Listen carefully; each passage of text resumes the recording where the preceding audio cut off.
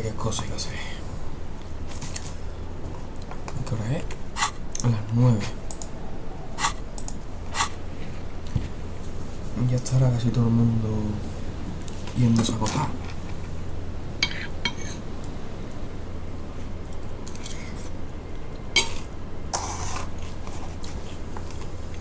Y esto no lo entiendo porque no quiero usar las que tengo.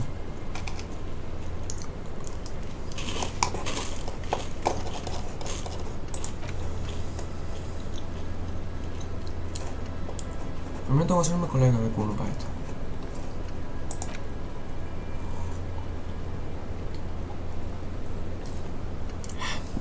Esta no sé, esta parece que la tengo. Tengo radio cassette, pero no sé usarlo. A ver si encuentro una tercera cinta y aprendo. Ahora me dice el huevo.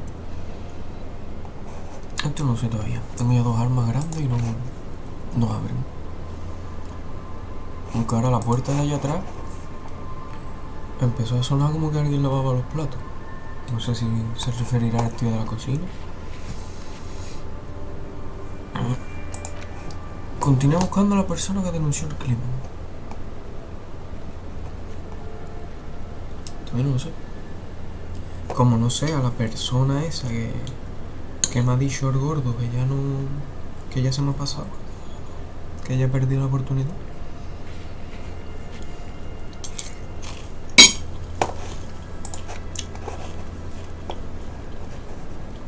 Autoridad, esto lo haré dentro de poco.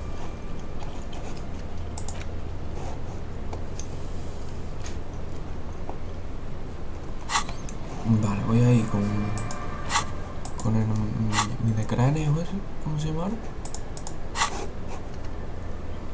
Aunque dije que iba a ser esto primero, pero no se vaya a ir en mi de cráneos.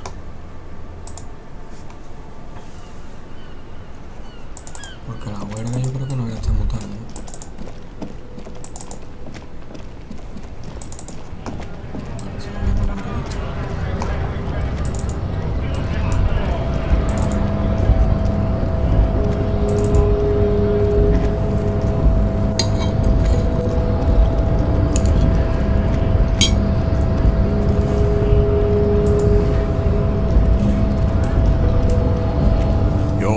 Descent has only worsened since. So it was. My unpromising race pupil entered the harbor and used my superior to give me orders. I salute your cunning and will remove the body from the tree with my bare hands. You're so noble, Measurehead. There's a but while I am gone, someone must stand guard on the bridge. You? That someone needs to be you. Both of you. No.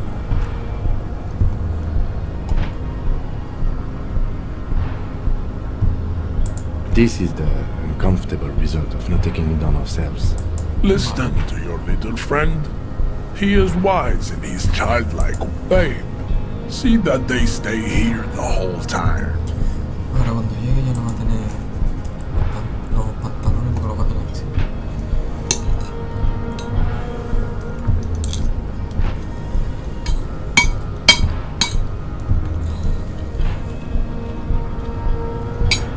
The woman's gaze follows Measurehead as he leaves. So, you guys are like cops or something? ¿Qué está aprendiendo? Limpiador de habitación.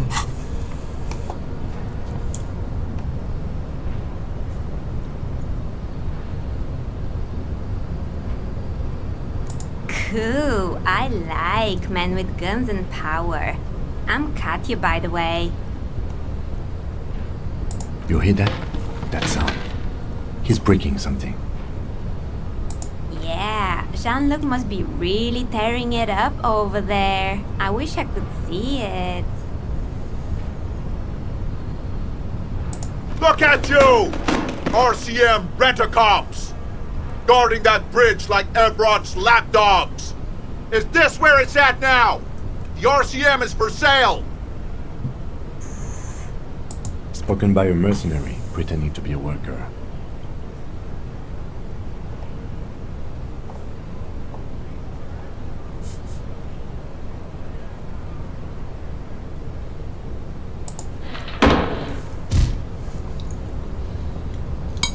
shrill laughter interrupts you, echoing across Martinez. It's Kuno. Then, the man turns to look behind him at the behemoth appearing around the corner, approaching him, walking past him.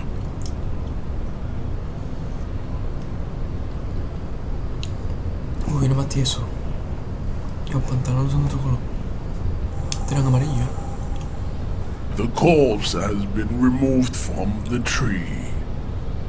Stand down and congratulate yourself. You have sided with Ray's victory today. Farewell, ham sandwich. You are a Union man from... Vale. Cleaning out the rooms. No, ¿de qué va esto? What if you didn't lose your memory? What if something in Martinez came and stored it all away, for you to slowly open one box at a time, so you can choose which parts to keep? Keep almost none of it. Only the flowers on the windowsill, only the distant sound of a radio. Lose all the actors, the dark shadows, leave only the still lifes, the blissful distant wash of waves. If everybody knew, you never did. She'll be coming soon. That is all. Hostia, está bueno. Te digo, son 3 por 1. Ese está bien.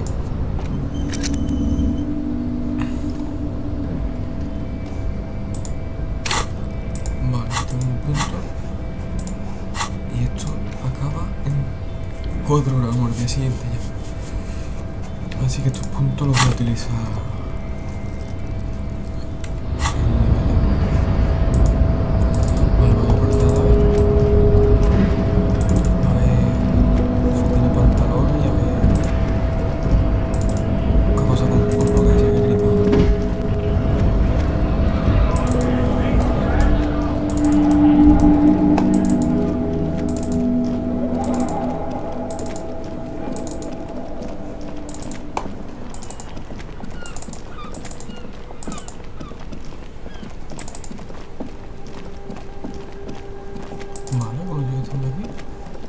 Y el cadáver sigue teniendo las botas.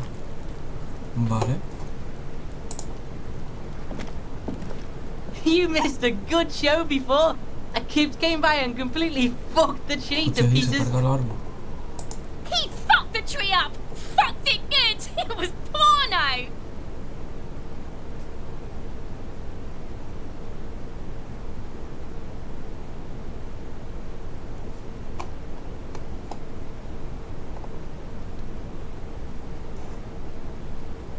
Shoot that shit at Kuno, Pigonaught.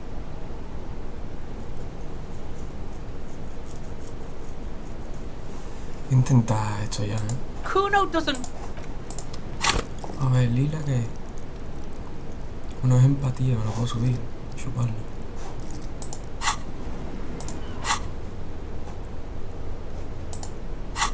A ver, ropa de empatía. Lo guardo primero. Guardadito rápido. Voy a poner ropa de empatía. Que creo que ya está puesta. No. Mira, esto quita empatía. No me había dado yo cuenta.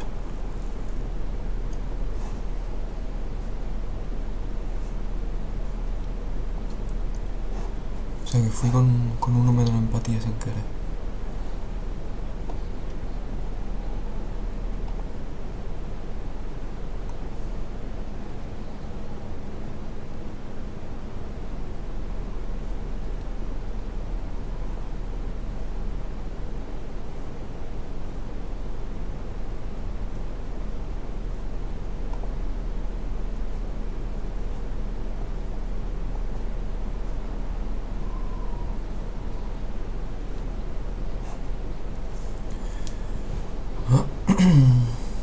¿Y de camisa no me pongo?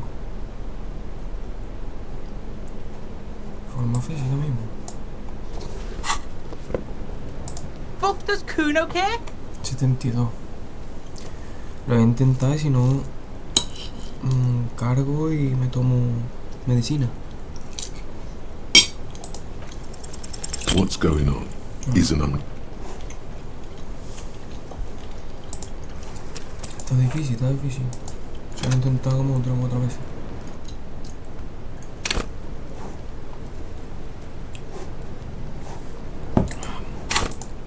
A ver.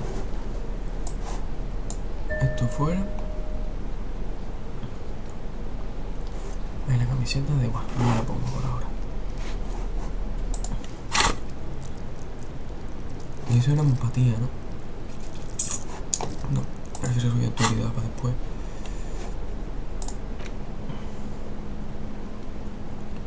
Sí que, son restantes.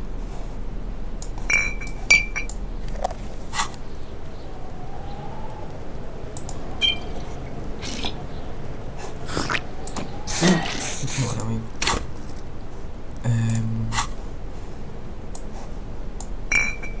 Vale.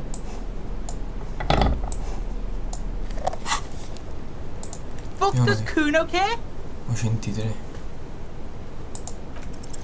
It's not Kuno. It's Kuno S.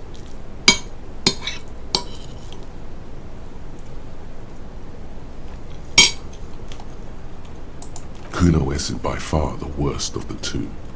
Kuno has no problem being near you, while the other hides behind the fence, afraid for her life, like she's done something very bad. She came up with that psychopathic scheme of screaming for help before. Kuno just wanted to talk to you about his name. Kuno S was the one who wound him up and directed him. Also, Kuno hasn't stopped talking to you, even enjoys it from time to time. When you talk to the other one, it's like talking to a cornered animal. She only hisses and says murder was the case that they gave her. All in all, Kuno respects madness. You cannot hope to outdo her on that front. You must win yourself a few minutes with him alone. Fuck you whispering about? He's whispering too. He's going with it. But watch what happens. Fuck you whispering about! She puts extra stress onto that word, expecting it will make you uncomfortable. If Kuno wants to whisper, he's gonna fucking whisper, okay? Let's whisper, pig. This is it. You've got him. But be careful. You can still fuck this up. Don't make Kuno look bad in this.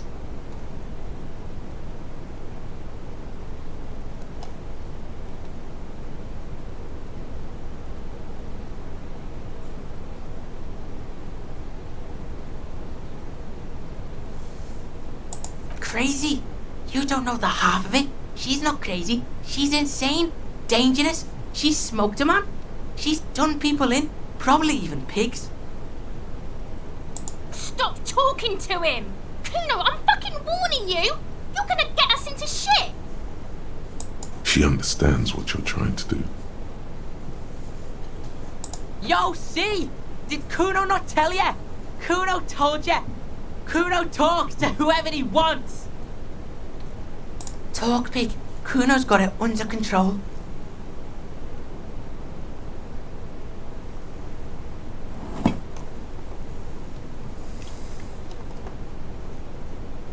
You did it. They're separated. He's even turned his back to her so she can't read his lips.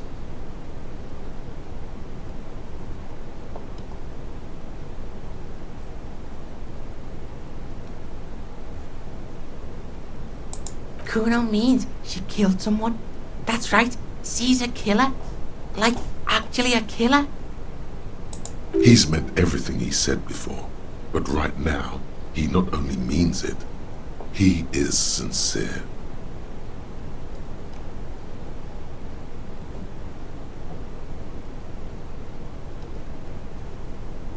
Are you getting this? You think I'm fucking telling you a joke here? How hard do you think it is to kill a fat ass? Sweet talk him, then knife him. She's probably killed a pig too. I mean, I'm pretty sure she has. Forget Kuno said that. Kuno was just shitting. Kuno was just running his mouth. Kuno's stupid like that. A cop would would be too large for her to overpower, but a determined child of her size can still kill the vulnerable, the elderly, the homeless, or other. The creature peers at you both from over the fence. There is something searching in her eyes. Fear.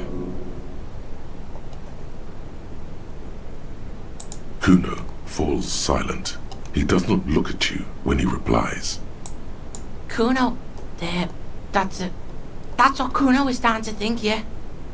Kuno wasn't around, and C was with Kuno. Told you this already. Look, Kuno's gonna put you at ease. We didn't do it. He speaks the truth, my liege. Yeah, she's psycho. None of that kiddie psycho, cat burning shit. She does the real deal.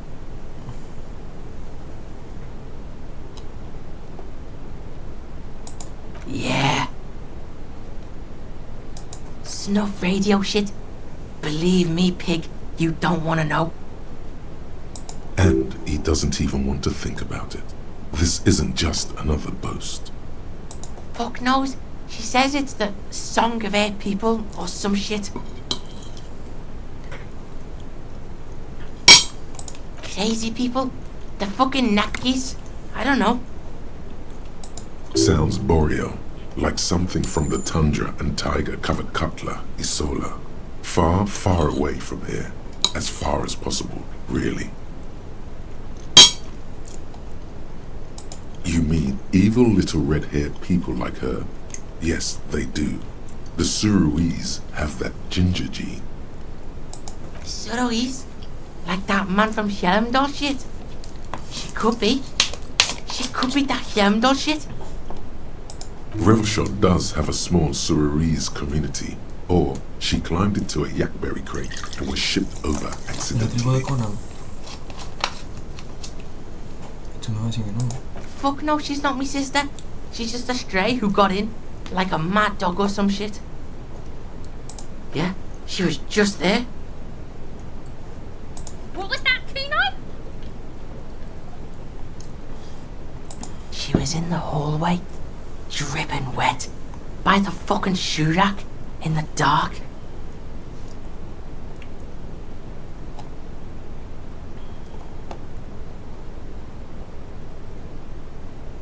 Yeah, that's the place. She was just bored up near the closet, psycho style. En el pasillo.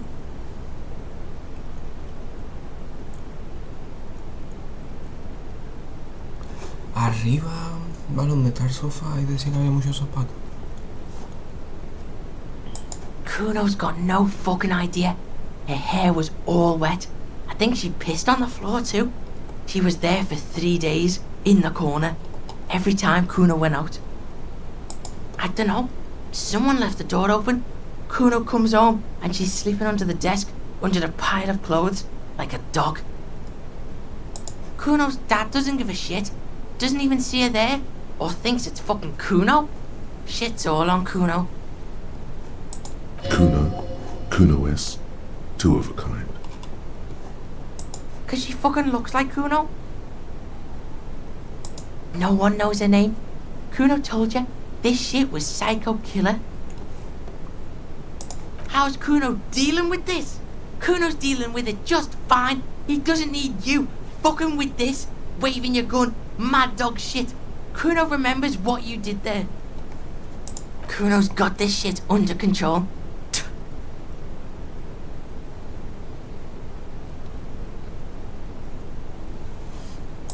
Listen.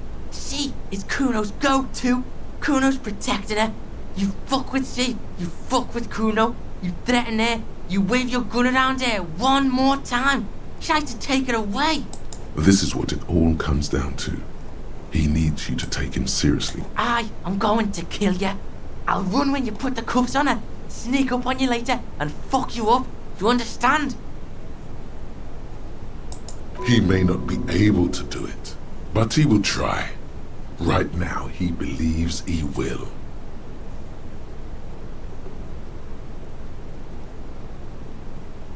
Alright, now we can do business. Yeah? Yeah. What do you want? Kuno can hook you up with... Don't hook him up with shit, Kuno. See? Relax. He respects the Kuno. Kuno made him respect the Kuno. You respect the Kuno, you get all kinds of shit. Remember when you tried to get Kuno to hook you up? We can get on that now. If you run a little errand for the Kuno, me and you, Kuno's gonna hook you up with illegal narcotics. See, it's tension and release with Kuno. Now we releasing. The pan buying shit, that's on now too. 90% discount for Kuno's pig. Kuno can flex. Kuno flexes for hobos. Kuno sees you're in need.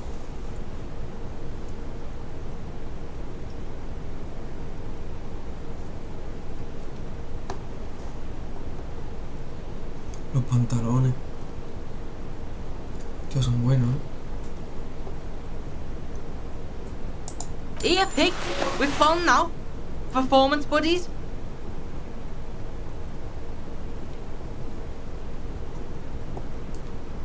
Kuno can already see you soaring through the air like a fucking eagle.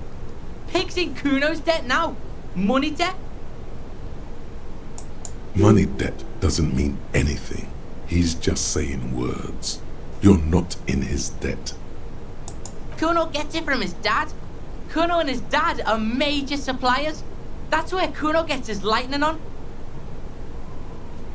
Problem is, Kuno and his dad had a little falling out. Now junkies clawing at Kuno's door. Streets going mad. Kuno's gotta throw his dirty popo man at it. Dirty popo man is you. In there is Kuno's violent dad on steroids. Kuno's dad does steroids and speed. If you can take him, you can have half the speed. Kuno's dad is a fucking monster. He's the most violent man in Revachol. He doesn't give a shit about a single thing. He drinks too. Are you sure you can take on the most violent man in Revachol? In your condition? Like half. A baggie, but like in this vial. That's half a gram, sir.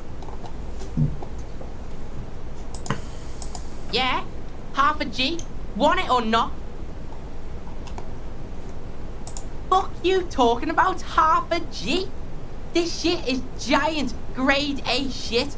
So clean you can barely see it. Casi ni se ve, You can barely see it because there's barely any.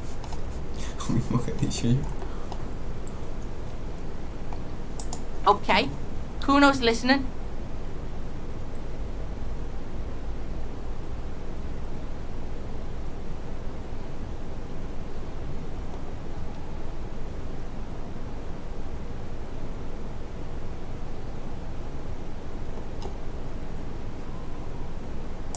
Alright, pig. You can plug him, but you can't stop him. It'll only buy you time. Just get in the apartment building. Kuno knows you already fucked your way in. Kuno knows everything. Go to room 12, first floor, and kick down the door. Police violence style. Kuno style. And then it's action time. You're locked in the room with violent fuckheads. That's it. Next time Kuno sees you, you better have his shit. Un kilo. What the hell are you signing us up for here?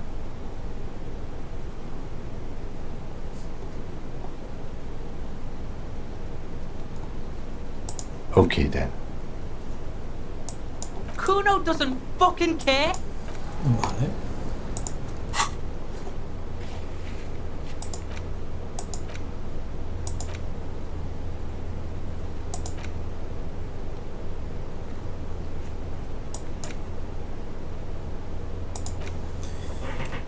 No sé quién me va a preguntar por los tatuajes. Fuck does Kuno care? The fuck about it?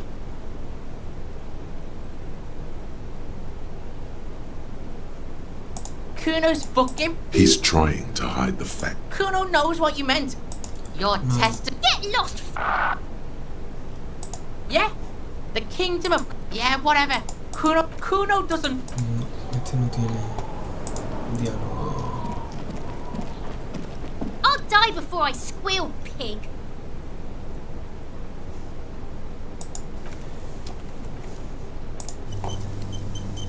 I'll die before I squeal. Stay away from me, pig!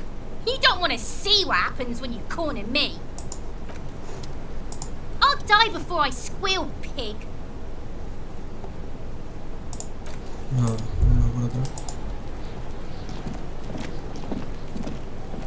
The corpse lies on the ground among the remains of an absolutely demolished pinewood branch. It's gently laid on one side. Mr. Measurehead has done a good job. Nothing is too broken or compromised. The victim is ready for a field autopsy. Yes. 1. Investigation of the scene. 2. Initial examination of the victim. 3. Field autopsy. 4. Transportation of the body to the morgue. We are on number 3.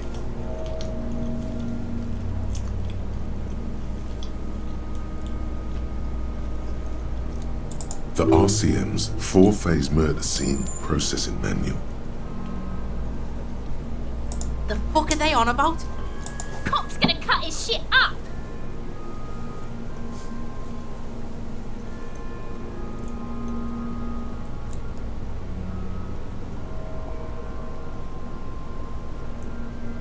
No, you and I are detectives.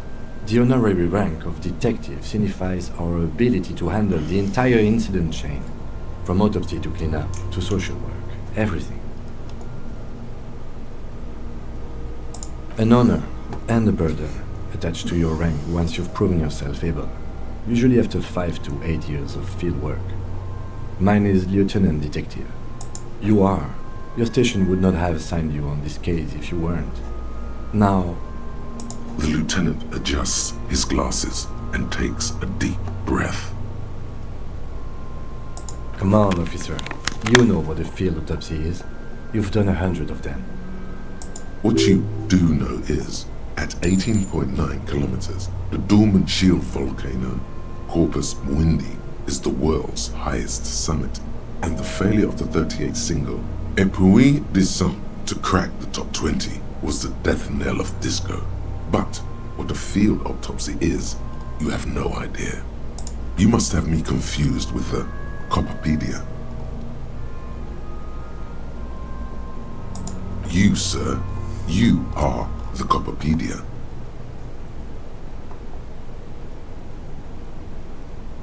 Fine. It's a 3-part form to be filled out on the scene by the detectives responsible. One takes note, the other dictates. The goal is to establish cause of death. A scalpel is not always required. I hope this is one of those cases. Latex gloves are, however. Unfortunately, no.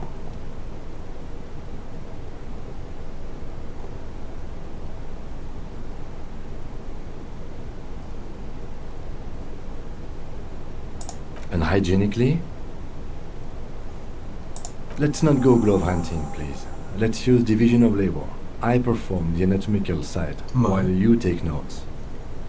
You're being handled. If you resist now, he will turn on his heavy-duty authority mode. You will get your chance to dig in later. Yes, you see, the field autopsy form is the one on red copier paper.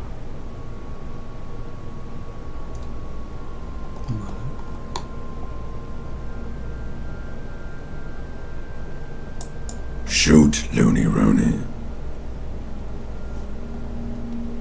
Love did me in, brother. Come back later, Corporal. Amuse yourself. I thought we decided to leave it to processing. Let's not turn this into some kind of circus. Damn it.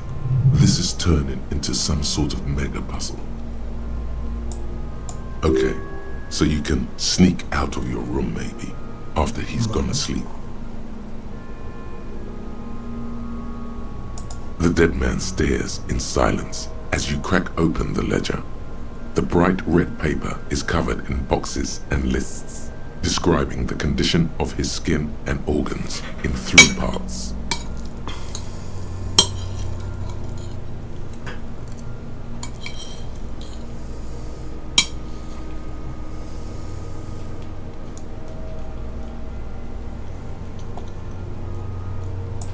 Above those, an 11-field info form needs filling out first.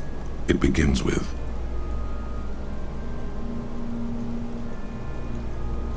That's you.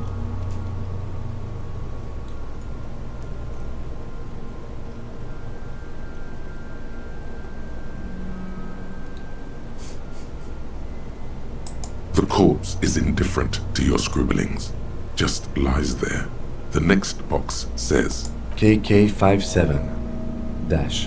KK equals Kim Kitsuragi. 57 equals Precinct 57, followed by his date 0803 and time of arrival 0815 on the scene. He's indexed the case after himself, not you. That's because he doesn't want to bring up the messy question of your initials.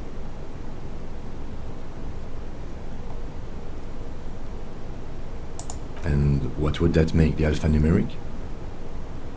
HDB 41 0803. Help me out with the time of day, anyone? 11:11. It's meaningful. 10:15. It's understated.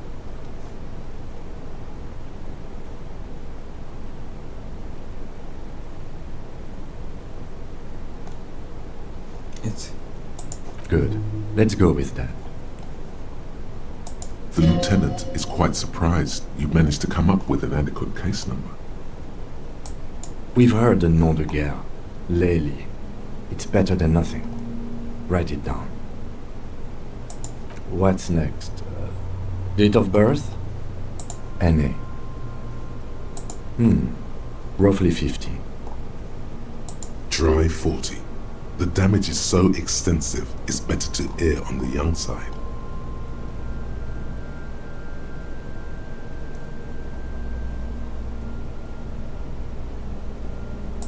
He nods. Mondial.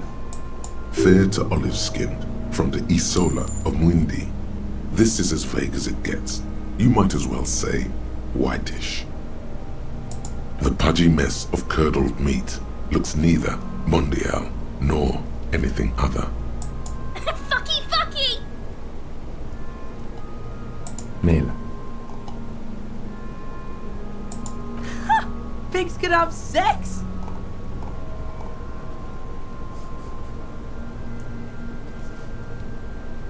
Nor does he look male, with his pregnant belly and indistinguishable face. We're still going with March 4th. 51. What else? 9. Body identified by is non-applicable. 10. Case number is the same as the coroner's case. HDB 41 0803.1111 listens, motionless, with the cargo belt still around his neck. None. At least not after the initial examination. A strange word. Treatment.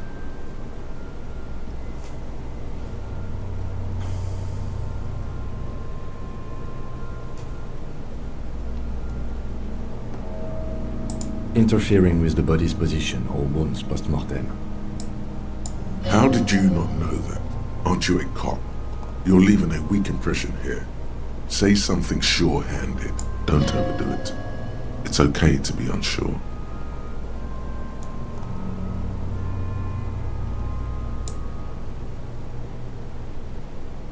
They'd have to have incapacitated and carried him over. This man was more than a match for untrained dog walkers. Your central nervous system recognizes this gesture. It's the stations of the breath. Ecclesiastic, religious in nature, a holdout from pre-DeLorean burial rites.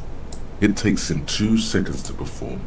Then, somewhere in Jamrock North, a small wood shed behind Rosencrantz Row, Lieutenant Nick Feuerbach puts his hand to the chest of a small corpse, no larger than a monkey. It's raining outside, light drizzle. Elsewhere yet, an obese female sits in a wicker chair, her silhouette bull-like against the window. Outside, Grand Coudon. The day is turning dim for Sergeant Mac Dawson. Hand extended, he approaches, to make sure she is dead more than anything else. The building is tall, 7 stories, wind-wrapped in solitude. Most of the apartments are unoccupied. This was a suicide, the other an accident, the small one.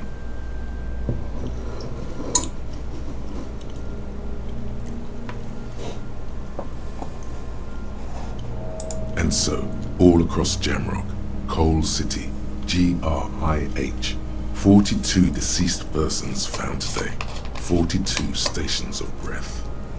We should start the post-mortem. The corpse cannot feel Kim's hand on his chest. It no longer meaningfully interacts with its surroundings. A thicket of boxes and lists on red copy paper tries to answer why. Clothes. The deceased wears armored boots and white briefs. The make of the briefs is Babrodin, I think. Let's see. See, it's happening. Babrodin, yes. Inexpensive. Size M. Color white. The disappointment is palpable. The red-haired thing was expecting something more lurid. The rest of the clothes have been removed post-mortem by scavengers in order to get to the victim's ceramic armor. Officers are in search of the missing pieces. Removal of the boots is left for processing. It would be clever of you to omit the boots altogether, sire. If you are to keep them for yourself, as you ought to, you have deserved them more than anyone else. Patience. After the autopsy, before the body is taken away, there will be a window of opportunity. After the lieutenant has gone to sleep. I hope this has helped you. Note, the boot has a hidden serial number on it. It's E50.100.100. Oops. A bad feeling comes over you. Which the assistant detective inexplicably reported to me as X5415 something. Why? It was merely a jest. Horseplay. The impression of you being a total psychopath is wrong.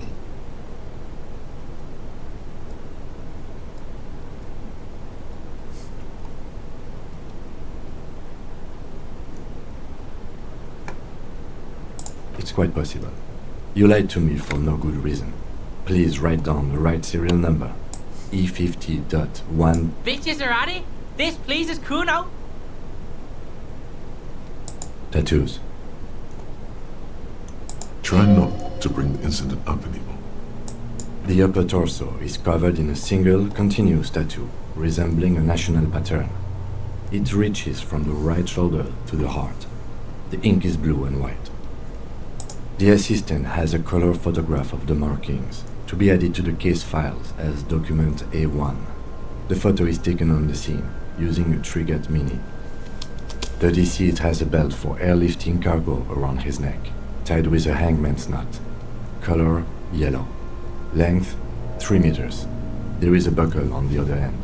Well nourished, athletically built, measuring 1.8 meters.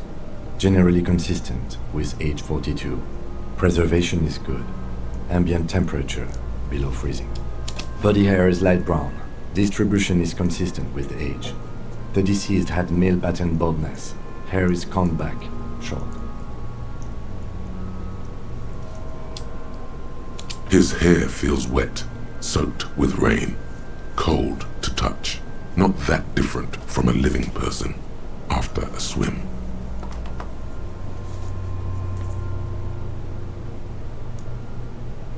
The stench is suffocating. Strands of dark brown hair start sticking to your hand like thread off a rag doll's head. There's brilliantine in there. He's combed his hair back with oil.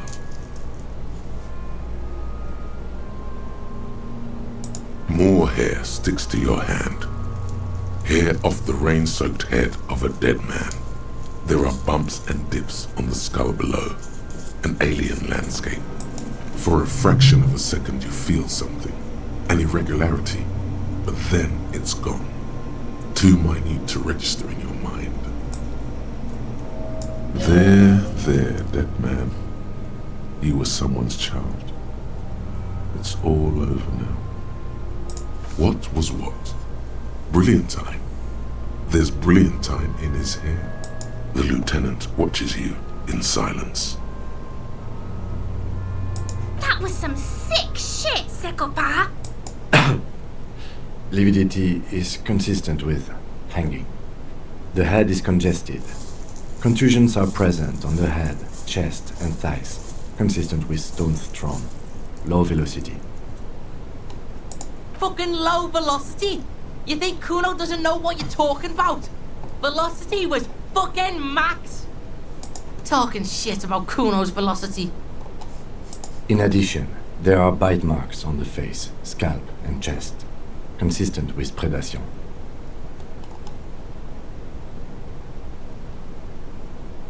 Ligature mark.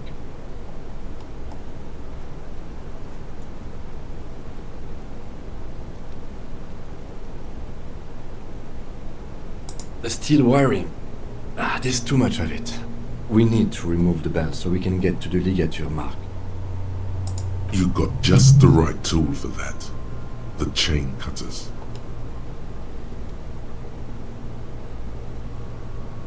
The hanged man lets out a joyous little bubble of rot from his nose. Always good to think ahead. Now, we need to cut the belt to see the ligature mark below. Carefully, with as much precision as you can. See? My pig is gonna fuck his head off. No, he ain't. Your pig's a boring fuck. No puedo volver a intentarlo.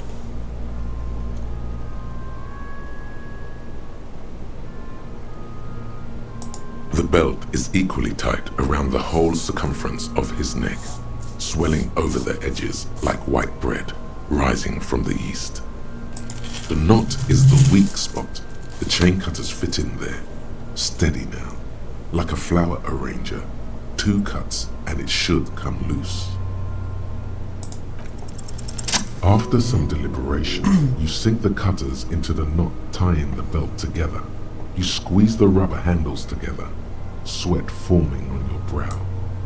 Snap! The knot is slashed. Another cut and the belt falls apart like a flower bouquet, revealing the dead man's neck and the dark red ligature mark around it.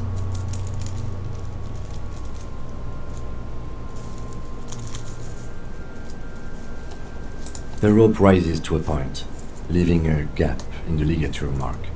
The suspension point is in the back of the neck.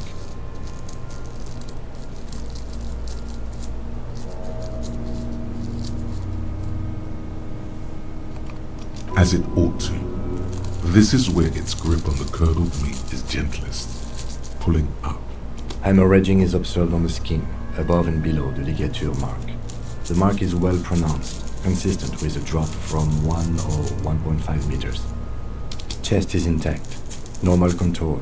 Abdomen is protuberant, pelvis intact, genitalia... Now, let's get up and see!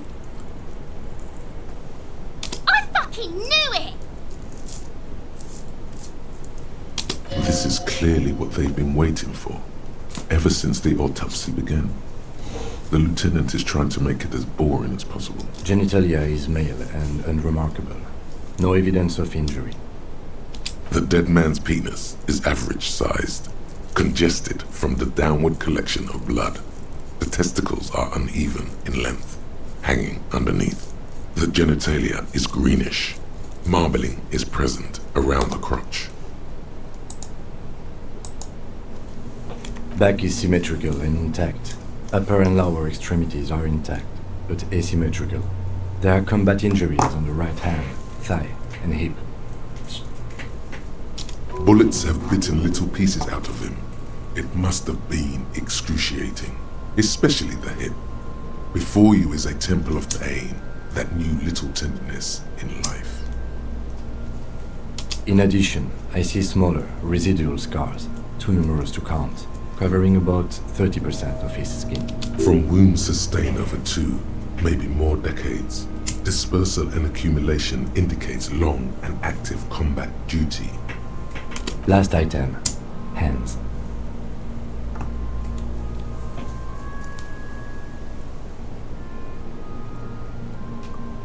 His flesh is cold, icy. Pleased to meet you. Where are you from and what's your name? I'm only fucking with you. I know where you're from. From Cappadocia. And your name is Il Corbo. What can I do you for, Il Corbo de Cappadocia? I did, Kobo. I did. Reminded me of when I was just a small boy, before this happened to my face and my body. You did me a kindness there. We should do this more often. Be close like this, I mean. Hands are clean. No sign of injury from struggling.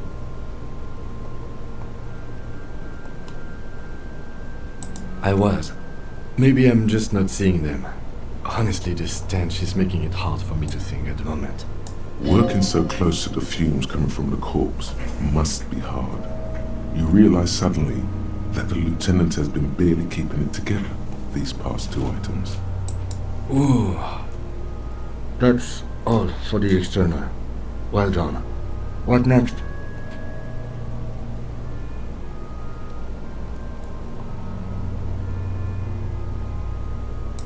Central nervous system. I have nothing. Do you have anything on this man's central nervous system? Of course, there is a moral to be drawn from it. A moral to this story. What would that be? The dead man looks, too, with barely contained excitement to hear the moral of his story. I think that may well be the moral of every story, officer. Good. Musculoskeletal. Purge fluid is coming from the mouth. Not injury related. Eyes and tongue protuberant. Hyoid bone. Let's see. With his eyes almost closed, the lieutenant puts his hand on the dead man's throat and begins to massage it, gently.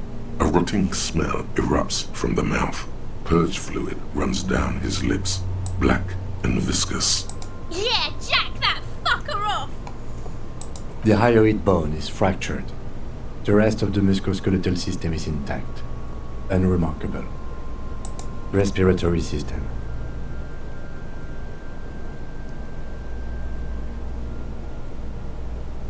Oral cavity shows no lesions. The victim has received dental implants, possibly after a combat wound. Mouth swollen. Hemorrhaging present in mucosa of the lips and mouth. From here, it looks as though the clown-faced man is screaming. The tendons of his jaw are torn apart.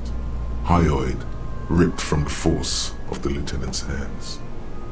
No scream, no sigh of relief rises from the darkness inside. It's humid there. Sickly sweet air, unlike anything living.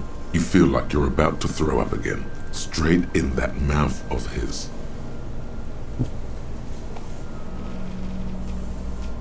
No, you don't. You can keep it in. You can keep anything in.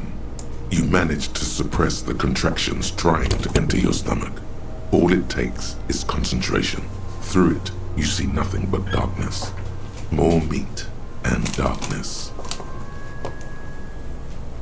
There are ancient mysteries down there, Kobo. Ask me later. Hemorrhaging present in mucus. Después me muero. Cuando esté solo.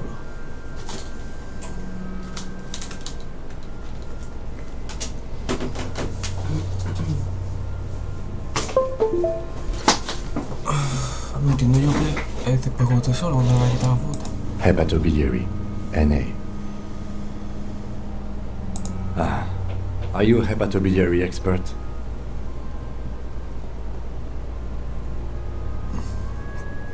Neither am I. That's it. Vale. Same for toxicology and serology, NA. Unless you have untapped reservoirs of knowledge there? Reservoirs? No, but do they take obscure trivia and odd tidbits?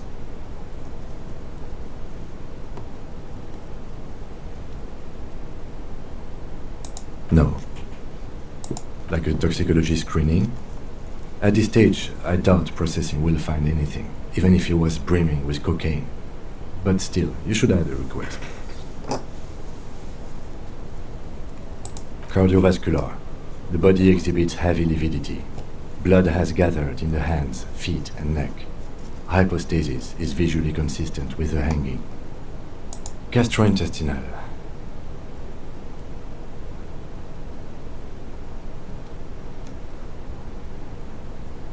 This will do. Digested semi-solid food in stomach. Voila.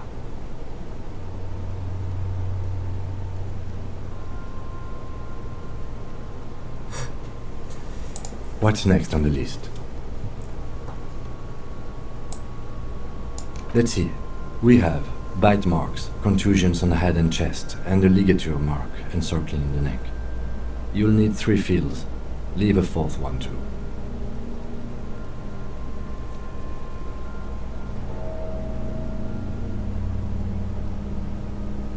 Oh, so we inflicted them?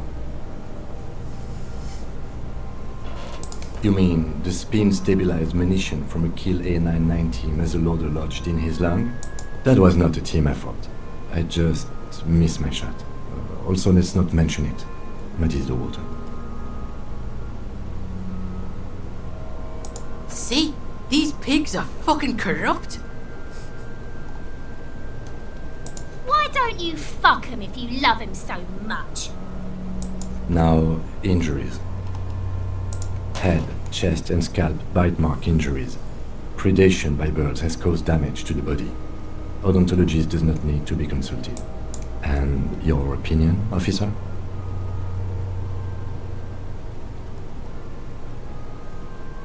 Agreed. Next injury? So, the scalp bleeds from a post-mortem head injury, a stone. The injury does not have the rim of an early inflammatory response. The perpetrator on the scene has confessed to causing it post-mortem. At maximum velocity, fucko! Has confessed to causing it at maximum velocity. The lieutenant's admission has caused great gratitude in Kuna. He is silent with it. Coagulated blood sticks to his scalp and chest, where the countless stones have hit the dead man. Beneath, the description of injury. 2 boxes. Right. Next. A dark red abraded ligature mark encircling the neck, with a gap on the nape measuring, let's say, 7 centimeters. The hyoid bone is fractured, the cervical column intact. I see hemorrhaging on the skin, above and below the ligature mark. Depth of the mark, 1 centimeter. No signs of clawing on the neck. Below the note, 2 customary boxes wait to be ticked.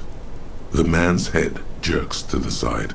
The ring around his neck is visible. That's it. We have established cause of death. It's not much, and it leaves much to be questioned. But it's a start. Let's wrap this up. I pronounce this field autopsy over.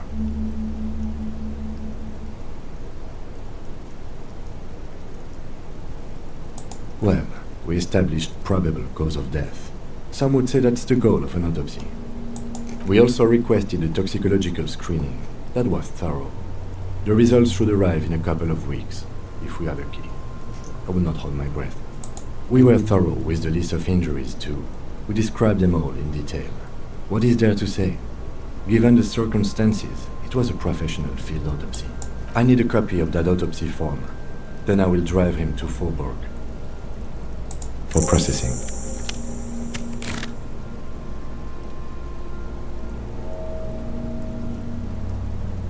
He's thinking, did I miss something?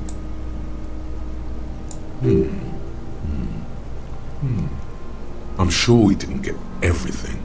There's always something.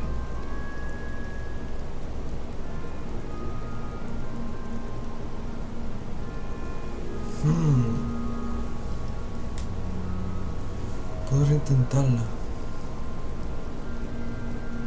Percepción muy baja.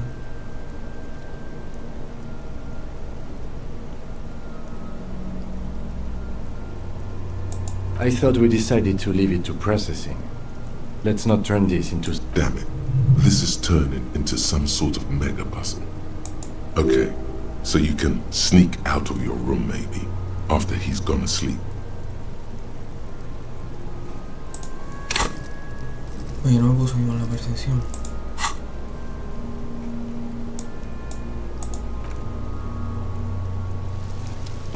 Vale.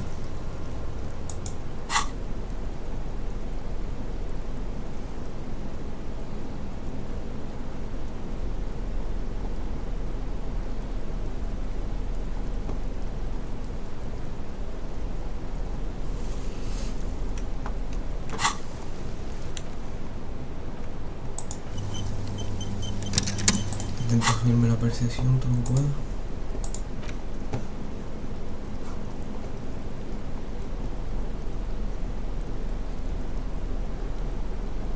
Pero creo que no tengo para la percepción subida.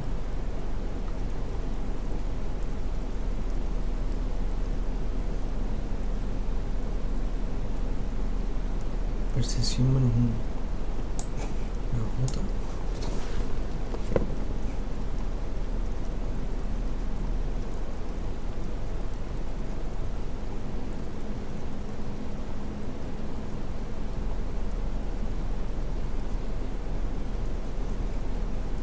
Vale, la armadura esta. Esto creo que me baja la percepción.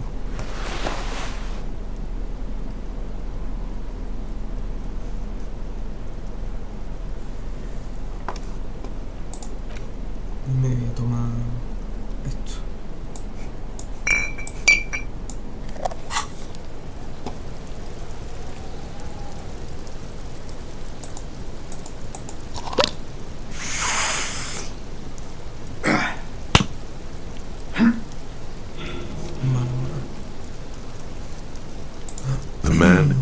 The lieutenant adjusts his glasses and takes a deep breath.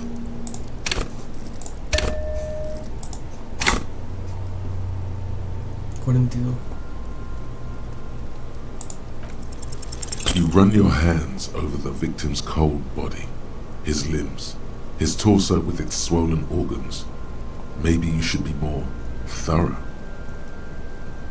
The genitals in his breeches continue to be unnoteworthy.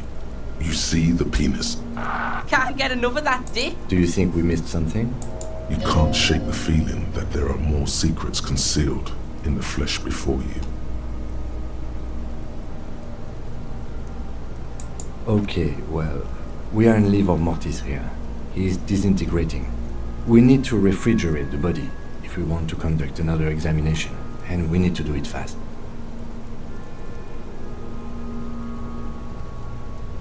Hey, wasn't there a giant ice bear sarcophagus below that building? Why, yes there was. It was massive.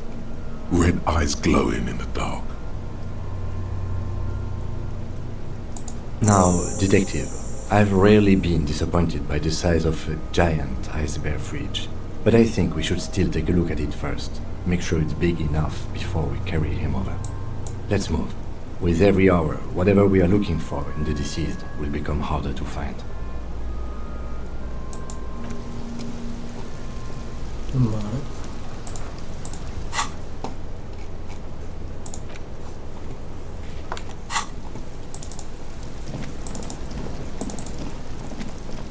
Pero ya subimos percepción va a ser difícil. O no es imposible.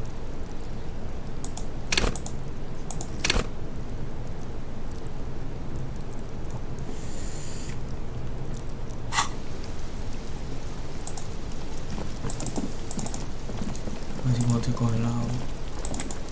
Me voy a intentar otra vez, no sé.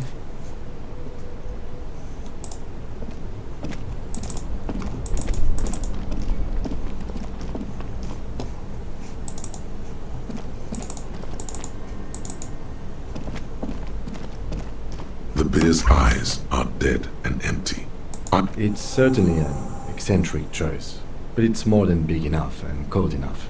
Honestly, it's perfect. All we have to do is plug the fridge back in. Vale.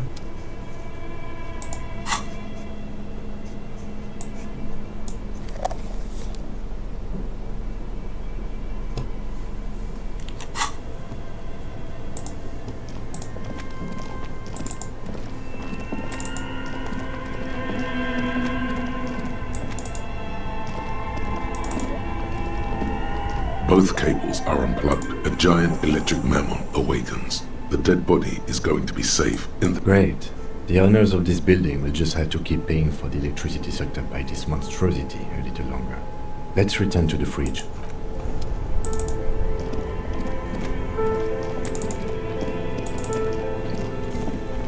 The bear's eyes are still glowing red.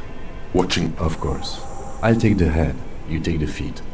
It's not going to be the easiest thing in the world, but... The two of you. Easily. The body is heavier than you expected and stinkier. It takes half an hour to get it down to the basement. Then 10 more to stuff it into the fridge. The lieutenant takes a step back to admire your handiwork. Beautiful. A dead body in a nice bare fridge. This is some of the best body's work I've ever done. You've definitely earned a drink after this. Perhaps even some pagan rites.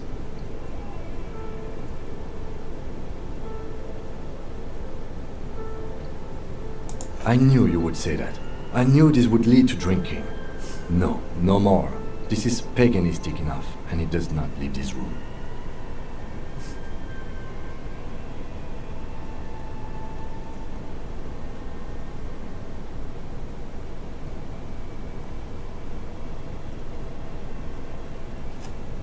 If I were an artist, this would certainly not be my vision.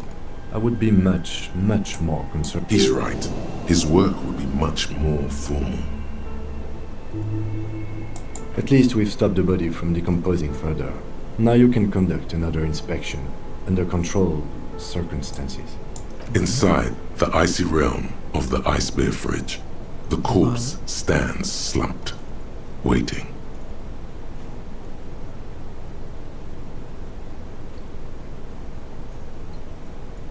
Shoot, Looney Rooney. I like it a lot, brother. This really is your finest hour. Oh yes, Kobo mi Lobo. In the gift horse's mouth. Tracts and wakes and waterways. Ancient materials buried. Just a small gulp away. My beloved Kobo, a small gulp away. Come back later, Kobo. Amuse yourself with my frank manners and my memento mori features. If... Vale. Intentar aquí sinking.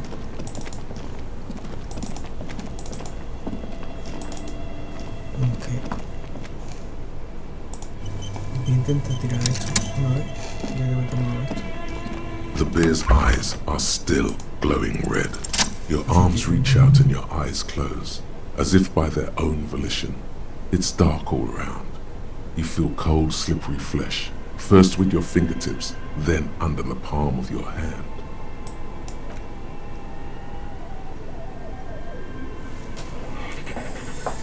His face, his cheeks, his nose, his fat, swollen lips. Like a spider, your hand crawls over his features. Everything is silent.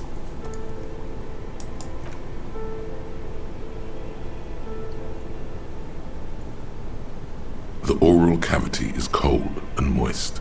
A ball-like tongue attaches itself to the base of the mouth, lolling around like a scallop. You're on the right track. The tongue moves freely in the cavity. The mucus of the mouth is slippery, delicate to touch. From the soft meat, teeth are budding. Hard pearls of bone in the gums and in the back of the mouth. Can you feel it? You're so close. Rip his jaws open now. Look in. A vision of black and dark red death, pried open by your naked hands and studded with teeth. Looks like he's laughing.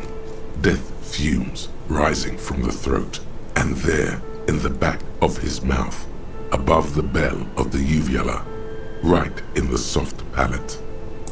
You see a hole, barely visible to the human eye. It is swollen shut, almost vanished. No larger than 0.4 centimeters in radius, the edges appear darkened. An abrasion collar. This is what we're after. Abrasion collar.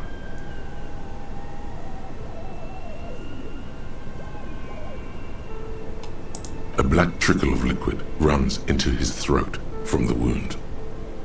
Your index fits right in there. A tight tunnel of flesh opens up. Tissue damage. Wide enough for 2 fingers. As you push both in, you reach through his mouth, right into his brainstem. The basal ganglia feels clumpy. What entered here has torn apart his reptilian complex. This man will never sleep again, never wake. Your fingers slide into the remains of his limbic system. There is no resistance. It's gelatinous. The slug-like structures are damaged too. The tearing extends deep into both hemispheres. The undulations of the limbic system have ended. All is quiet. The lieutenant answers with the sound of his pen on paper. Your fingers are all the way in now, reaching toward the inside of his skull. The cavity goes further, but the entry wound isn't wide enough for the rest of your hand to follow. All the muscles in your body harden. Time to enter him. The cartilage is in with a crack, like some fruit. Just like that, your hand is in his head. Strange fluid streams down your wrist, and then you feel it with the tip of your finger. Sharp, serrated material. The edges cut right into your skin. The pain is barely noticeable under the adrenaline rush. Bien. Can you get to it? No puedo volver a intentarlo.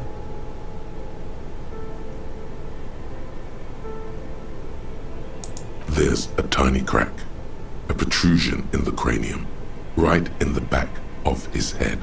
Your finger must be pointing straight at it, from the inside. The object that is in there stops just short of the skull, in the encephalus, knocking this tiny fracture into the cranium. This is the irregularity you felt before, the one that was too tiny to register consciously. We have the makings of a very small exit wound here. Vale, no sube de 97, siempre entro por ciento de terror. Igual que los otros que se quedan en un 3 y parece que no sube, un 3.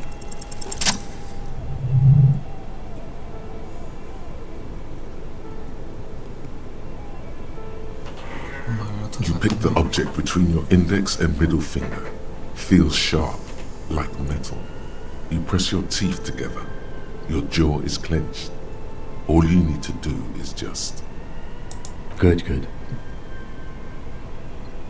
The inside of the head feels cold and smooth, like a glove. Sweat dripping down your brow. Careful not to lose the prize between your fingers. With a plop, your hand emerges from the mouth, covered in blood up to the wrist. Between your fingers, a small flower, a blossom made of lead. A bullet.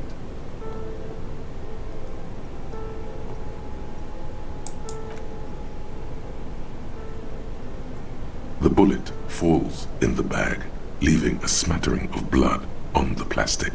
He raises the bag under his eyes and says, A non-calibre rifle. Some kind of brittle alloy. Fractured on impact.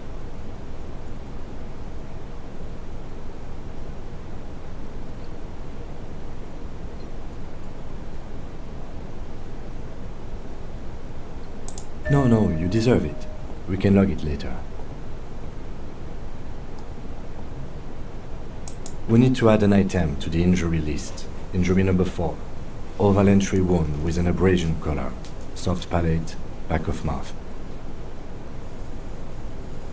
high velocity, temporary cavity in brain tissue, small exit wound on the occiput. How does that sound?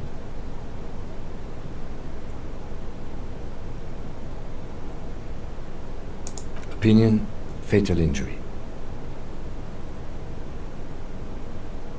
And one last thing, we should amend injury number 3, ligament mark. New opinion, non-fatal, post-mortem, treatment. He's proposing the bullet was the real cause of death, and the hanging an attempt to conceal this fact. Yes, and the belt around his neck, the hanging, even dragging him to the yard. All of it was done after this man was already dead. I have had my doubts since you showed me the tracks. Why did they carry him over? Why not march him, I thought. There was no satisfying explanation. There have been other signs too. Small details. Everything is too neatly designed for us to assign probable cause here, as we did, full-heartedly. Well, no more.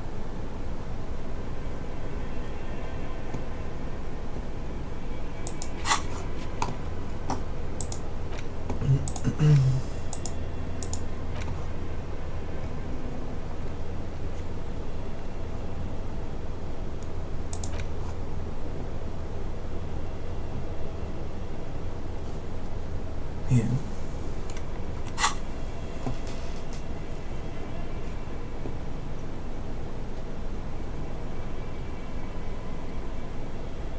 There is, of course, the very real possibility he was both shot and hanged. To put him out of his misery? It's possible, but it does not explain all the other dubious things here. Lack of struggle, primarily. I may be intellectually sloppy, but I prefer one theory at a time. And this just smacks of treatment to me. That's for us to find out. But this, it will make finding them just a little easier. To hide something. The real killer, the real motivation, what really happened here.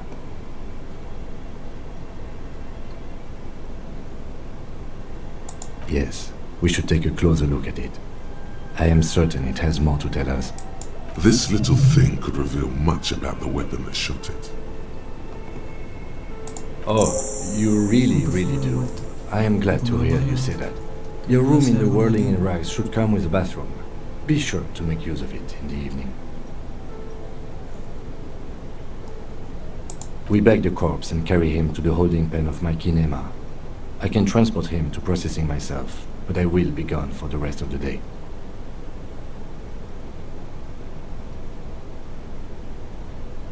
Work on the case. Tend to personal matters.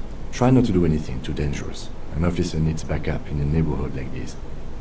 I'll leave that choice to you. And one more thing. Great work, detective. After you bag the corpse, Lieutenant Kitsuragi will leave the party until tomorrow morning. You can do side tasks and even the main case, but it might be more difficult.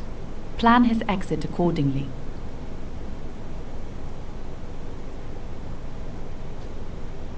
I thought we decided to leave it to process. Damn it.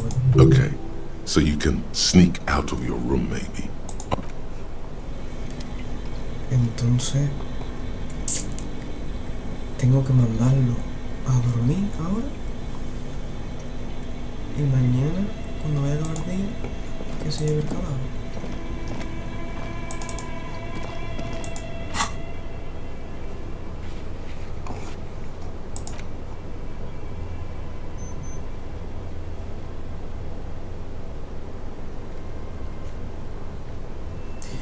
Nada más que hay bañera en ese. Uf, por fin ahí voy a tener que comprar otra vez la habitación ahí.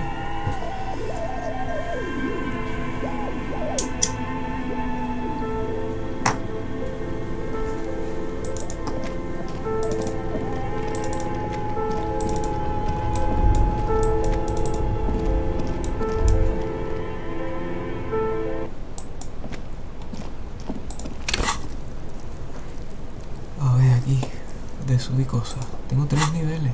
Buah.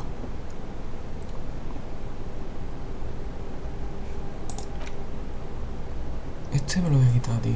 Menudo visión espacial, menudo de autoridad. Me lo voy a quitar.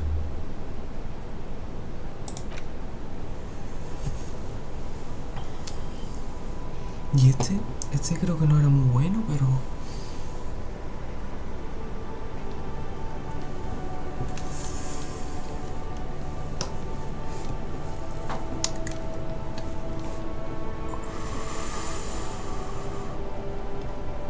O sea, nada más que me dejaba subir cosas...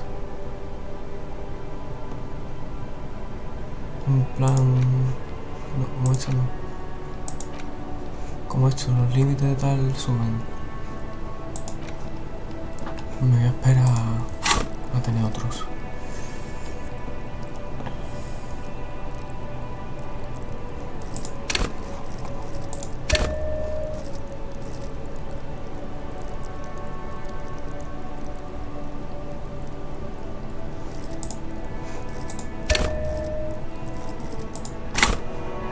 Vale.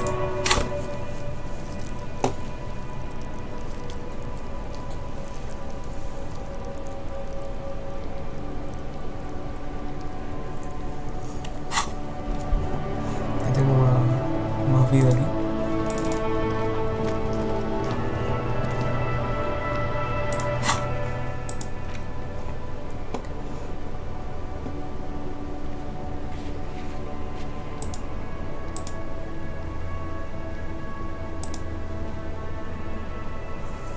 Con este ya podría intentarlo.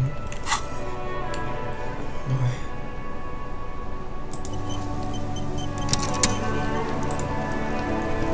Yes? 58.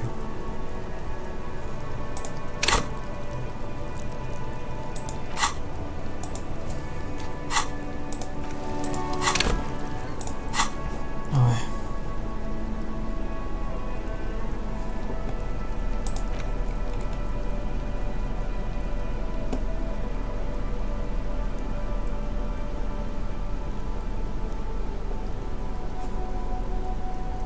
Empatía y lógica.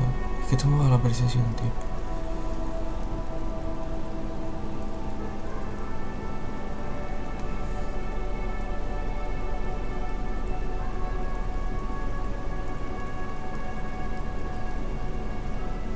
Que va, creo que lo único que hay de mundo interior es la corbata.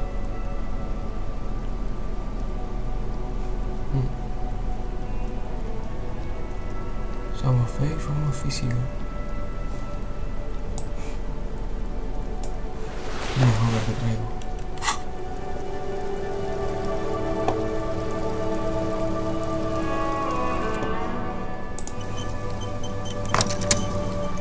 Yes?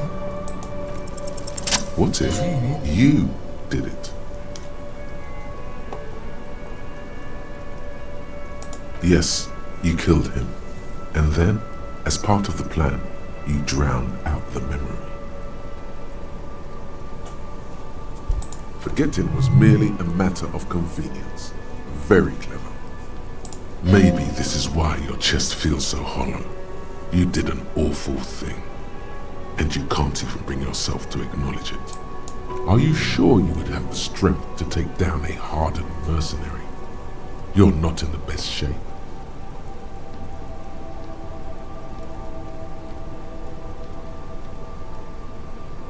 And what has led you to this conclusion?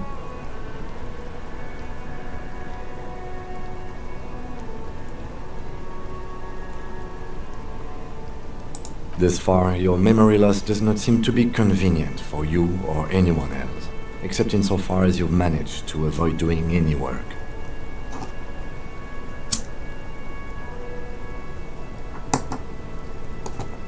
Besides, I doubt you could have taken down a hardened mercenary single-handedly. Hasta hace poco estaba contento conmigo. See? You're clearly not a man in your prime anymore. Don't take it personally. It's just that security guards kept on by large corporations tend to be better trained and better armed than officers of the RCM.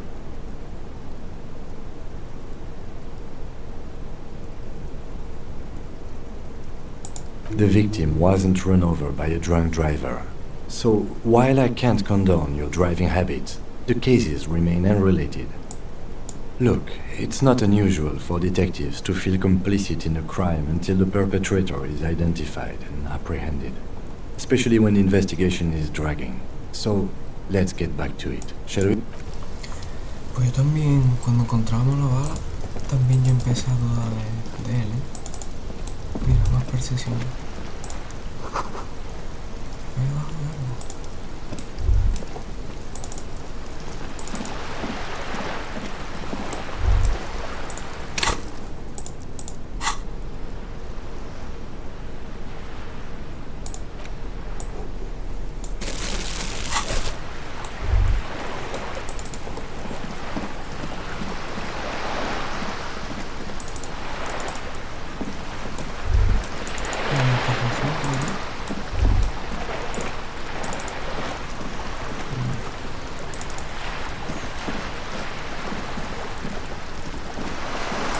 Yo tengo muchas cosas ya. Ahí ya quitar realmente, ¿no? Gastón, mandado, retórica.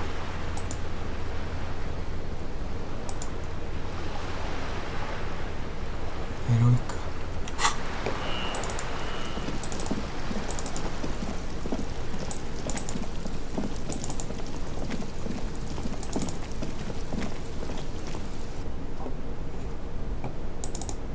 No tiene nada. Esto está cerrado ya.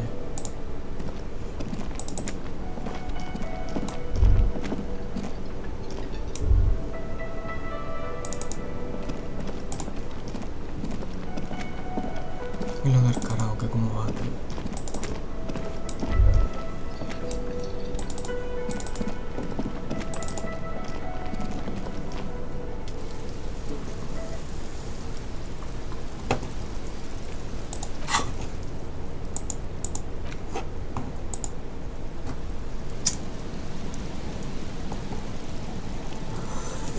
A lo mejor debería haber hecho antes lo de la iglesia y después lo del cadáver. Porque estoy solo con King, mira, más percepción.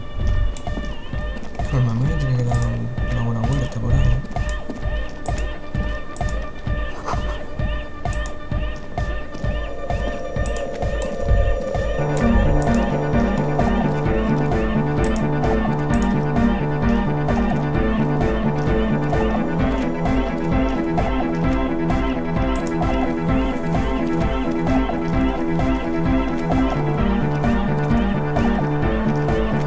It's a car! Yeah! Hot car! Yeah! Remix time! Tape goes here, into deck B.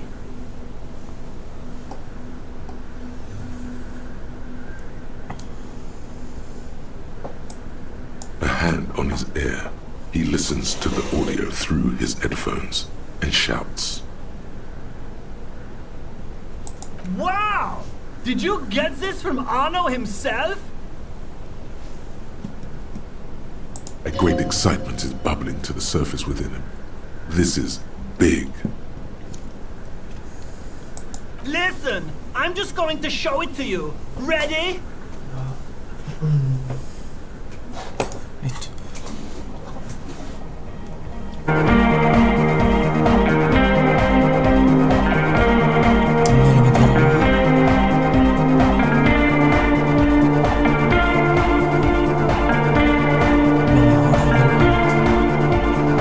Wow! Here's that? The signs match perfectly! Now if only we had the beat for the full assault, it would be unbelievable. What is this? It's good. How did you guys do that?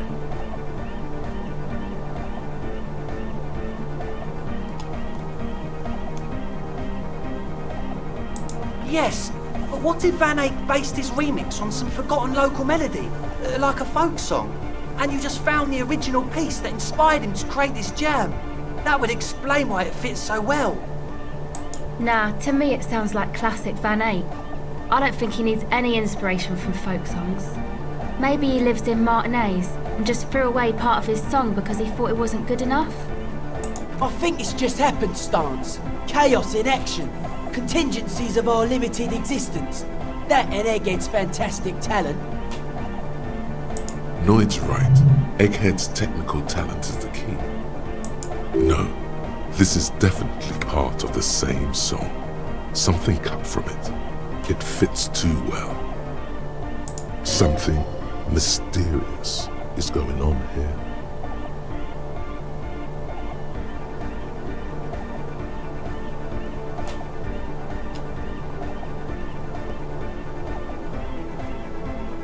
Be how it may, if it fits, it fits! Bring up the volume! What about the bass? Do you have any ideas for that? Yeah, I remember. You said it needs more bass. I think you might know the answer.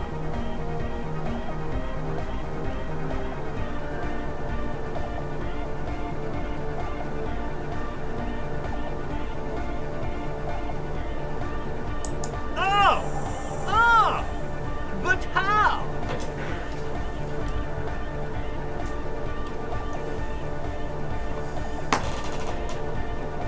What about that compressor Andre was setting up to achieve some sort of parallel processing? Don't be too hard on yourself if you don't figure it out. I think the jam's already pretty ultra. But it could be hyper hardcore!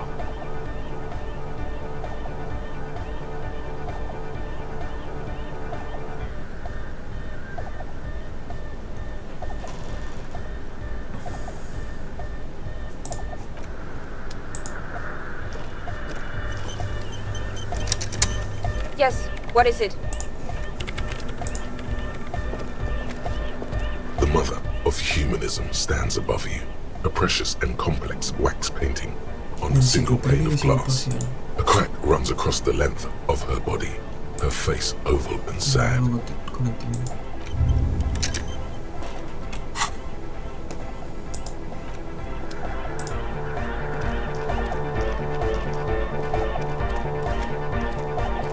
Oh, hey man, it's good to see you.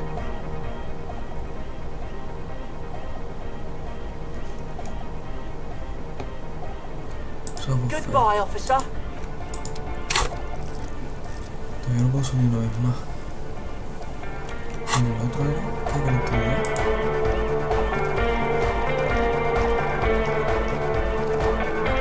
It's a paw! Yeah! Hardcore!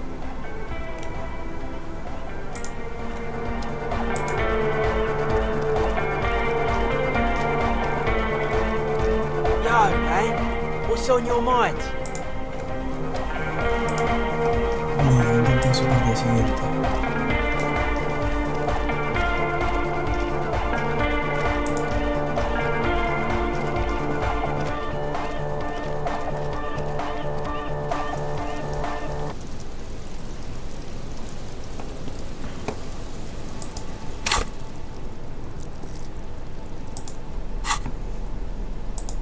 Ya voy a quitar ahí.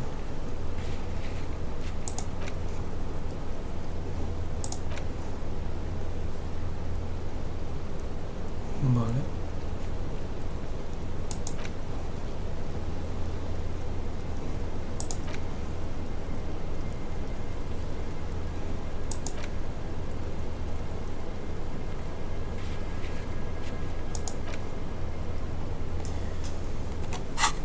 Voy a decir a camionera todo aquí.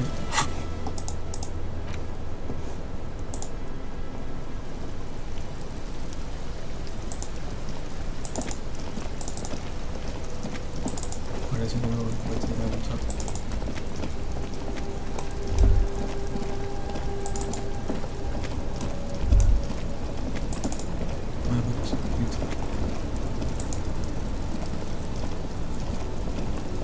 Lowman, you caught me at an opportune moment. And what is that?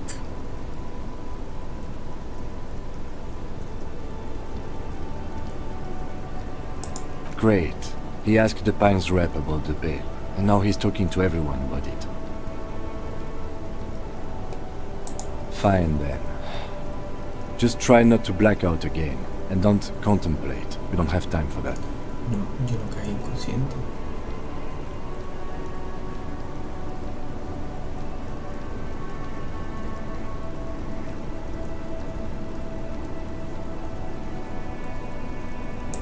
Exactly what I didn't want you to do. Ma'am, my partner wanted to know if you work in Pale Transport. No offense. But your partner? Seems like a bit of an idiot. Republica, a filterless cigarette from Mesk.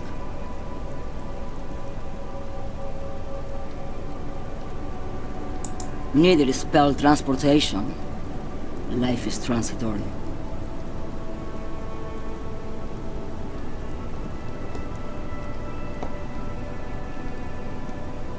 Like Gabriel Buenguerro in Segúreme, Paraíso. You're the opposite of me, then. I remember everything, even the things I never knew. The smell of liquor on Gabriel's lips after the shoot, in the motor park. The roses on the day of Franco Negro's coronation, on the grand stairs of Briar. The smoke from the fowling piece when Dolores Day was shot. Yes, yes. This is what you've been searching for. The look on her face, like an orgasm. The wound in her chest. My hand in my father's hand. Except I never had a father. And I never shot her innocent Dolores Day. Heroic doses, Hervé. Heroic. Thought insertion? Dithering? The Grat Cadla Magistral? There is a kind of wonder there. A sad wonder. But at first I had to make a living. Now...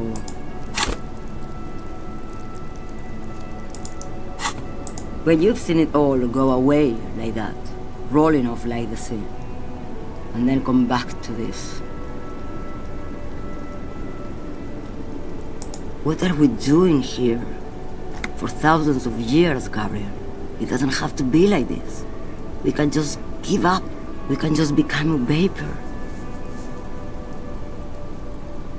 Like looking into the ocean at night, in the dark. You cannot see it, but you know it's there. And it's big, bigger than anything. Bigger than all the other things combined. Nothing. Until it starts. When you are deep enough. Then, for me, it's like autumn. Dark, grey and orange. The orange of street lights and the color of streets and electric light. It smells like autumn too. It smells terrible. Nostalgia. Cooped up in the cabin, shaking. Terrible nostalgia. For yourself. For humans. It's too much to bear. She loves it. In the belly of an airship, behind the steel windows. So you don't look straight into it. It's not advised to look into it. No, the same one, a roller. They all are nowadays. Special wheels for connecting to the floor of the hold. The wheels all small and round. Multi-axle trailers. Yes.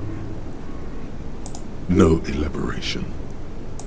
This is your chance. Ask her. Is it really possible?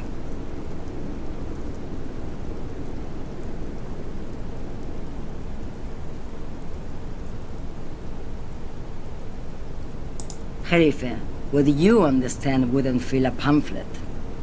You don't need to turn back time. The Pale is already churning with it.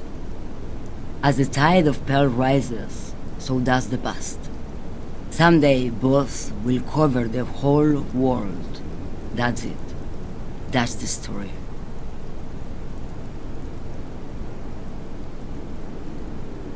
And that's just fine with me. I don't mind becoming vapor. I like vapor.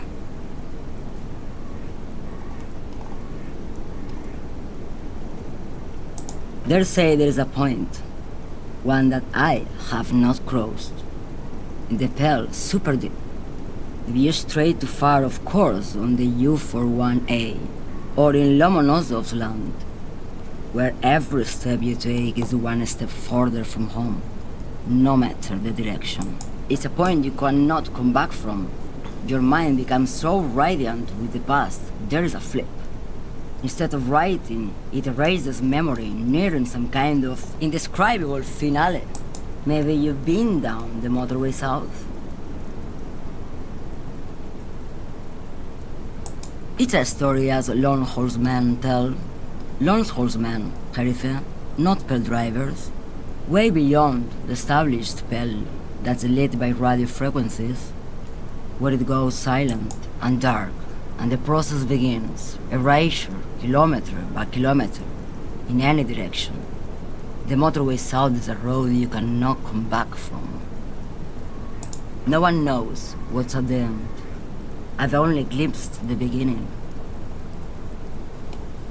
I've only felt it in the distance when I was a child rowing on the lake.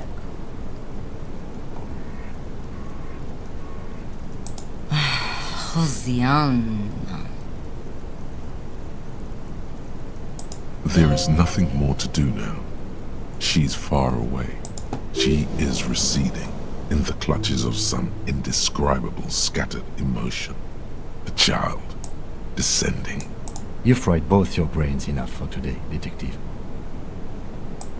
Now, I'd like to have a word with you about this side task of yours.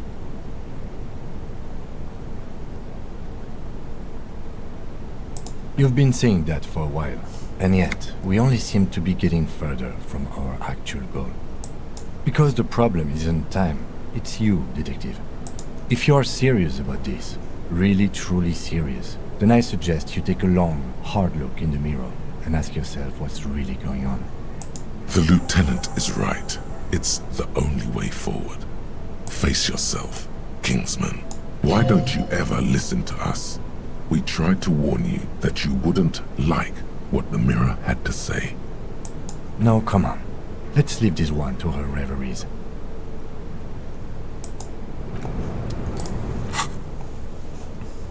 Plántate cara frente al espejo sola, ¿vale?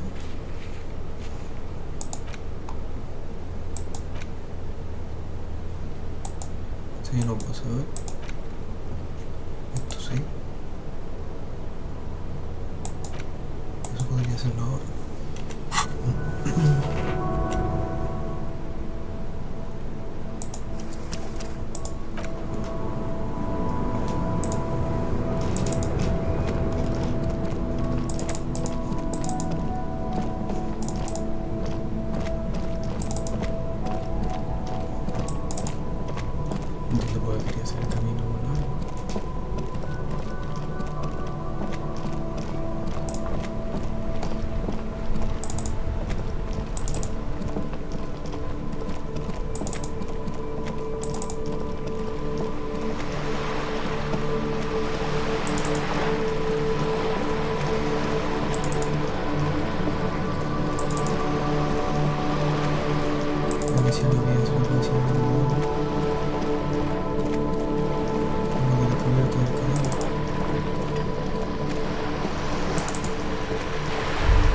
You're back. Good. What can I help you with?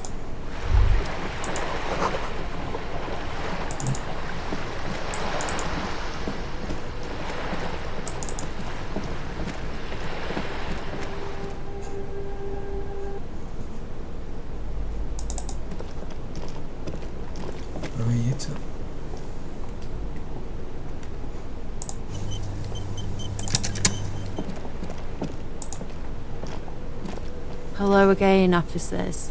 Have you come to admire my mural? Es que no puedo volver a intentar. ¿Y por qué tengo tan bajo de atracción si tiene 5, tío?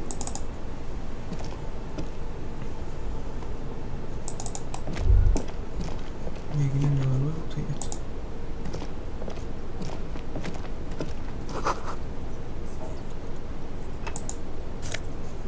Hostia.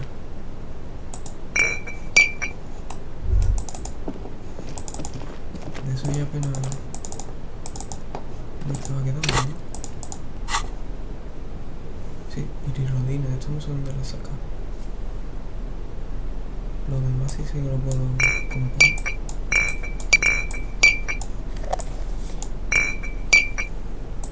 Esto no sé qué hace por ahí.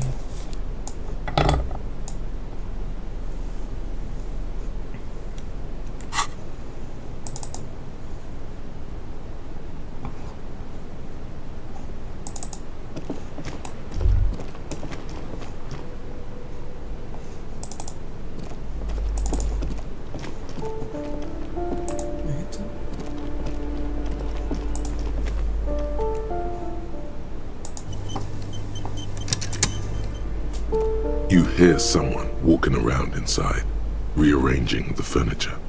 The number on the panel says 10.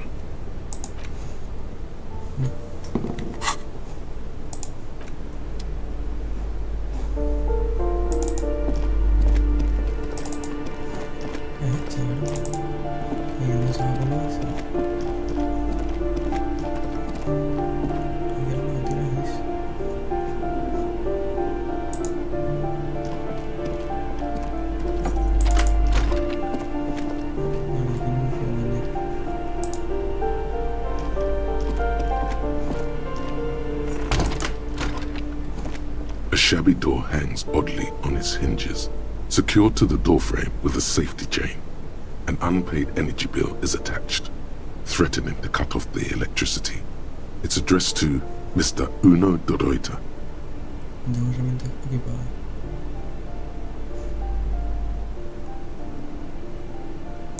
And the place comes with 3 months' worth of utility bills.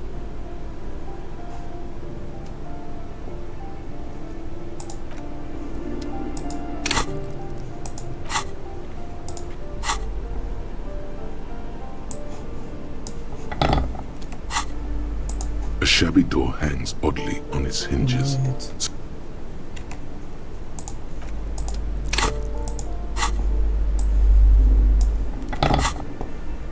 A shabby door hangs oddly on its hinges, secured to the doorframe with a safety chain.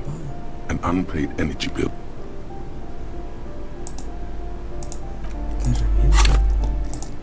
Hace falta la pistola.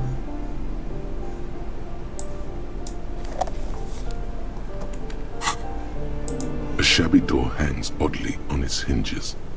No response. The apartment numbers have fallen off the door, leaving the panel with a sticky 1 shaped shadow and a marker drawn 2. You'll need to equip the chain cutters to enter. Snip right through the metal.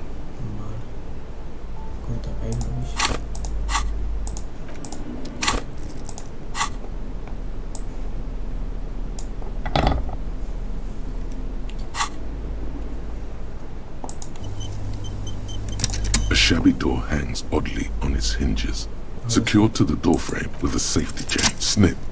The cutter goes through them like dead leaves. The links fall to the ground on the other side of the door. Don't let the quiet fool you. The beast is in there somewhere, ready to rip you to shreds with a broken bottle. I know there's no stopping you, but let's at least make this quick.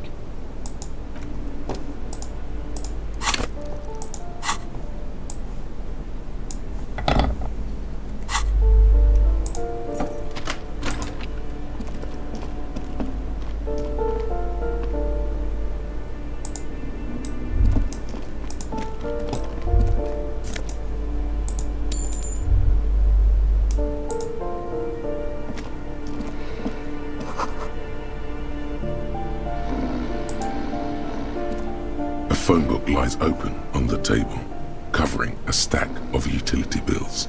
Right next to it, in plain sight, sits a small bottle of amphetamine, conveniently equipped with a straw. You pocket the bottle as if it were the most natural thing in the world. Blast it before you face the beast, De Ruita. You're going to need the encouragement.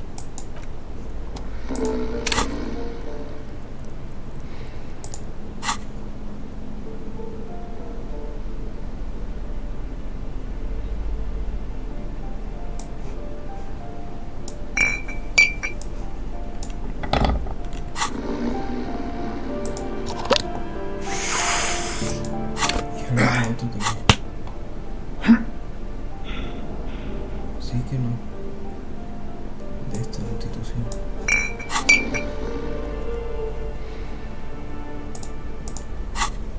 No sabía que había a la izquierda aquí.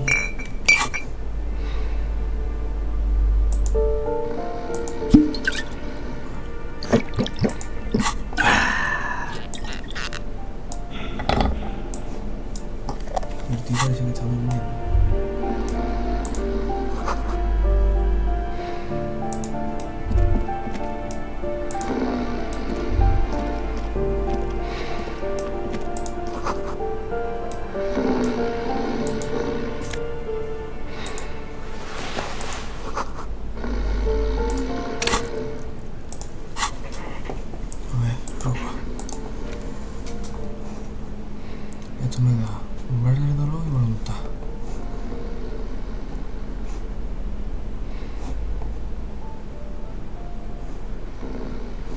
actividad bien.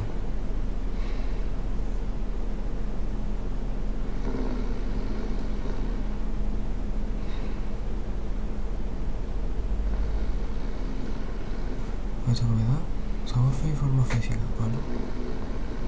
Autoridad -2.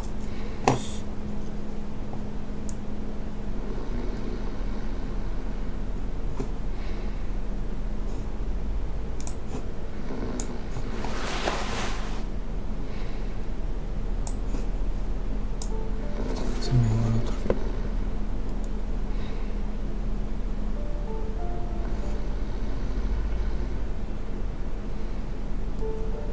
Compostura. Vale.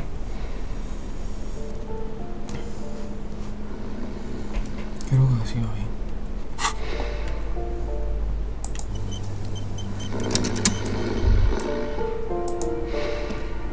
A bundle of clothes heaped on the bed, a stained parka, some towels and a duvet, some socks even. In the dark, it looks like a nest.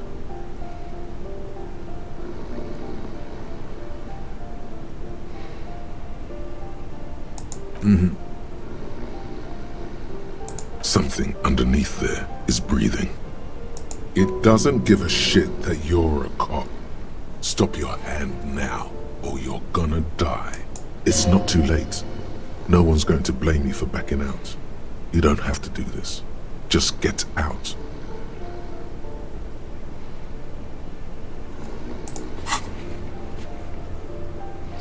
Opcional. Me voy a enfrentar. Your hand touches a greasy duvet covered in cigarette burns and ketchup stains. You hear a growl. There is something alive. It's deep, in suffering somehow. You see a 60-year-old, fat, red-headed man passed out from large amounts of alcohol and God knows what else. You don't have to take him down. He's already down.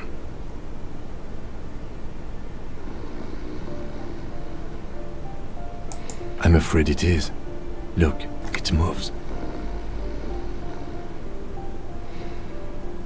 And look, the other foot is camouflaged by a striped sock bearing the name Maxtor on the sole.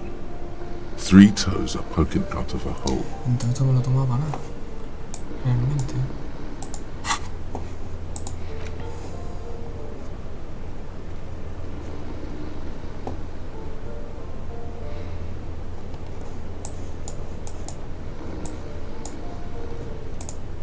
Puerta solo aguardo. Esto yo diría que ya está.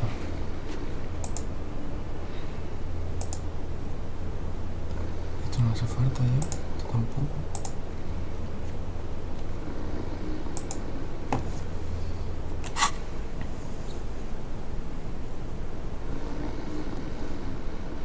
Maxtor is a gas company. He's wearing free socks from a gas company. They probably came with the bills. A groan rises from the man's throat, dry like a death rattle. He's trying to say something in his sleep. The bear is trying to wake up.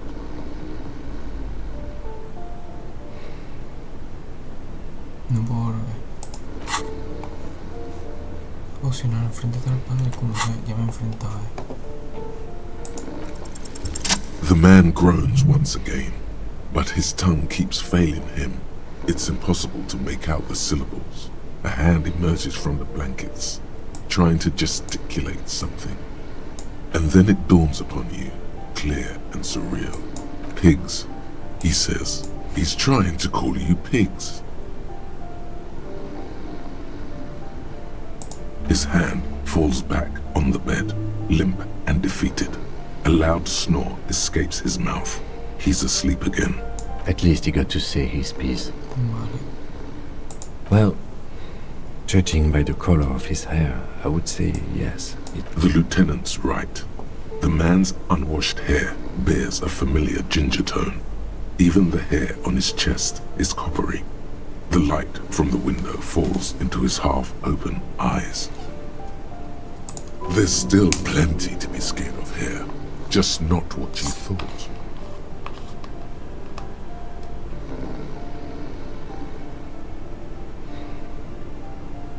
I think he's still quite bad. I mean, what he has come to.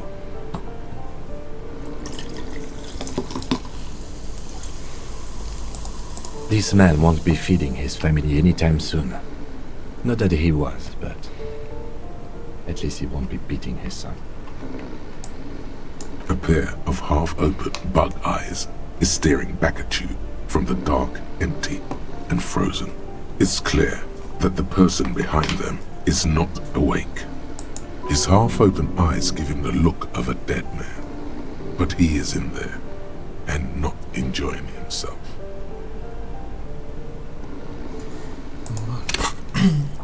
Pues soy un nivel más. Que es para las cosas de la iglesia. Enciclopedia y visión espacial. Vale, primero visión espacial. Pues creo que era para reconstruir el suelo.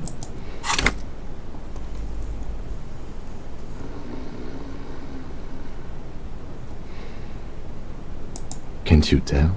It happens to exceptionally committed substance abusers. They fall asleep with their eyelids still open. Not a pretty sight.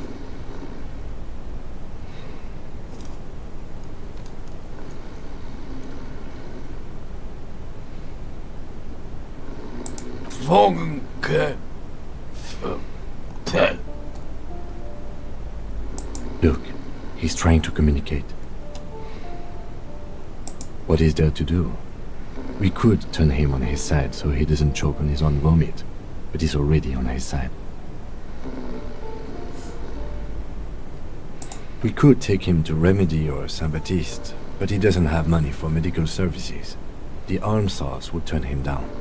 They don't do charity for people who are trying to kill themselves. Besides, he'll be dead in a few. Years, months, weeks. The pile of blankets grunts miserably.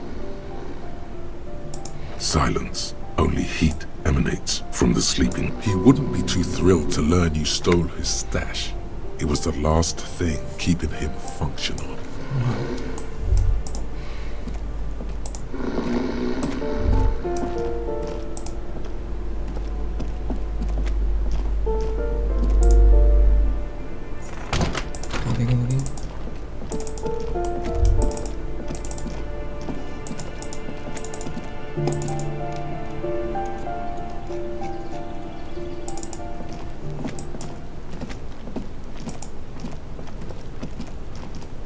Trying to sneak up on me again? Trying to snuff? Vale, una trampa.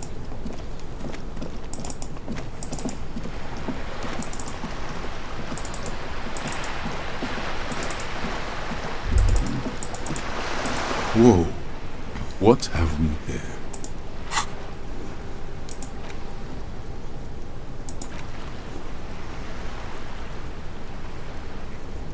¿Qué dará esto?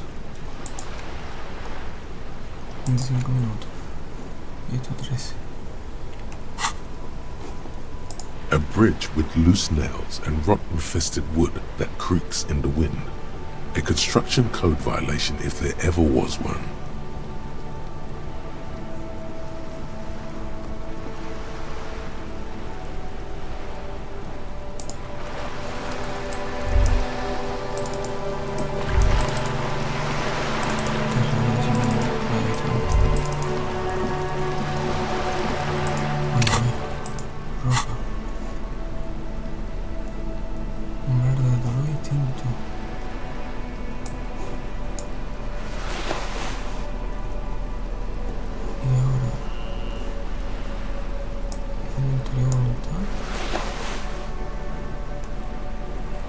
Percepción.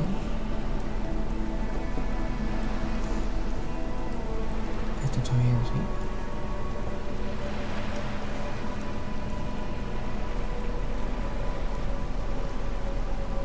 Y esto no lo podría ni callar.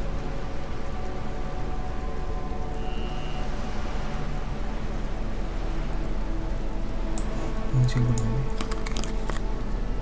Eso me baja la percepción, tío. Voy a dar la bota. No, lo dejo así. Empatía -1. Hablar bonito.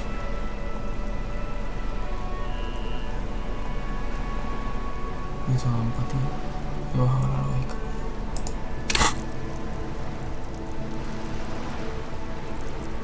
No, sigue así.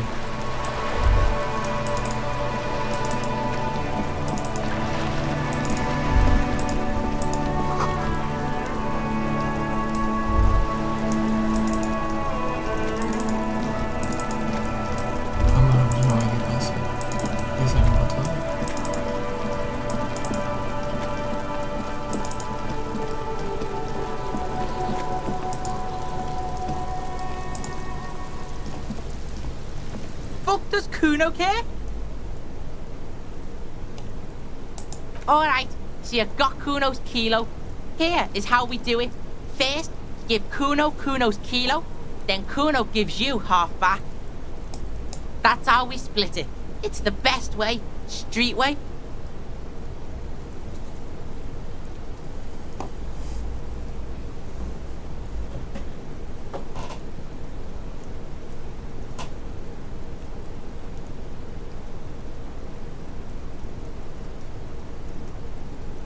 Word on the street is, you sent your little friend in dressed as a hooker, distraction style. That's some sick shit. Not a single muscle moves on the lieutenant's face. Kuno wants to hear all about it, but first we split the kilo, then we shoot the shit. Kuno knows what Kuno means. Kuno means gram. Wow, that's heavy. There you go. More than half in there. Kuno's fucking honourable like that.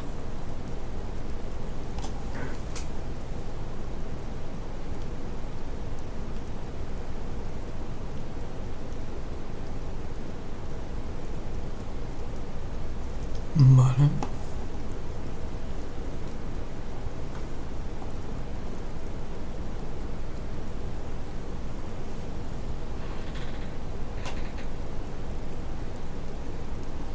There is no movement on the lieutenant's face as he stares intently at the trash container.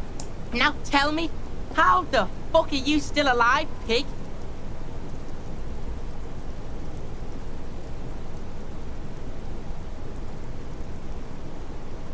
The fuck do you know about Kuno's life? Kuno's got plans. Get the fuck out of here. Yeah, we got plans. 6 meters underground, below piping from before the war, the collapsed remains of the Martinez storm drain system. There are 2 stolen flashlights with piles of batteries next to them, beside 2 bedrolls, in the dark and opening into the lower tunnels. Yeah, you do some Sambo shit, sneak in. Is the hooker thing real? Sambo is an acronym for Samoan boxing, graceful martial arts stuff. Sambo style implies stealth, cleverness, and cool. Just letting you know.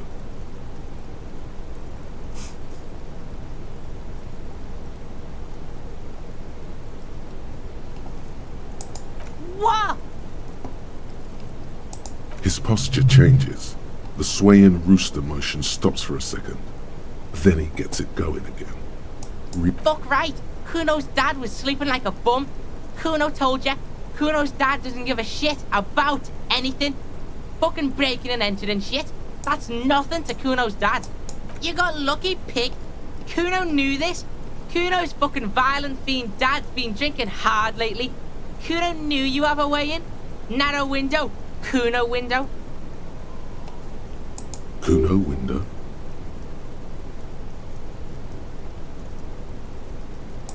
Fuck you trying to do? Get the Kuno to stop. Kuno's just getting it on. Keep your ass together, Kuno.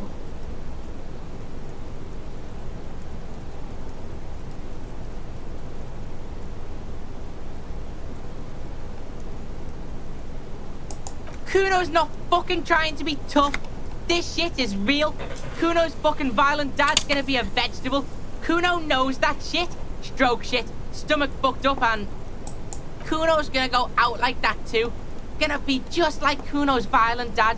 Speed shit, crime shit, fucking on the bed. Go out West Revachol style. Stop saying all this sad shit, Kuno. Fuck are you talking sad? Kuno's got hard shit, death shit, nothing shit.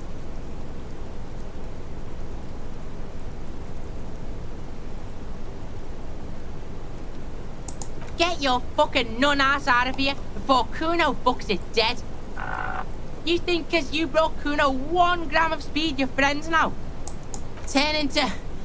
Kuno ain't turning into shit. Kuno is that shit. If he doesn't stop soon, he's going to collapse from exhaustion. He's red all over.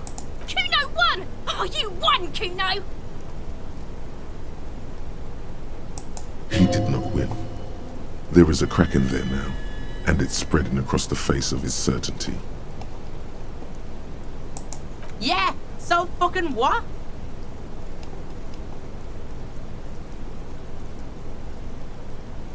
Fuck are you talking to Kuno about that kiddie shit?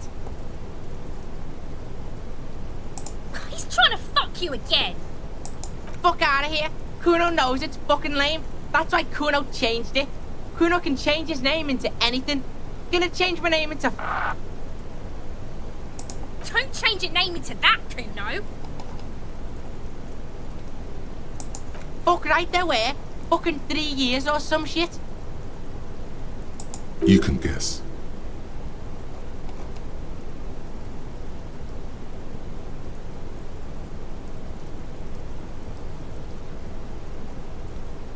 Yeah, that's right. Kuno's dad doesn't give a shit about that electricity and light shit. Just wants to pound on people. Fuck that shit. Kuno's gonna move underground. Lead I am shit. Ancient shit. Kuno's gonna live in a fucking catacomb. Yeah, in a tomb, Kuno. ¿Será eso la puerta de allá arriba? Yeah, pig. This shit is done. Kuno doesn't fuck. Vale.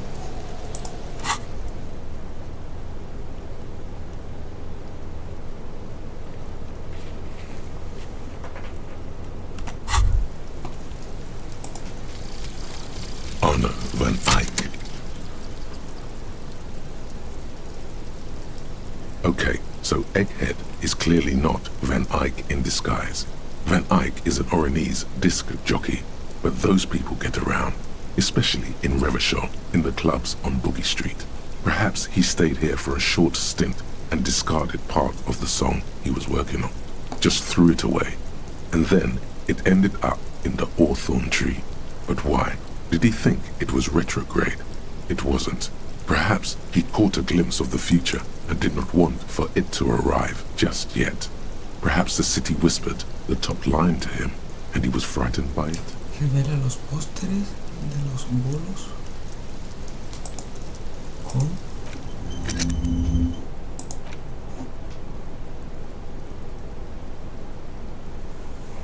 Me tendré que dar un paseo en la ciudad.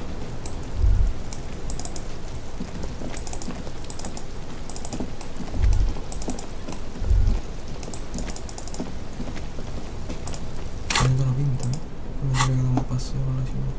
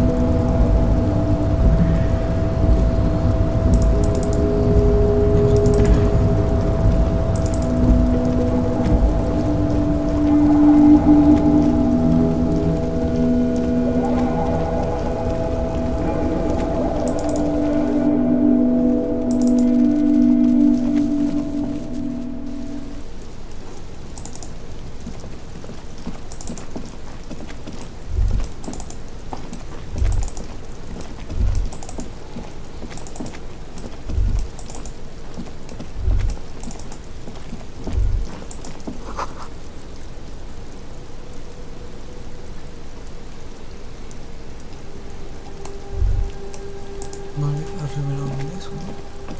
The tracks are as they have ever been. A bit more worn, perhaps. Fortunately, the street sweeper still has it. No wonder the cafeteria manager seemed frustrated when he was giving us directions to the yard. Well, you did provide us with a very convenient access point to the crime scene.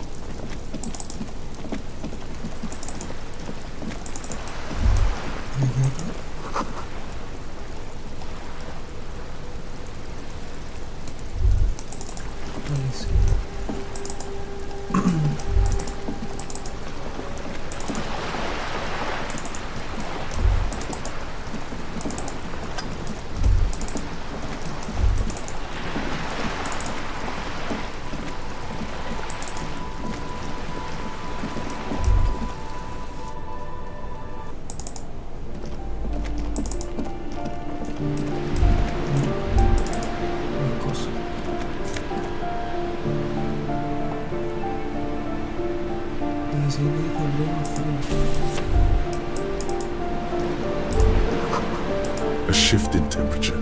The air chills around you. Dust settles on the stony floor.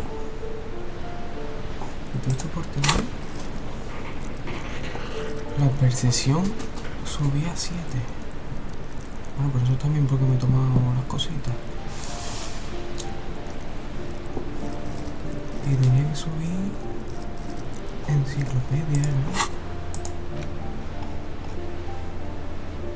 Enciclopedia, sí.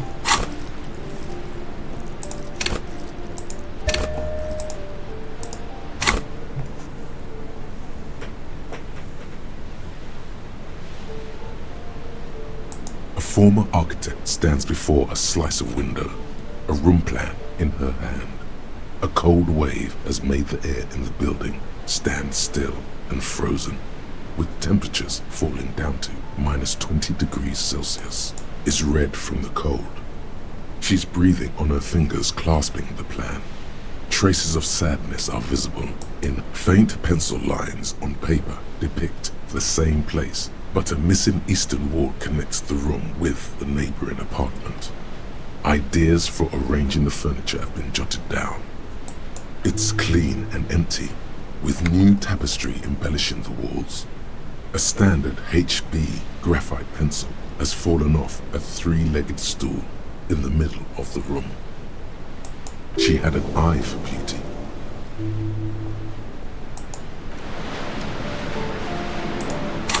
A ver, las otras drogas son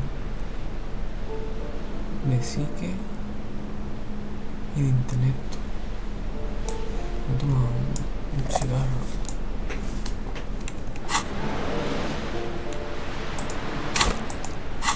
A ver si me descubriendo cosas, tío.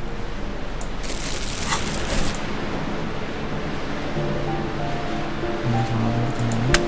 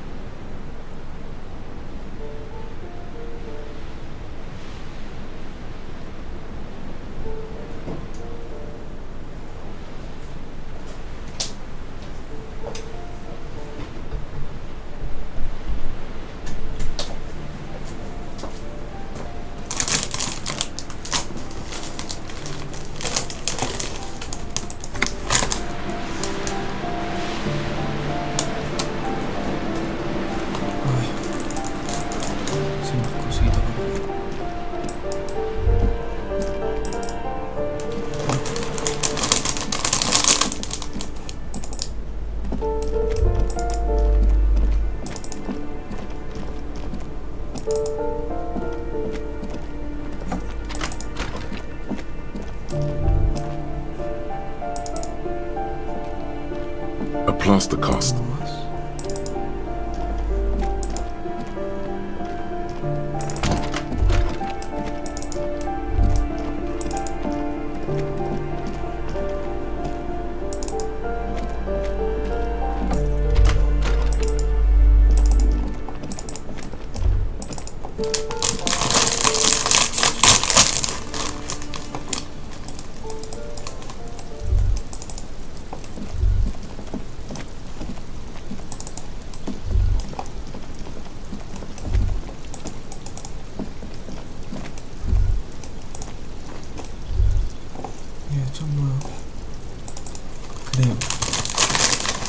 This door is made of metal and appears to be reinforced.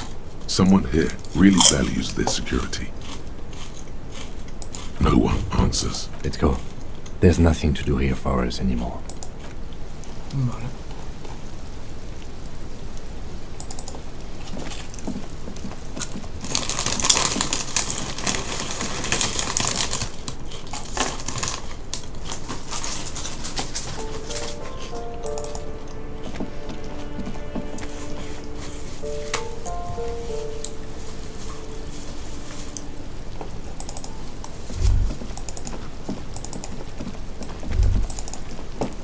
Vale, parece que está todo mirado.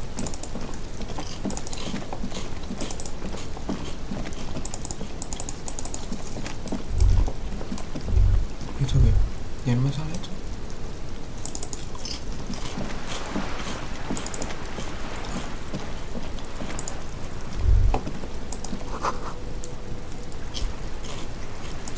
Hello again, officers. Have you come to admire my mural? Ha subido. A 8.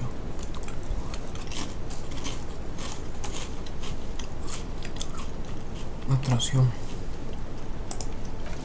Ah, bueno, espérate. Hello again, officers. Have you come to admire my mural? They just might be. Rough stuff. If you take the ride, you'd be wise to buckle your little pig belly. Her neurons must be on fire. The heat creating waves and ripples in all she sees. Above all, in her painting.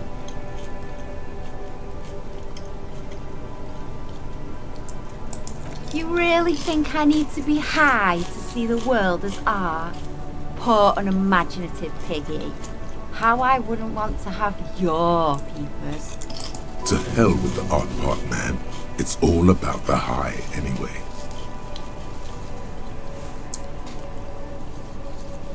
Vale. Sé que el chico lo me ha rociado.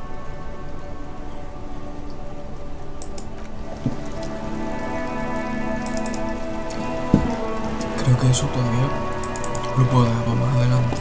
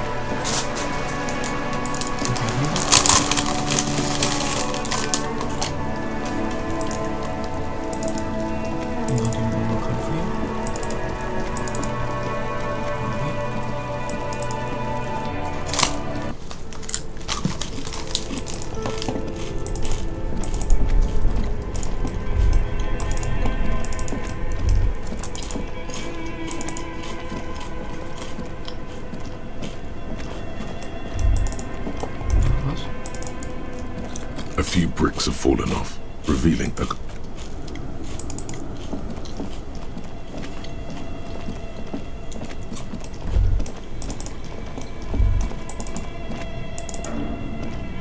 a thick layer of coal dust covered.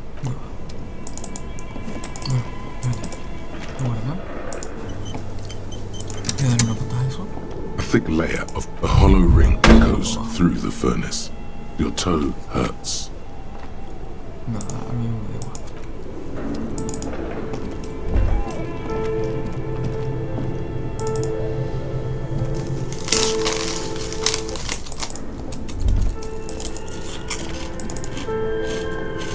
This old fighter diagram, the whole thing resembles Kadran mosaic tiles. Your flashlight, some of the writing has...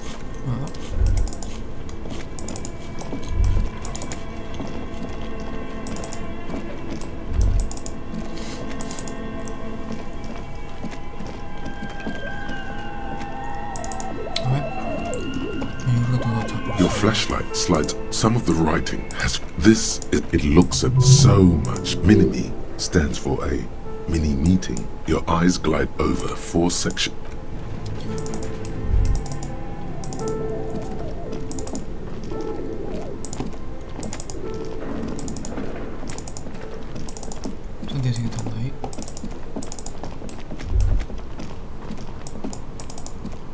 Oh, it's you again.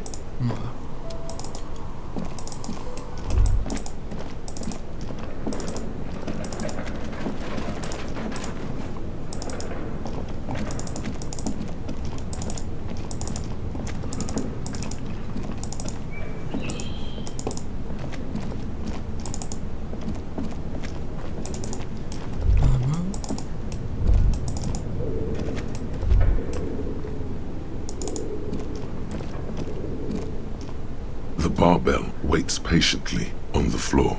You're right. The weight may fall off. But no one does until they get smashed into the barbell. Call the Mama Zakwa. It's not only your eardrums that register sound anymore. Your very skin has become an organ of hearing. Looking for a whisper, light and low. A god who's very, very silent. Nothing escapes you. A cockroach in the other room. A candy wrapper falling on dry grass. A drunk falling from a chair in a bar 20 meters away. In fact, you haven't heard the Col du Mama Dakwa, but you have discovered that you have amazing hearing.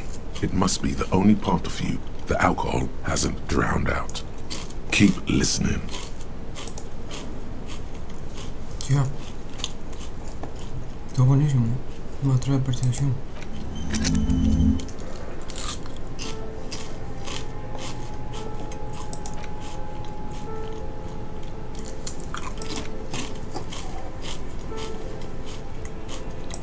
Pues vengo, lo olvido ahora.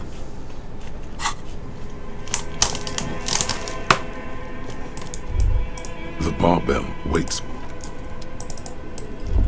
Tiene que dar otra vuelta ahora con 10 de percepción.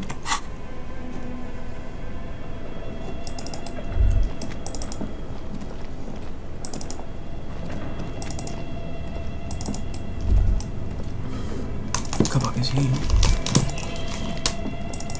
Andar no quita tiempo. Nada más que hablar. Así que si no encuentro nada, no pierdo tiempo.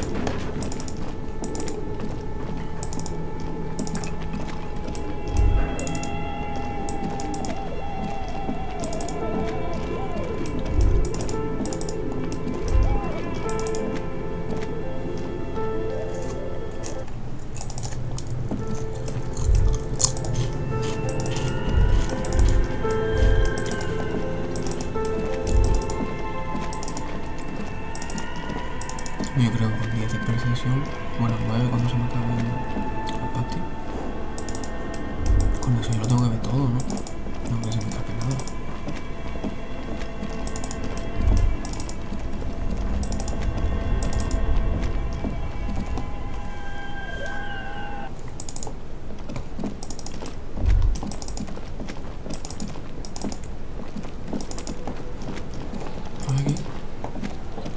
The trash container. The smell of rotten food rises to greet you.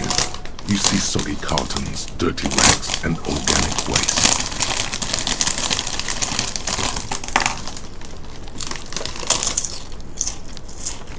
You see, you've done this before. The movements are recorded in your elbows, the methodology in your fingers. You're used to this.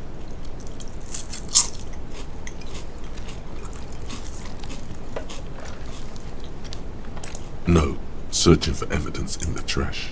Good practice for dumpster diving. A box falls into pieces in your hands. Batis Soleil cereal. They're up. You see, you've done this before. The movements are... A box falls in... Not much to see here. There's nothing more. The container sounds a muffled gong.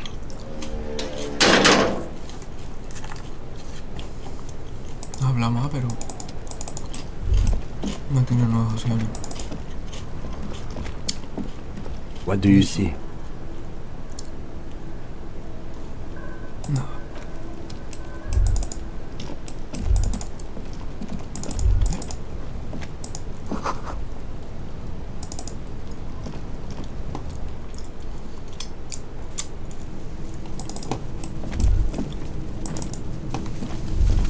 Otro.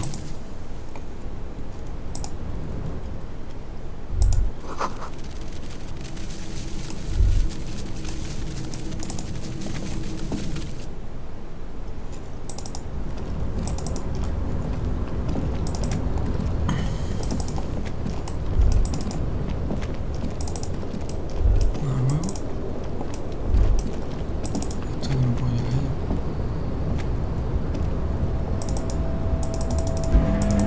No sé cómo se llama.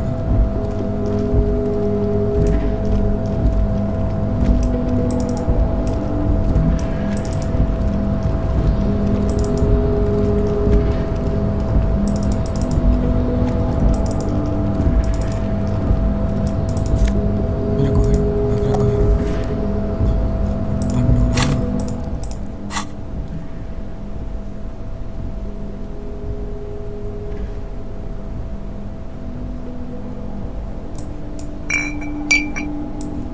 ¿Qué le he mandado? Un objeto curativo, pero...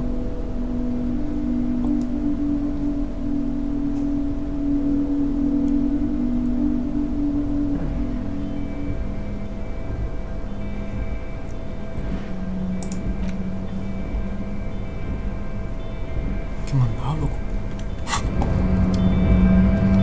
Esto no, uno de estos. Uno de estos. No sé cómo le va a caer.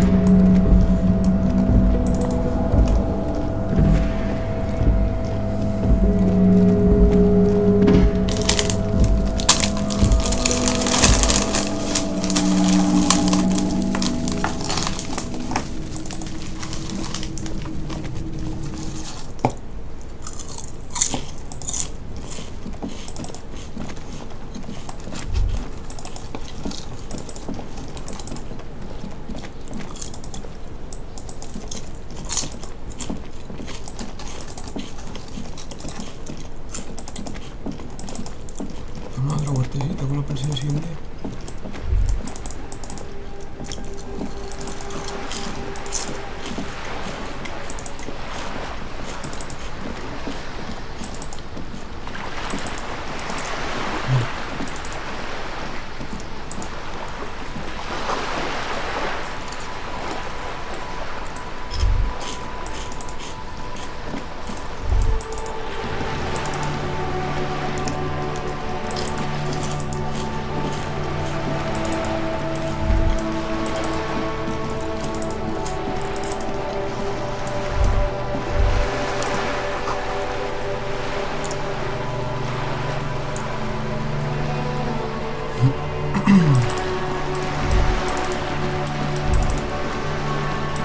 Estamos viendo cosas nuevas.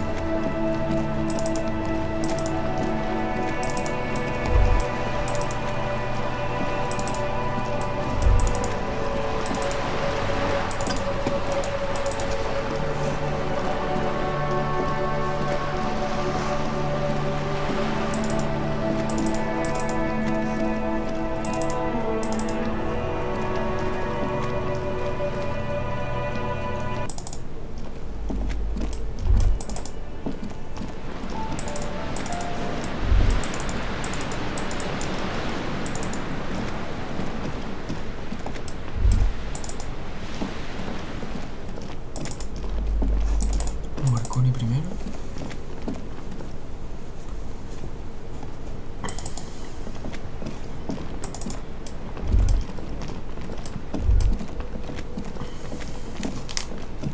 Nada. ¿Esta calavera está siempre aquí?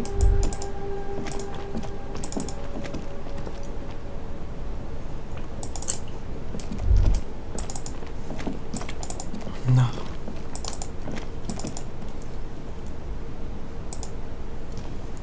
Hello again, officers. Have you come to admire...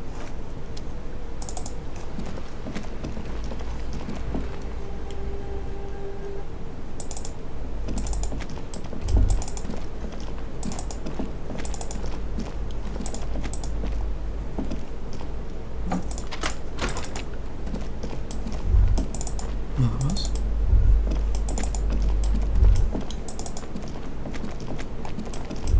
Aquí dentro de la casa de Kun.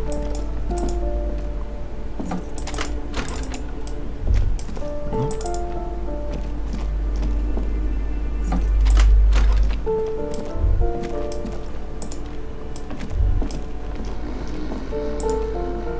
Parece que no hay nada más.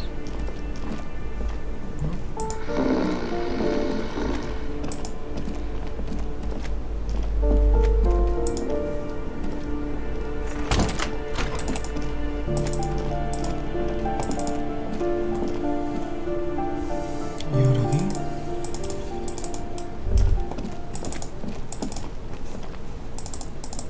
Parece que no. Nada más.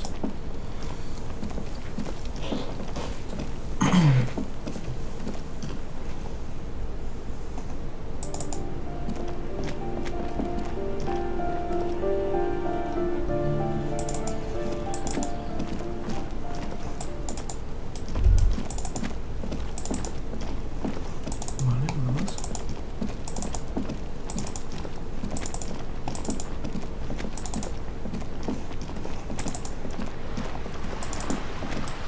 Ya se me olvidó, ¿no?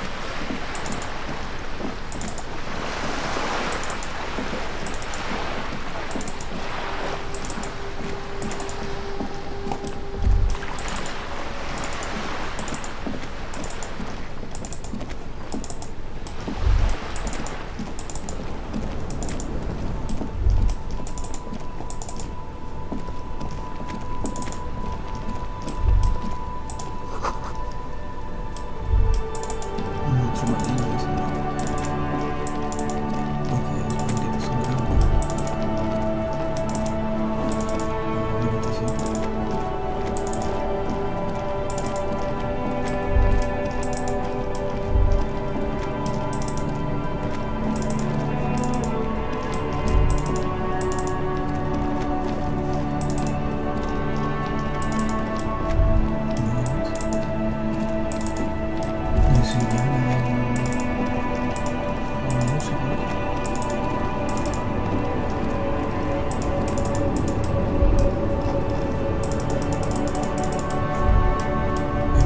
son grandes.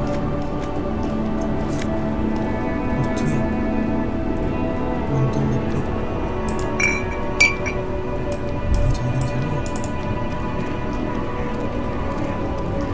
The woman, look, girl child, you hear her say. Girl child, girl... Huh? What is it?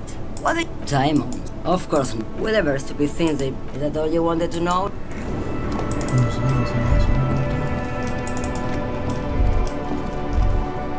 A Stars Riker, one of the finest Zhimsk-made motor carriages ever. An oldie, but a goldie. Not many people outside of Grad, and Revachol West too, it appears.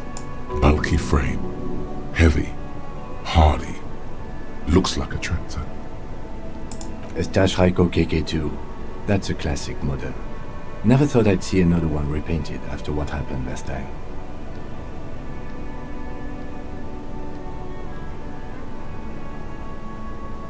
No, only that the motor carriage is typically baby blue, the colors of Sigismund the Great, an ancient Zhimsk ruler.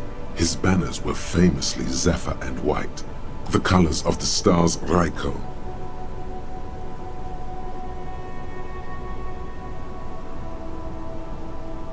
That's, well, yes, exactly it, more or less. Except it was a crowd of them. Tore him out of the vehicle and ran him over with his own tires. They said it was an honor killing, Hussar style. The James community protested the trial. 5,000 people protested.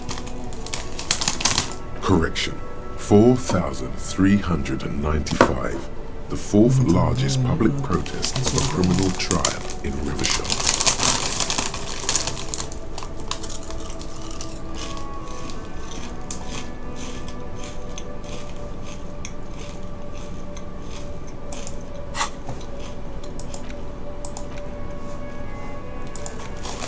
No sé.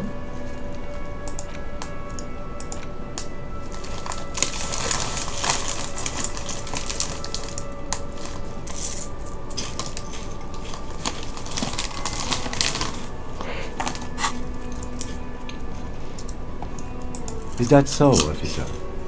I'll take you at your word. People we are paid to protect. Let's leave it at that.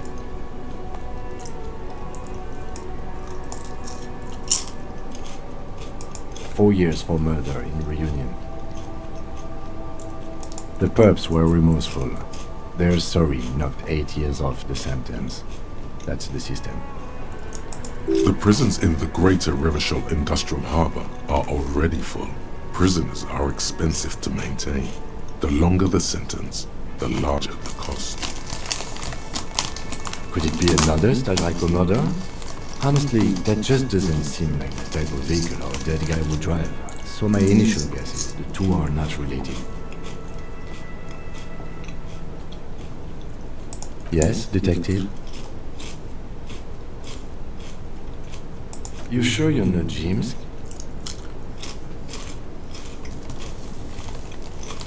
Yes, you're sure you're not. Or if you are, it's only in that Rivershellian way. 4 to 5% maximum. Que no me da la enciclopedia, tío.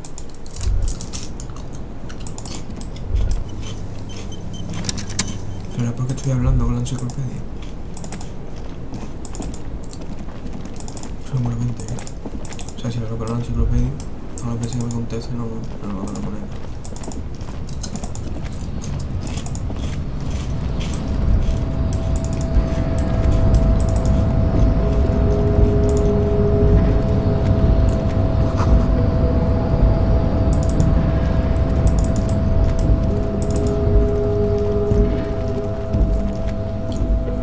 Stuck in the traffic jam. This big, heavy Grad-made machine is well kept for such an old machine. The windows are clear. They've been recently washed. You can see a lorry man's cabin with fumes of heavy fuel oil waft over you, making your eyes sting. The odor mixes the back of a book. Racist nationalist paraphernalia.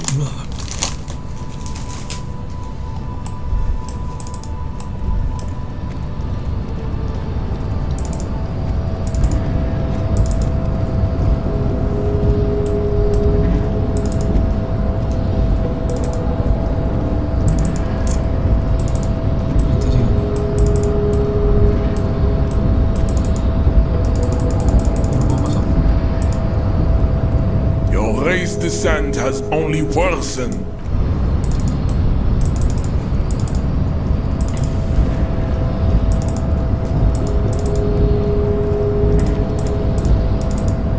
No sé por qué se ha llenado eso otra vez. Me cogí lo que había.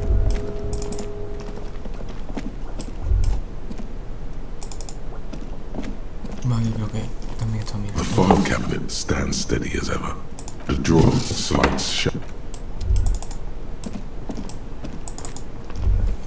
The payphone hangs mutely. Yes?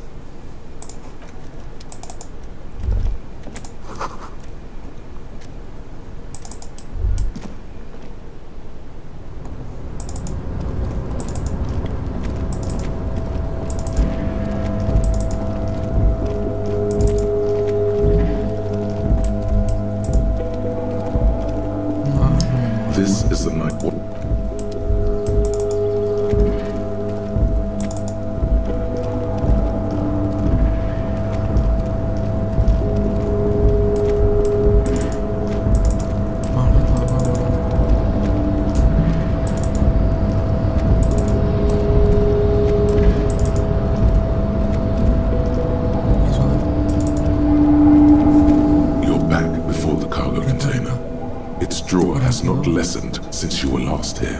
If anything, it seems to have grown slightly.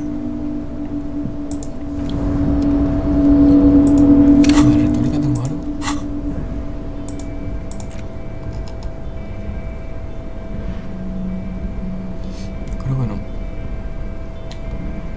Tengo que hablar con el indio a ver si sigue y me vende algo.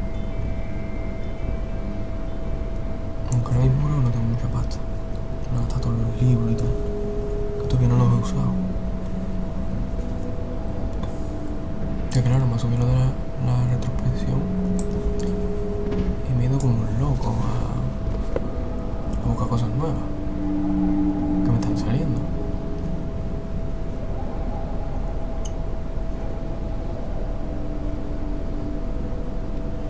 Vale. Es retórica. Que no hay más.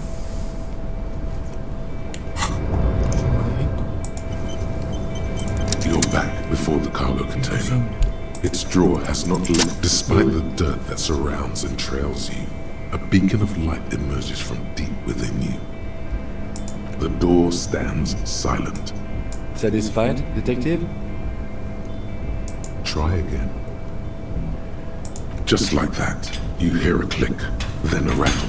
Some mechanism unlocks itself inside. Ahoy! Come on in!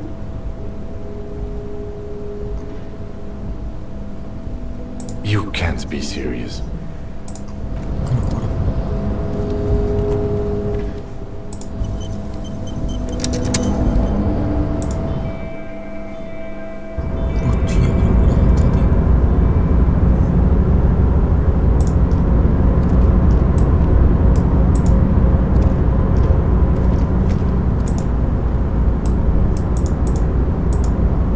Yes?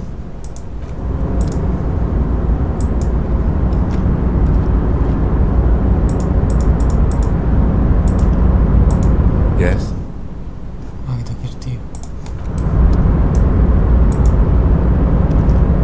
The man stands at the far end of the shipping container. It's hard to say anything more about him. You cannot make out any of his details, but you do feel the overwhelming presence of capital. The feeling causes all the hairs on your body to stand at attention, like soldiers preparing for review. Something's amiss.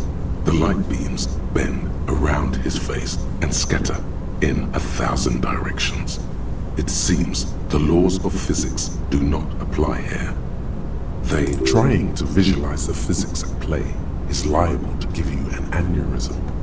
Don't think about it too hard. In the general stillness, only your tongue moves, flickering as you utter. Welcome. Come in. Make yourself at home. Sorry, I'm not better able to receive you. You can't hear him exactly, yet you're able to understand every word he says. It is very strange. An overwhelming hum covers everything. Voice doesn't escape from him. Now, what can I do for you, gentlemen?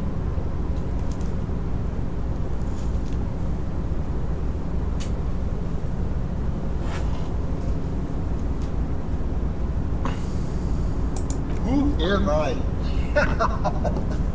Oh, I haven't been asked that question for such a long time.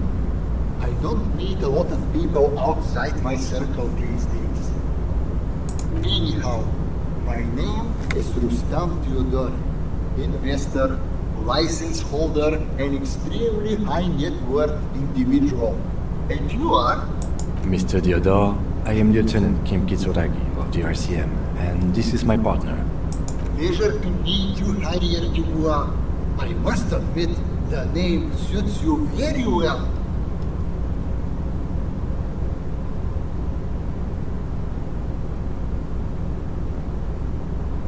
Could you please stop asking people for money?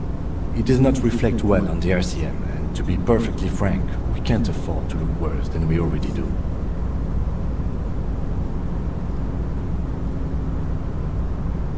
It's perfectly alright.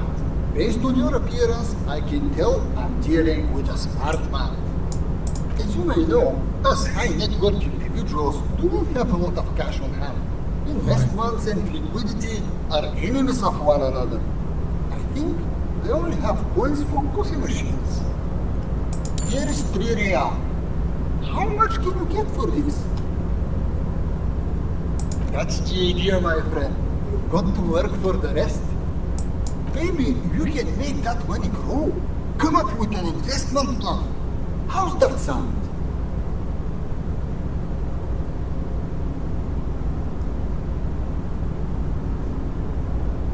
No puedo volver a intentarlo. Inútil licenciatura en arte. Como que inútil, tío. Si eso no lo tengo.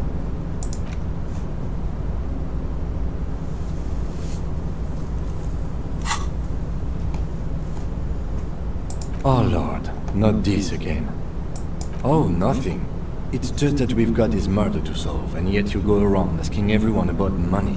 And every time I ask, are you sure this is related to the case, you say, sure, Kim, I think it is. Todo tiene relación. And yet, it never seems to get us any closer to solving the case. ¿Cómo que no? Mírate, hombre. It's quite alright. I'm used to the question by now.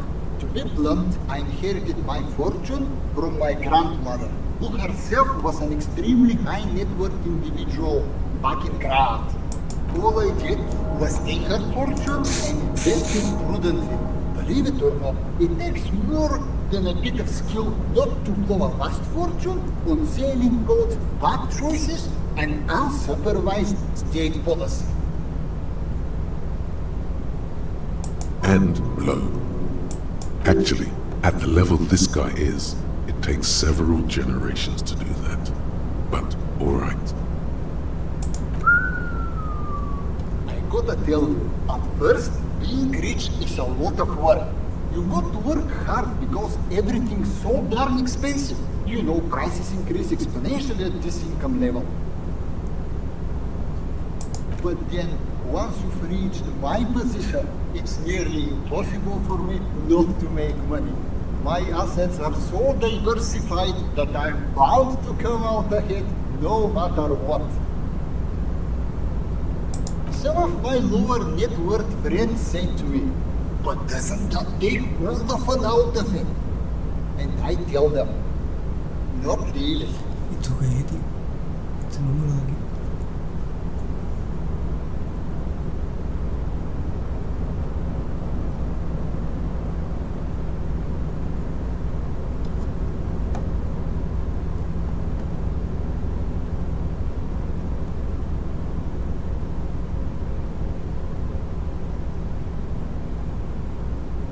Precisely, Mr. Dubois. You know, I hear people talk sometimes about economic equality and fairness, but tell me, where would we be without liberalism? In caves, walking each other with bombs. A nightmare scenario, a world of slavery and violence. Which brings us back to the essential truth of modernism. Where we are right now, the freedom of mankind can only be derived from the free flow of capital.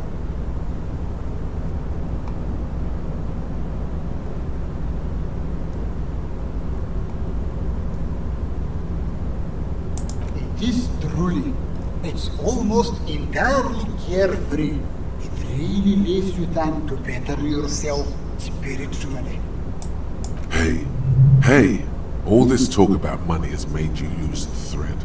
What is going on with the light in this place? That's what you need to ask him about.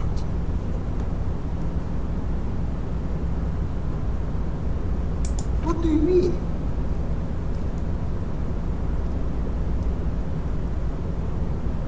Are you talking about my chin?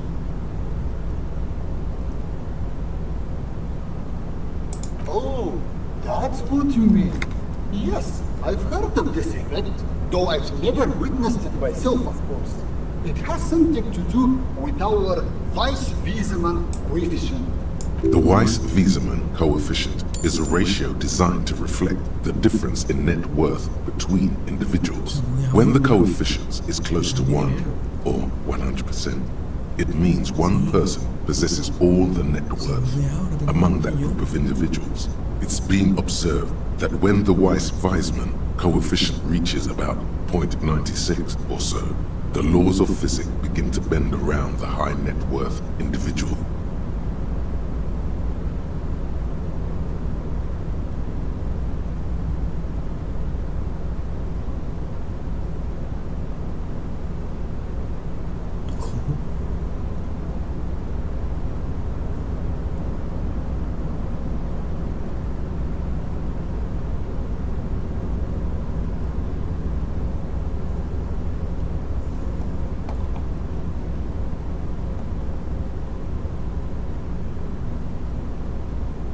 The Weiss-Weismann coefficient for you and this individual, a 0.9998, repeating.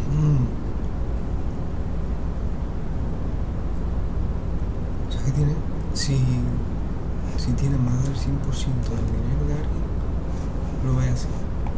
That's not good for you. Among other things, but calm down. I'm but a lowly single-digit billionaire. No, not really. There are actually quite many digits. I see nothing of the sort. To be frank, all I see is a gentleman who is unusually well dressed for Martinez, in a cargo container, which I admit is odd. Yes, I imagine that does look strange to you. My container. Pero mi dinero. Traveling. This is a great way to get around. It's fun, it's safe, and it gives me lots of time to think. By the way, let me now ask you a question. Where are we exactly? In the very, very early days of colonizing this archipelago, the kingdom of Sirens, a precursor of a modern Sur-le-Clay, used to own the city of Revachol, an obscure detail in the bigger picture, but still worth dropping.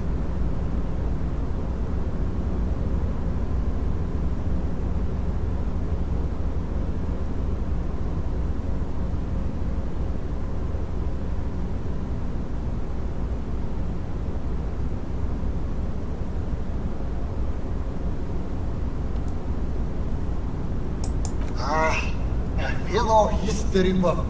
I myself am currently reading up on Franco-Nigerian era trains. Very interesting stuff. It's a shame I can't get out and explore myself. One of the downsides of being an extremely high net worth individual is that mobs of low net worth individuals are constantly banding together to ask for money. There simply aren't enough hours a day to hand out all the handouts. It's like feeding seagulls. There are always more, and they never seem to do anything interesting with it, except more seagulls. Sí, hacer símil con los gaviotas lo puedo. Spending money is a matter of desire. I'm sure you agree. I don't have the desire for spending it like that. Smart, you know? It also provides a means to hide from all the targeted advertising we extremely high net worth individuals are constantly subjected to. Luxury yachts, high fidelity portable radio systems, fail-proof outerwear, and so on. It just gets a bit middle class after a while. A bit bourgeois.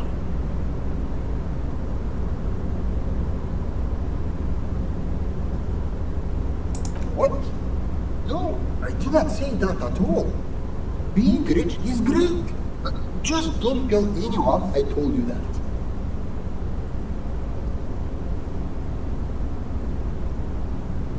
Esto es una locura, esto no lo voy a hacer nunca. Atracción.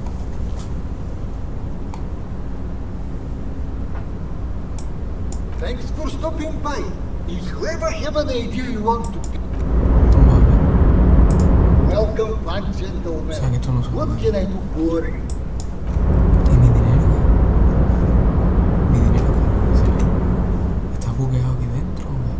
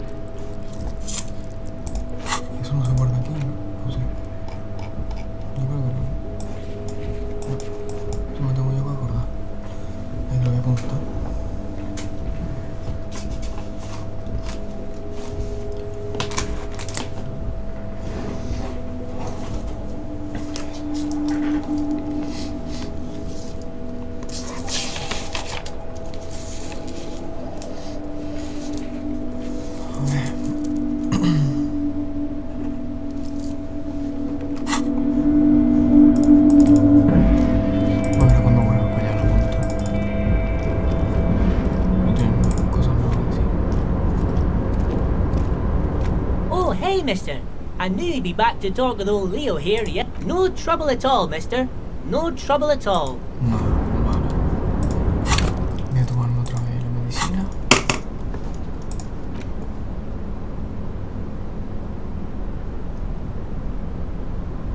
Tengo 11 del tirón.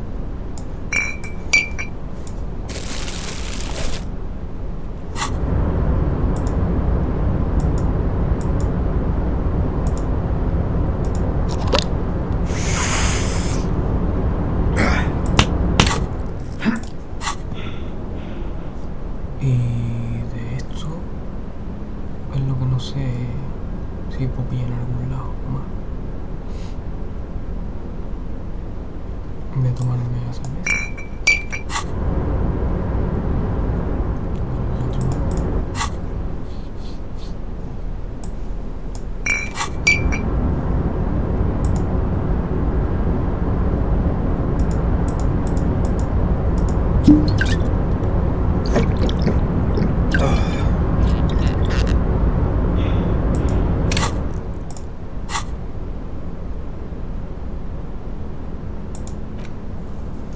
Ropa.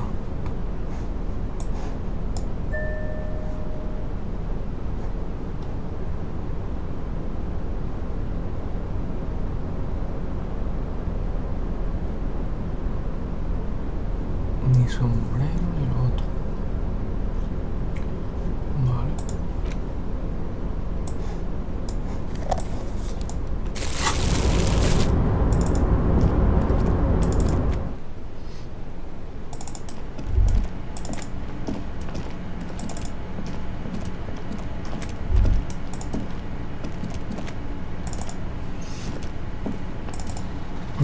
Aunque iba con lila, pero es que eso no se anda consiguiendo, tío.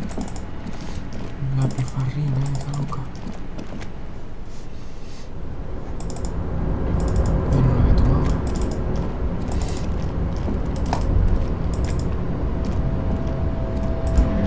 Aunque bueno, es para mundo interior y esa mierda.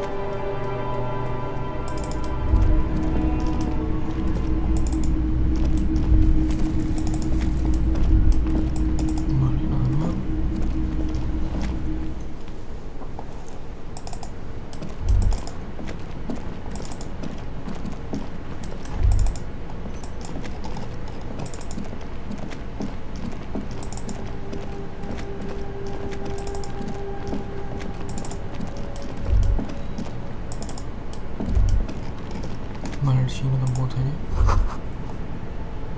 No son humanos.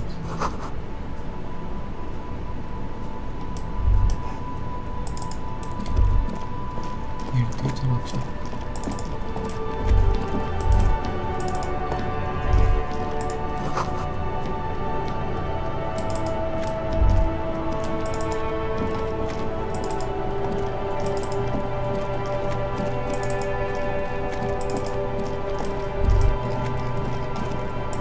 headless found rider.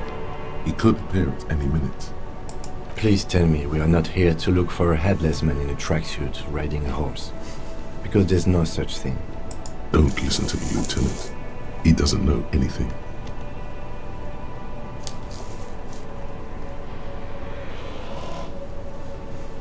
No one's actually seen the headless found rider because he doesn't exist. He's an urban legend. A legend, meaning a story that's not real. There's nothing to wait for. We should get some rest. It's been a long day. Yes, stay. What's a few more minutes going to hurt? There, we waited. Nothing happened. Happy now?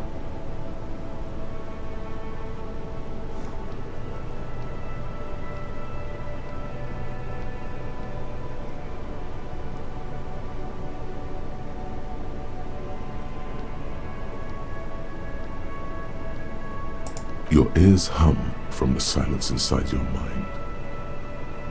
I know myths and legends are enticing, but in the end they're just stories for children, to teach them lessons or to frighten them.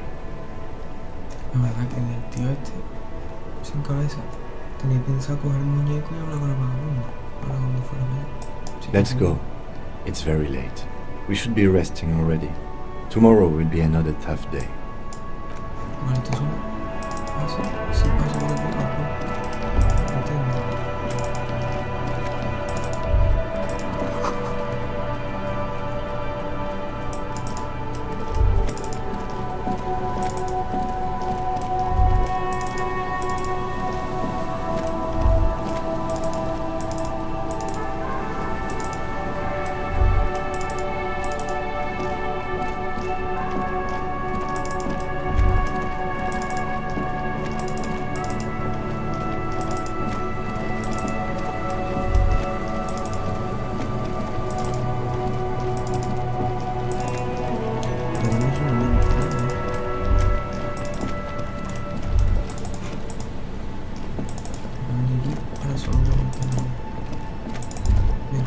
Rust peels off the bent iron posts of the swing. The wind whistles through the skeleton of the small house behind you. There's desolation everywhere. In this yard? He's assessing the situation. How long ago was it abandoned? Someone thought they could have a summer house in a bloc obscure, for cheap. It didn't work out. They abandoned it about a decade ago.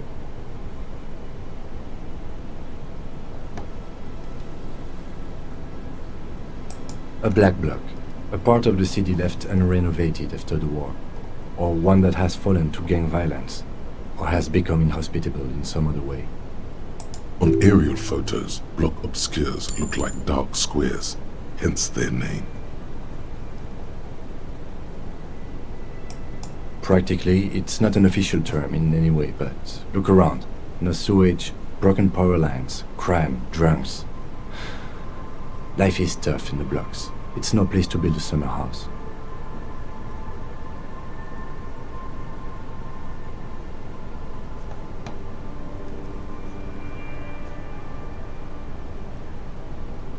Yes, and you picked it up because you're a post-apocalyptic scavenger who collects trash and magnesium blisters. It's not meant as nagging, just an observation. We should move. I don't think we will solve the murder with forays into the urban hinterland, at least in this phase of the investigation.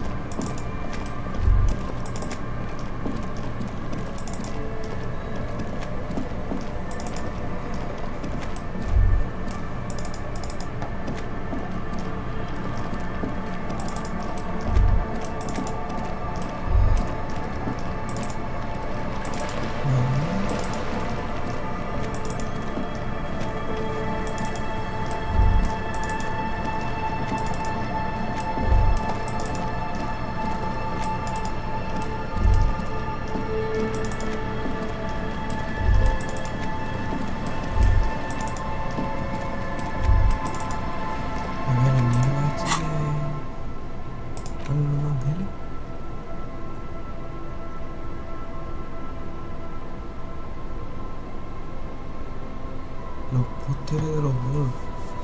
Vale, bolo se refiere a fiestas. ¿O tendré que encontrarlas todas?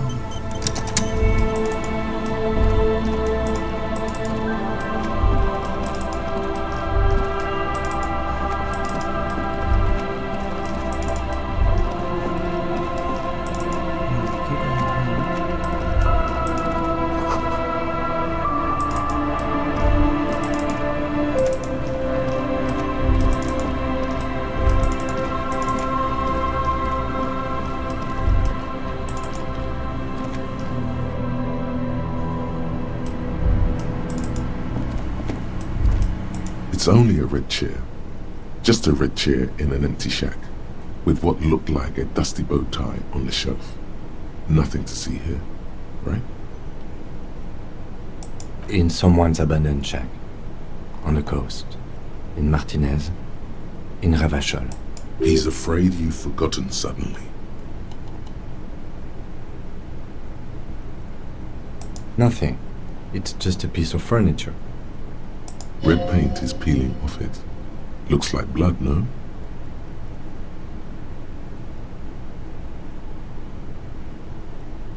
It's just a piece of clothing you've picked up. You do that, officer. You collect clothes sometimes. He sounds a little worried. It's an odd habit.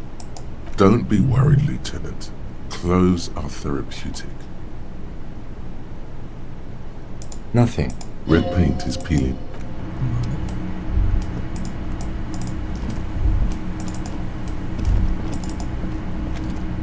Sobre la sangre.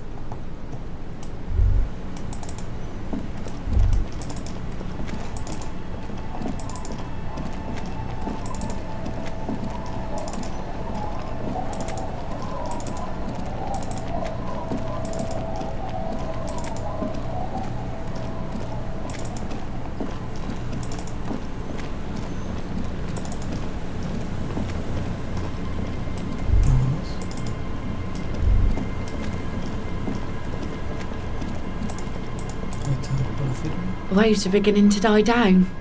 Look at those little bastards. Why does she care about the waves so much? What is it with waves and fishermen? We need to be out there with them, fishing, making a living. So I asked them to accommodate me. But until that happens, I can try to assist you the best I can. So, what will it be, officer?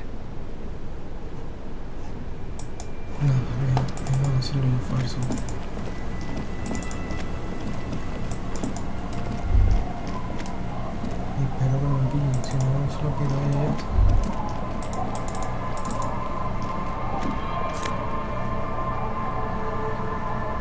Es bien, pero chulo. Porque me siento libre.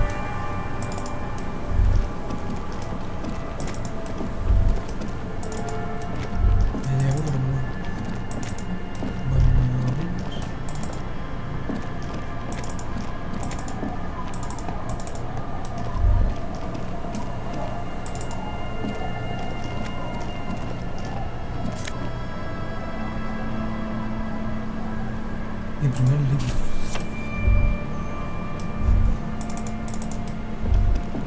La vida es agotada. No, no agotada no.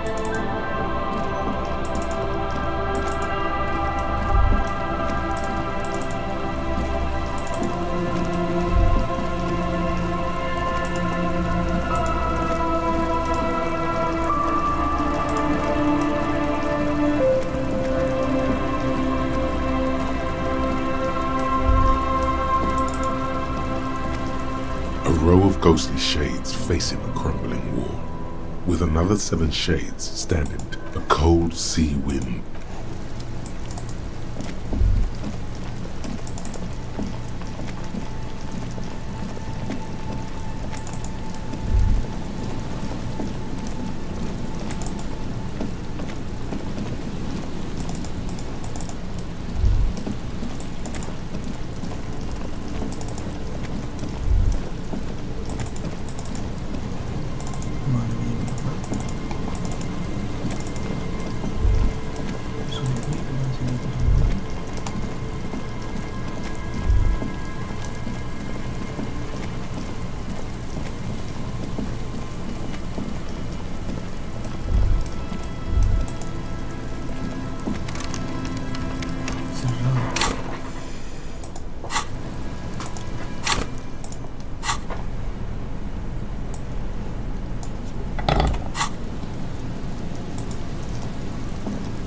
Yes?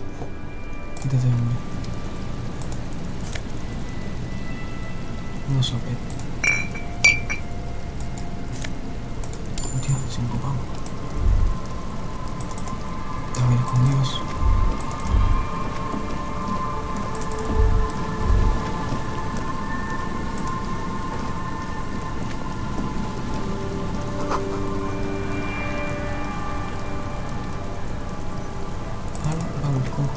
¿Todavía? Ah, no van... Ok.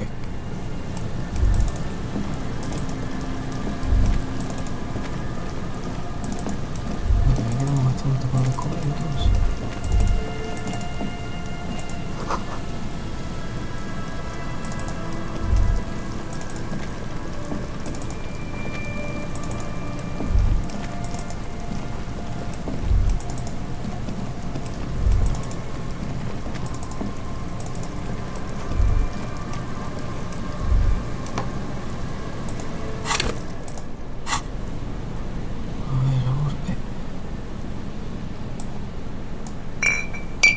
Electricidad y moral.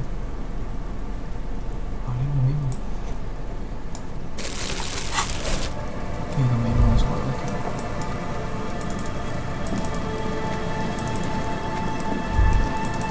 Vale, a ver, creo que tenemos un hijo acá, ¿no? Vale, no tengo ninguna impresionante.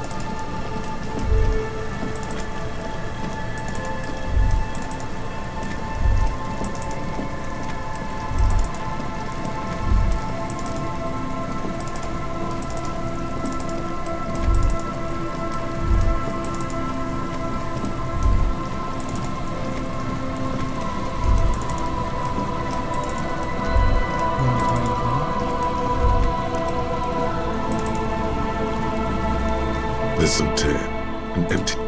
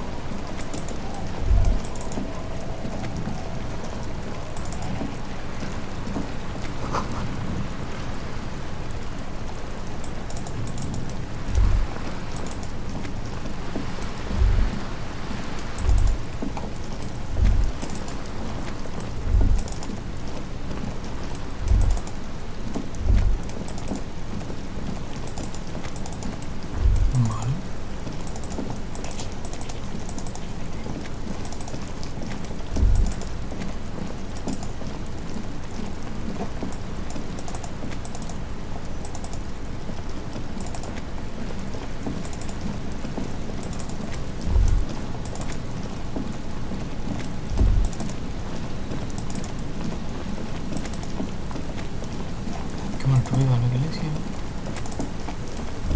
No, ya prácticamente lo tendría todo mirado.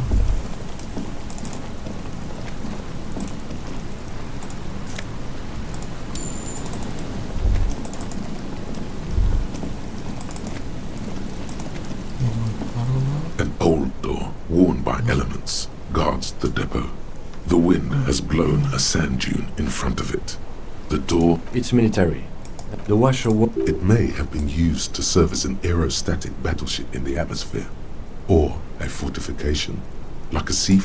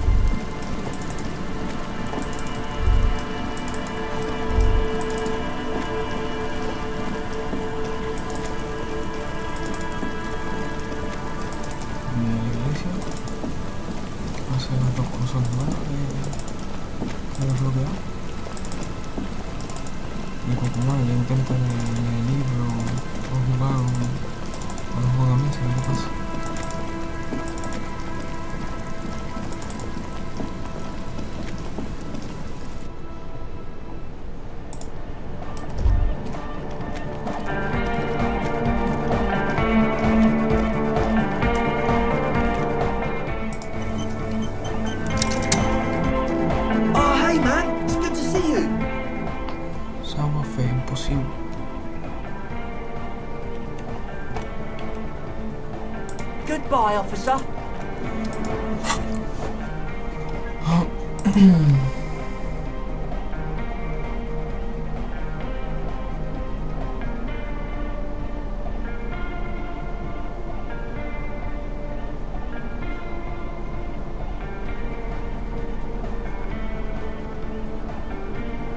Creo que nada. ¿Qué es WhatsApp? Mira, mira, está fácil.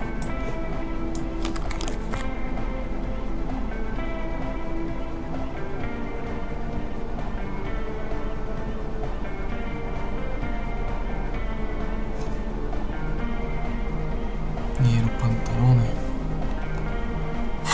Y llevo la pastilla.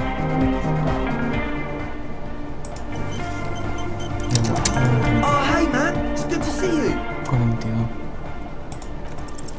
You close your eyes and vacate your skull, leaving your brain to wonder, where did that little fluttering light go? Total darkness. You sink down the darkest fathoms of your own personal deep, vertebrate by vertebrate, through the unformed skulls of your mind. Here it will begin. Oh, don't worry. The music's still there. It's you who is gone. This is a pivotal moment. Try not to piss yourself. Nothing. Just the immaculate silence of your spinal fluid. Electrified. It comes to you like a blue whale. You sense it stir the tranquility of the deep. A single note of bass passing through. Then it's gone. Back to El Silencio.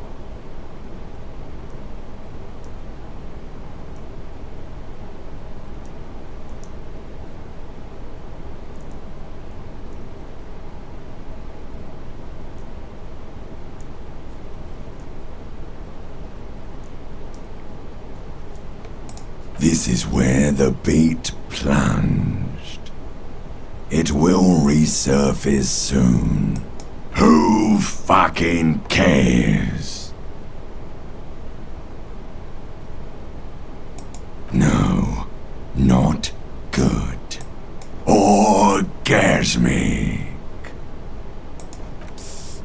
I'm gonna let you in on a little secret. Every vertebrae in your spine is an unformed skull ready to pop up and replace the old one. Like shark teeth. The one you're currently in has a little brain forming in it. Wait to rule the world. In the spinal cord.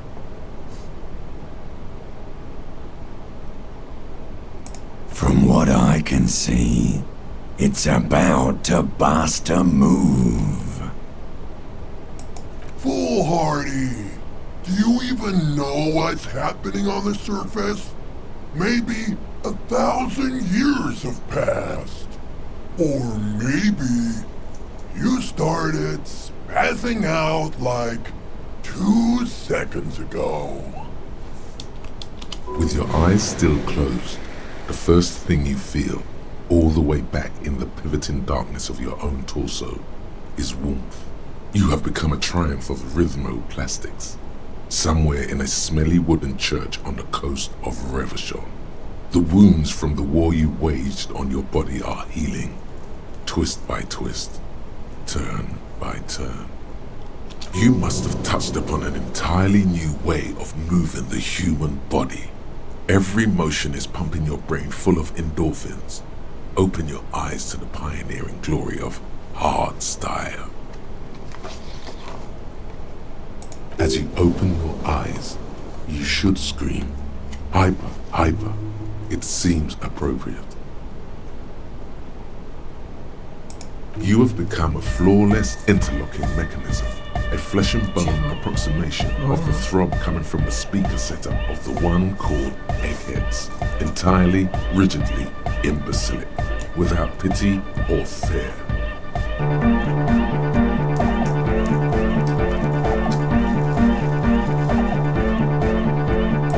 Free from self-awareness, no deliberation, only, and I mean only, execution. Oh my god! No way!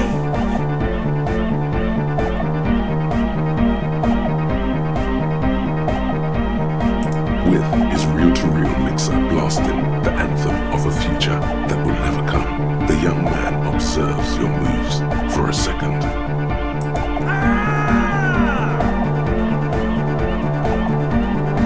He throws a screwdriver and a bunch of drill chucks into the corner and explodes into dance. What he lacks in sharpness, he more than makes up for in violent enthusiasm.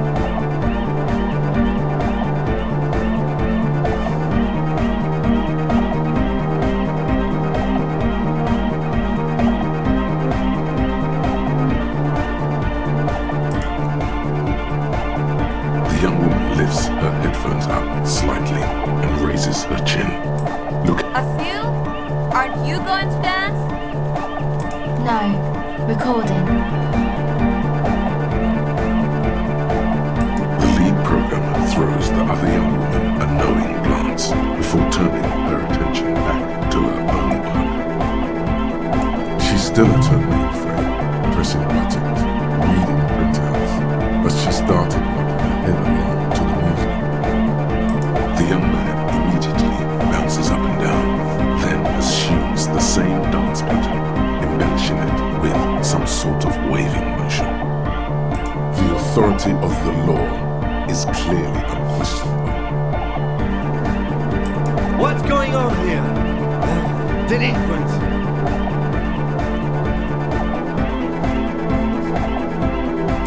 This is clearly a Code 31 emergency. The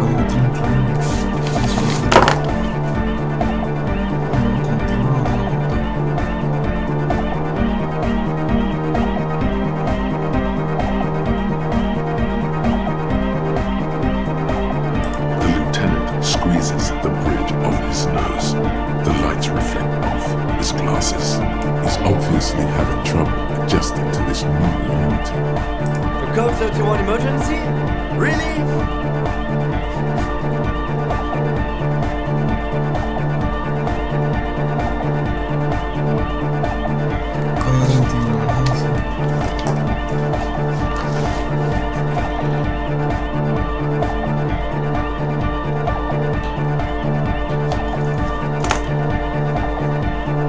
The lieutenant crosses his arms with a bemused look. What's happening?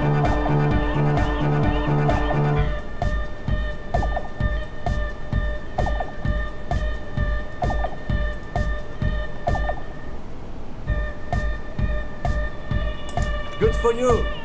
Rock on then. Somehow, you manage to hear him sigh. What?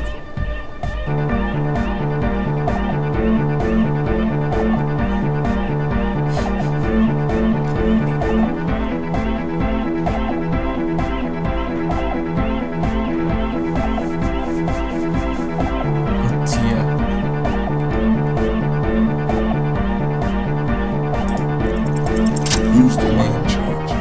You are. Are you kidding me?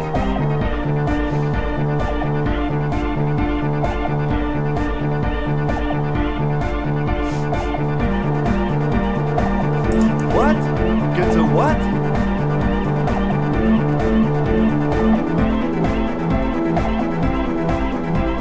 Sheesh, okay. Okay, you psychopath. I see what you're doing there. It's jacked up footwork, plus is that Ubi folk dancing? Nah, it's not Ubi folk. It's hardcore. Yeah, whatever.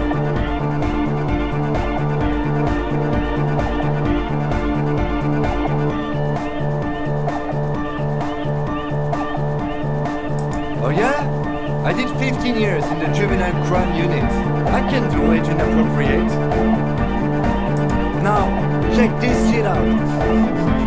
The lieutenant begins to heel kick the church floor with such intensity, it's reasonable to fear he'll kick a hole right through it, causing the floor to crack and the pillars to collapse, bringing the church roof down on all of you.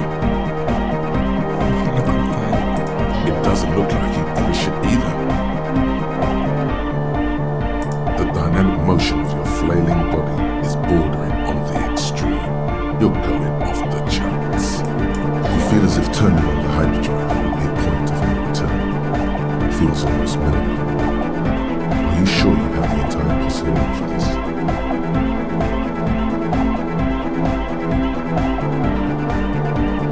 Here we go again. Hardcore filthy air. The sound above my head. What now? The sound above your what? Above my hair, man. Okay, this is too imbecile. Excuse me.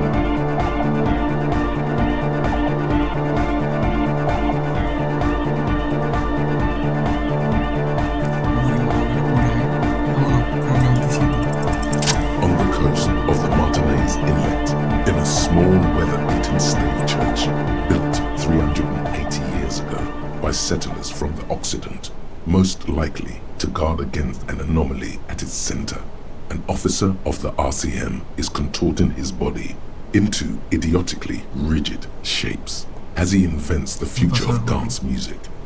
It's the hardest anyone has ever danced.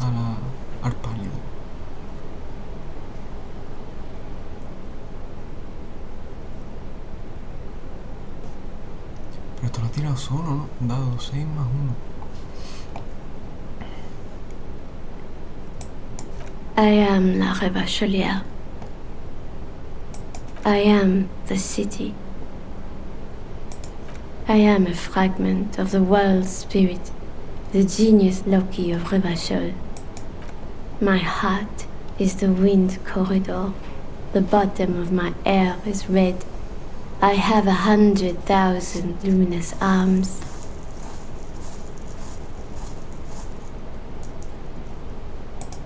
Come morning, I carry industrial dust and let it settle on tree leaves. I shake the dust from those leaves and onto your coat. I've seen you. I've seen you. I've seen you with her. And I've seen you without her.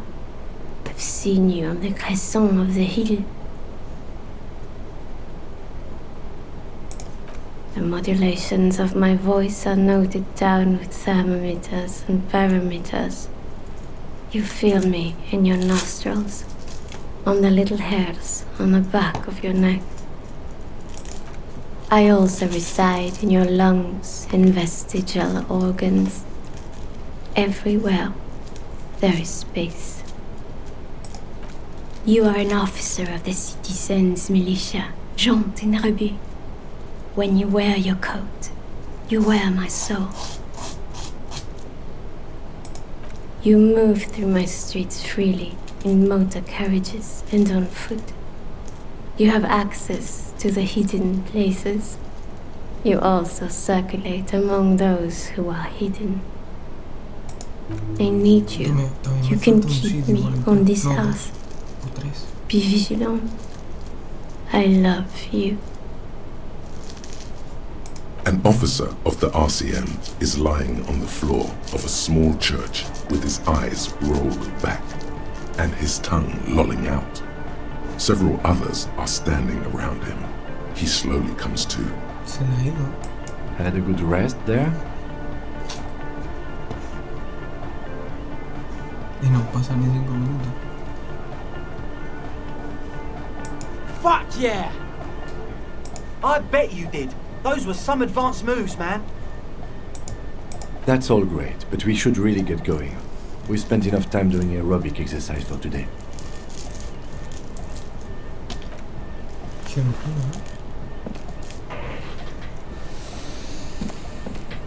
You might be imagining it, but it feels like Egghead turned the volume down. Such is his respect. Man! Now, man! Now imagine if we could do that, right? But with like 1,000 people. End of human development. Mission complete. All right! You're absolutely beat. Muscles relaxed and feet like noodles underneath.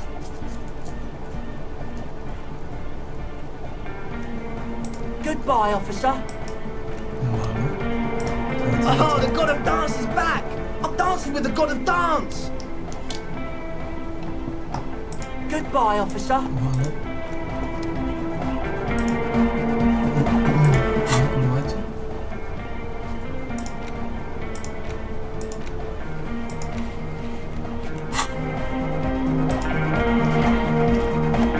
Hardcore.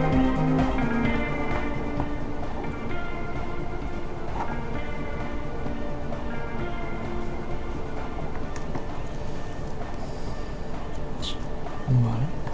Reacción. ¿Qué está aquí?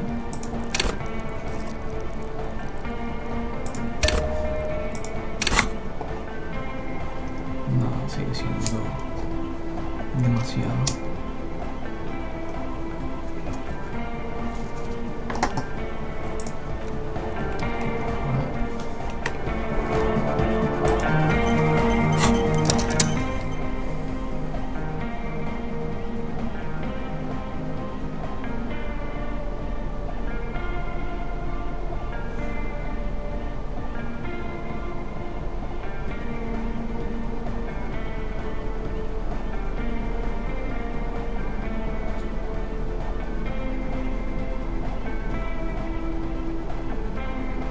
Yo creo que no más quiere gorrito eso de arriba.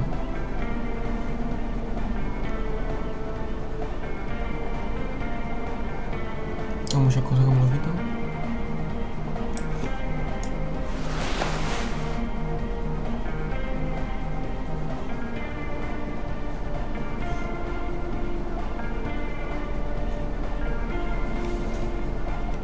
Vale. Guardadito. Y me lo he guardado, bueno.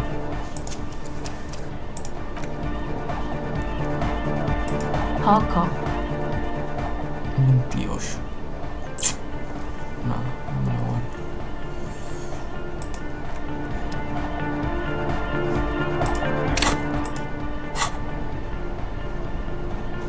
Vale, todo me quito el chorrito. Esto también. Y ando para adelante. Yo, man.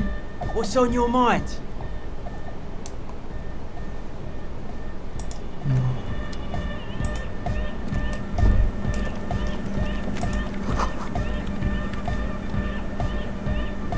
Yes, what is it?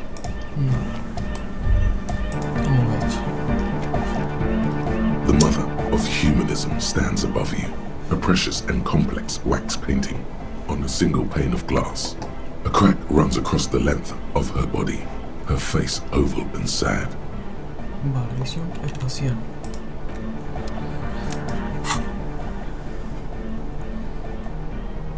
Visión espacial. Para adentro.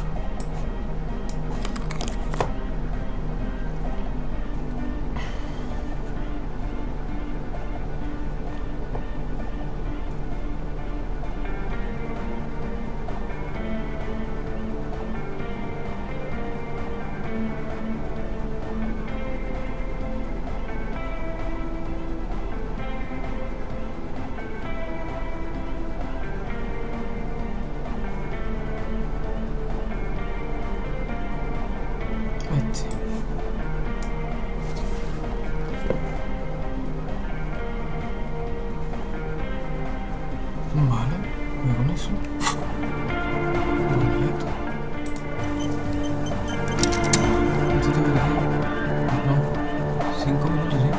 The mother of humanism stands above you, a precious and complex wax painting on a single pane of glass. A crack runs across the left. A jigsaw of broken shards falls into place in front of you, a ghostly reconstruction of the stained glass window. Before it was shattered, there was an older woman beneath the younger one, and a text, a leitmotif below them both.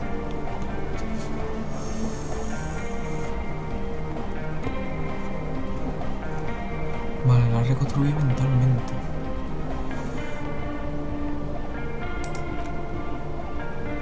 Unknown.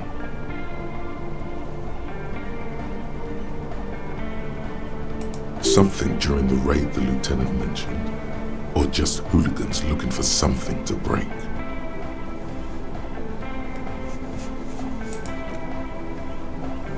The escutcheon on her throne says, Irene the Navigator. She is depicted as an older woman wearing thick-rimmed eyeglasses, holding a golden rights apfel in one hand and a scepter in the other. This is the queen her innocence day advised. Above, she herself is whole. Small figures of wise men, common men, worshippers walk up the stairs to stand at her feet.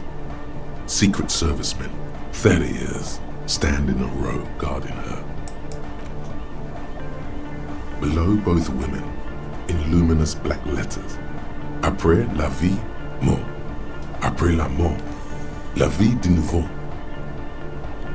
Après delante, ¿no? Delante de la vida, muerte o detrás. Detrás de la vida, muerte, detrás de la muerte, de la vida. And then, along the left side, Après le monde, la gré.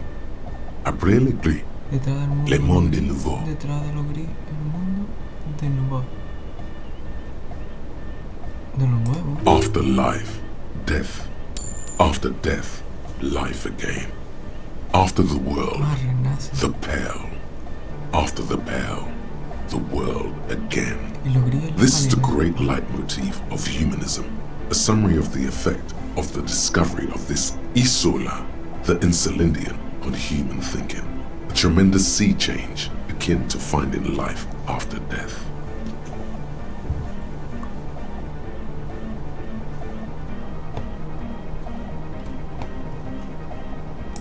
Death, life again. After the world, the pale. After the pale, the world again. This exaltation is common in Dolorian sacralism. In the early years, it was even incorporated as the RCM slogan. No more. It was deemed subservient to use a strongly moral intern-related motto. We already suspected of bootlicking. The sentence was also seen as too feminine. It was a natural thing.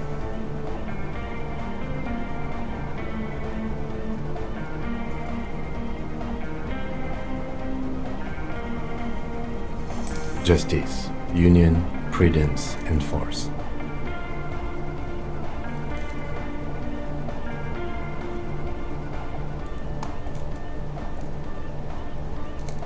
You are brutal and dumb.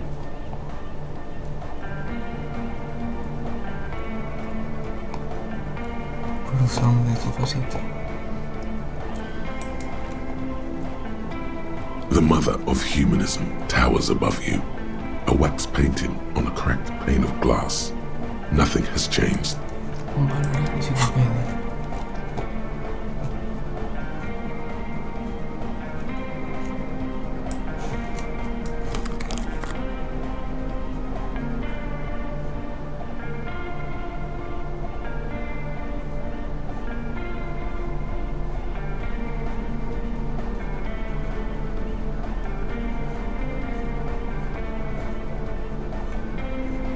Creo que ya está.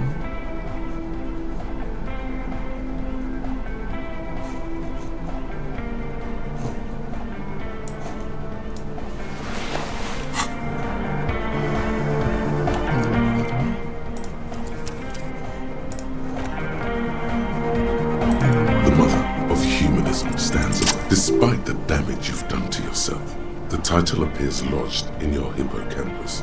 This is her innocence, Dolores Day. The innocence of humanism, internationalism, and the welfare state. Perhaps the most famous human being ever to have lived. No amount of Commodore Red can wipe her sad smile from your brain thing.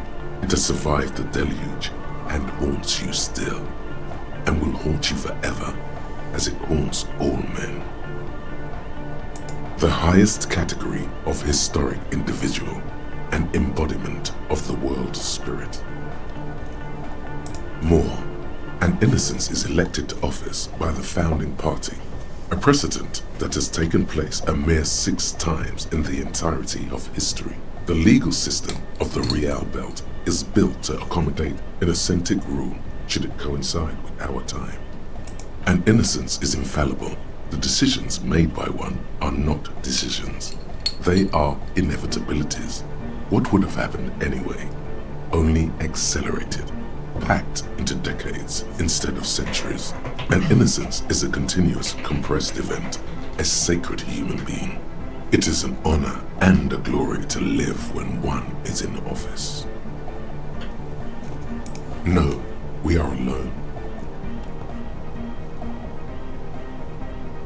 300 years ago, in the wake of the discovery of this Isola, the Insulindian, by explorers from the continent of Mawindi, she is, among other things, the innocence of inter-isolary travel and the connected world. Many things. You know she was a woman of the court, the wife of an influential Marchese, and eventually the principal advisor to Irene La Navigateur, Queen of Suresnes, modern-day Sir La Clé. Also that she was gorgeous beyond beauty. Draped in ancient sadness. Are you sure you want to remember this bit of historic trivia? Standing under a long slender form like this, dwarfed? The past is a silo of sadness, fermenting. You should keep away. No, you must know.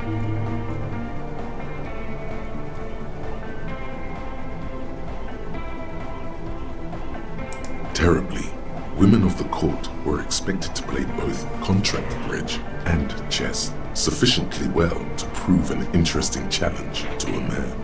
A simple grasp in matters of philosophy, theology, and science was encouraged. She was, by all means, a kept woman. She made the most of her position in the antediluvian court, a court visited by the most prominent thinkers and artists of the day. In secret, she was becoming the era's preeminent philosopher of the state. A scalpel, a piercing gaze. She was an almost preternaturally magnetic and intelligent individual. To her contemporaries, she appeared out of time. a messenger from the future of the species. We all fell in love with her, head over heels. Even before she was declared an innocence, her influence was tremendous. It was on her advice that Irene, la Navigateur, sponsored a number of voyages into the Pale. A costly, often tragic endeavor, ultimately vindicated by the discovery of the new world, the piece of reality you're standing on. She was crowned 2 years after the first expedition returned, setting in motion what is widely considered the greatest era in history. Wow, indeed. When her innocence was declared, and the queen she had advised for years fell on her knees before her, she was so overcome with emotion that her lungs started glowing in her chest.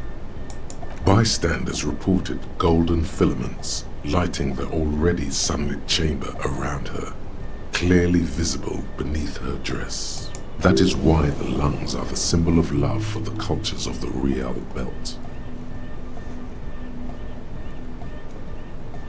Esto parece que no es tan aleatorio, ¿eh? Parece que tiene que hablar la extracción. Ah, sí.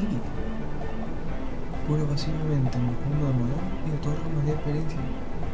Vale, es la extracción y la enciclopedia. Ah, pero yo lo sabía antes. Es que no me da cuenta de eso en todo el rato. Que era pasiva, ¿sabes? Simplemente. O sea, cuando estaba, pero habrá que subirlo.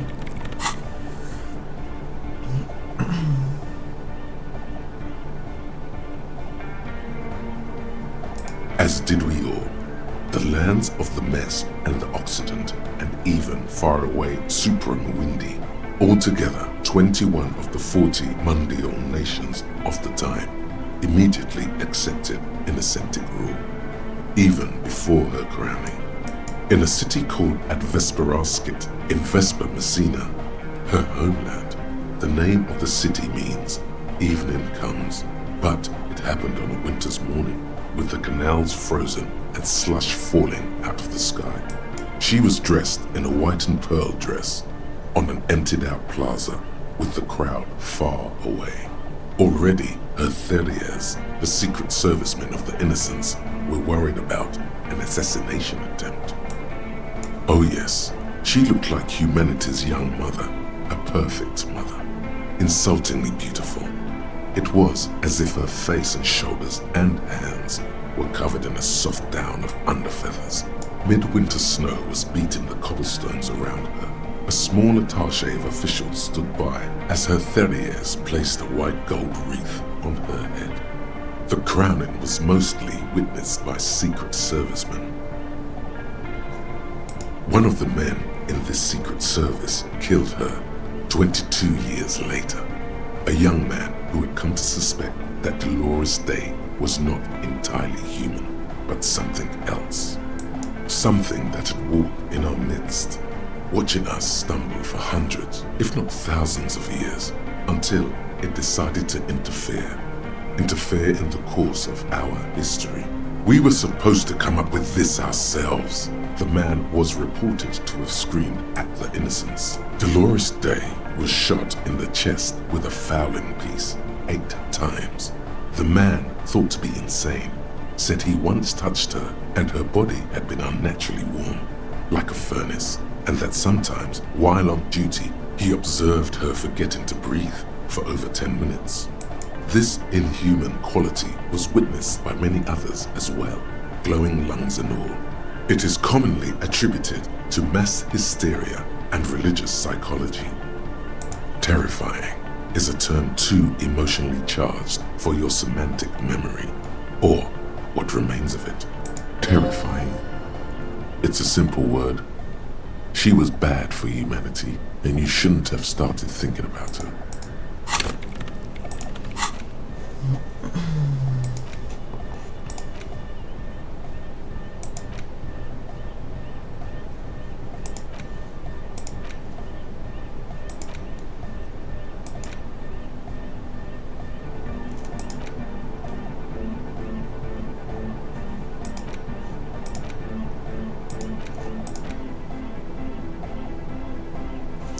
Evita hasta el siguiente.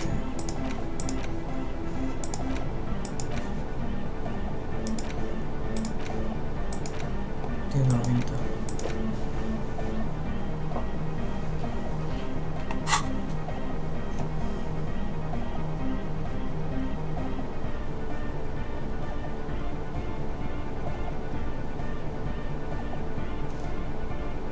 You already do.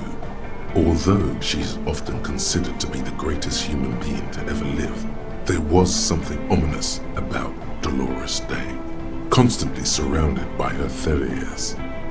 She was the most socially secluded and least self-aware of all the innocences. Some modern thinkers would consider her a war criminal for the campaigns she waged against the Mesk state. And then there were the resettlement programs. The Mesk state tried to detach itself from innocentic rule. Parts of the world were experiencing whiplash from accelerated into secularism. Her mandatory education programs and mass resettlement of upstream Marguerite were problematic as well. Dissenters were suppressed by a military force she called the Army of Humanity, suggesting those who fight against it are not part of humanity. She adored chess, yes, but also military war games. Dolores Day often holds a tiny tin soldier between her index finger and thumb in icons such as this. She was also blonde, the blondest woman you have ever seen, with green eyes the color of the Pacentic, mare interregnum. Little is known of her Marchese husband. It's as if he vanished from history after completing his role, which was to introduce Dolores Day to court. In conclusion, yes, there is something lonely, paranoid, and even terrifying that people seldom mention, but feel when they think of her. This subtle terror is part of her iconography. Lieutenant Yefrater, you've stood there for over 5 minutes. No. No se me puede cigarro. What are you thinking of, if I may ask?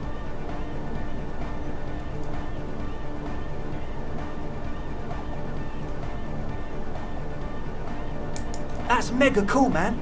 You coming up with theories in here like that. Right on. We should board that old spooker up, Andre. It'll only disturb the people when they're trying to dance, unshackled by the failure of humanism. How about we don't do that, Lloyd? She looks cool.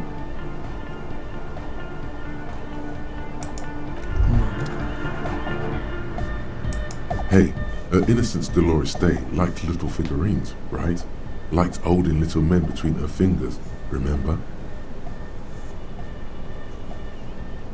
You have the headless foul rider figurine. You should give it to her. Win her back.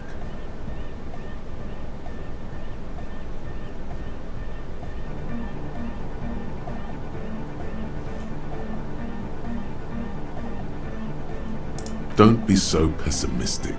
Love doesn't die that easily. This isn't funny. You have a bad feeling about this one. So very, very, very nifty. Nifty and mysterious. This is surely what the figurines are for. The mother of humanism stands above you.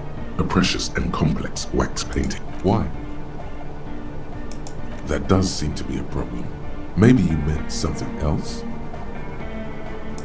I don't know. What are we thinking of? Part of your mind has gone on to other things already. Only a strange little sadness remains. The mother of humanism towers above you. A wax painting on a cracked pane of glass.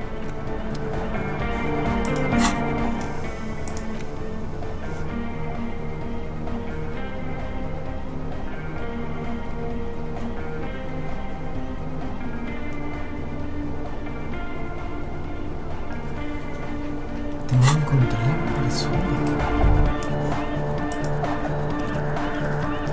It's a car! Yeah! Hada car!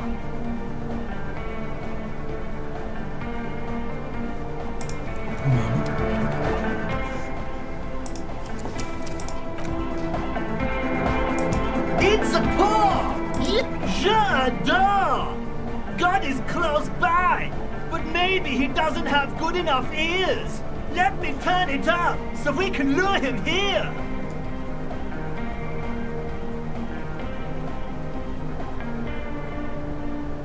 Conectividad. Pero creo que no me pego más de la antena.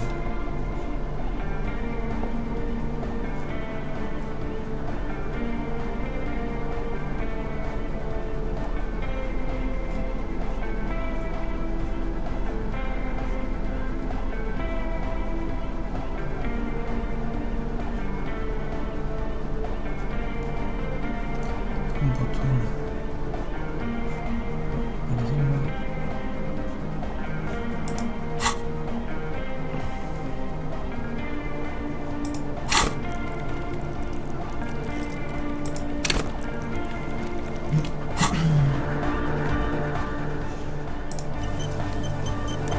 It's a paw! Yeah! Bzz, bzz, bzz, goes the track in the background, never ending.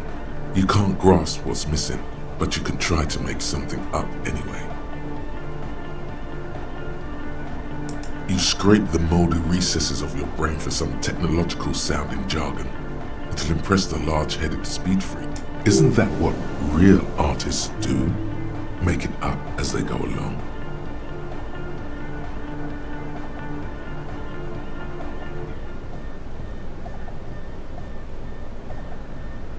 Oscillator matrix? Where is that?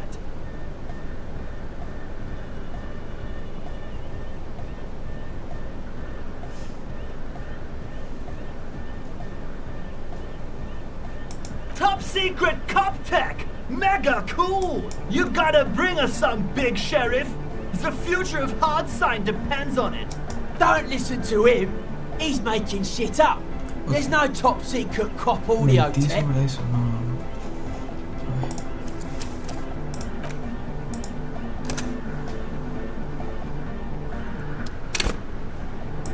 It's a paw! Yeah! Side chain the beat. See the chain. Listen, you can use the compressor to select between which track it's compressing, either the auxiliary signal or the main input from the tape. Make it alternate between the signals. The compressor controls the gain based on the level of the signal on the aux sidechain input. It will allow maintaining a loud sound without peaks that fill up all the headspace. Sidechaining it, you said?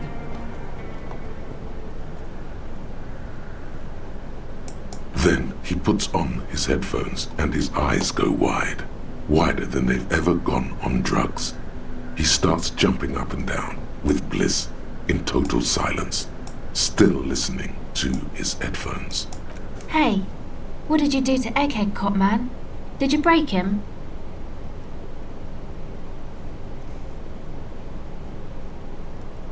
Are you ready, posse? Noid straightens his back, ready for the beat. I was born ready, Ed.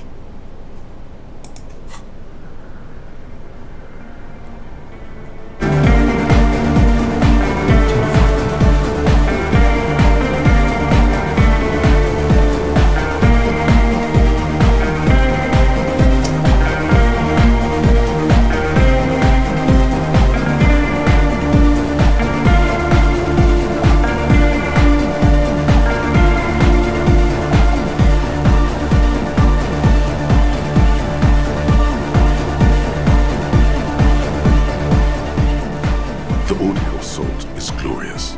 The speed freak dances on the stage, intensely waving his hand in the air. This is beauty! This is life! What in the world is going on? The way melody and bass flow together, it's unnatural. Your body is taking a beating from the low frequencies crashing over you. It's making you feel alive again.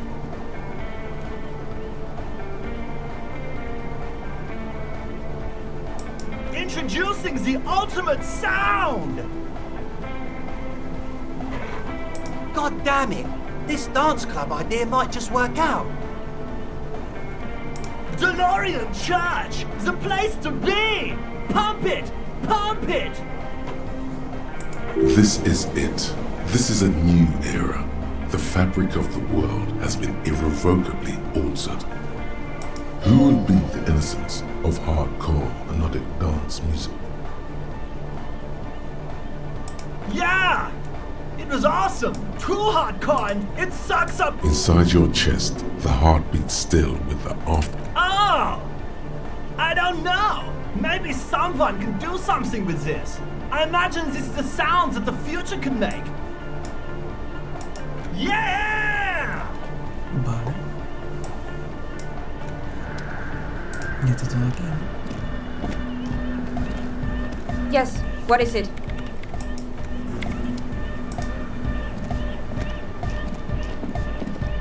Yo, man, what's on your mind?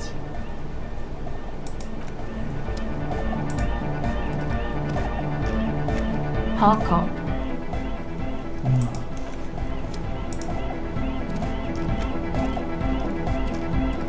Oh, hey, man. It's good to see you. Goodbye, officer. Entonces... Esta ya me la puedo quitar.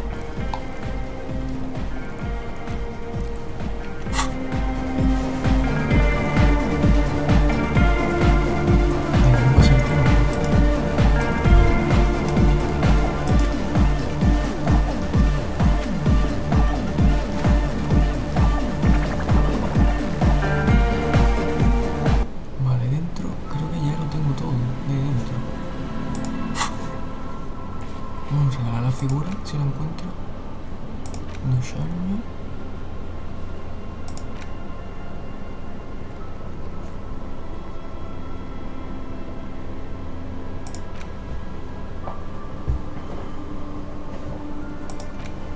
Vale. Voy a intentar lo de los libros ahora. A ver qué pasa ahora con los libros. Vale, ese es el primero. It's the ledger you found in the trash. A cabbage of papers hanging from the board. Arson, petty theft, spousal abuse. Handwritten logs on dozens of investigations date back to January 51. Stamped case files. Commit to paper. These are your last couple of months in Revachol, Precinct 41, Jamrock Quarter.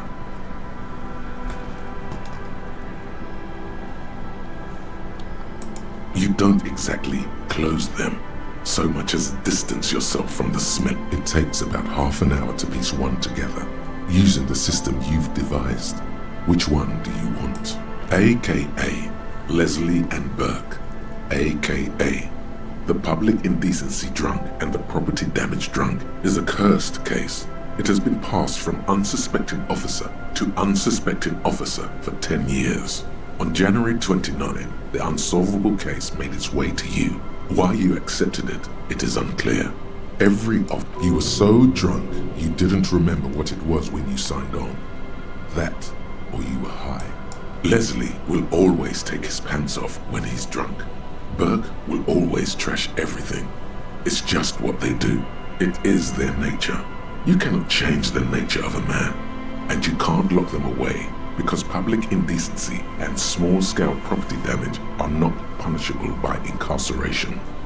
The only way for Leslie to stop flashing his genitals to bypassers and for Burke to stop dismantling signage and rear-view mirrors would be for them to stop drinking alcohol, which in their 40s or 50s, it's hard to tell because of their distorted features, is a medical improbability on par with you ceasing to produce. You would think that, but you're wrong. Where's the fun in exposing your genitals or breaking stuff in your own home? No, Leslie and Burke are on the corner of Main Street and Perdition because that's where the action is. Can you keep yourself off the streets?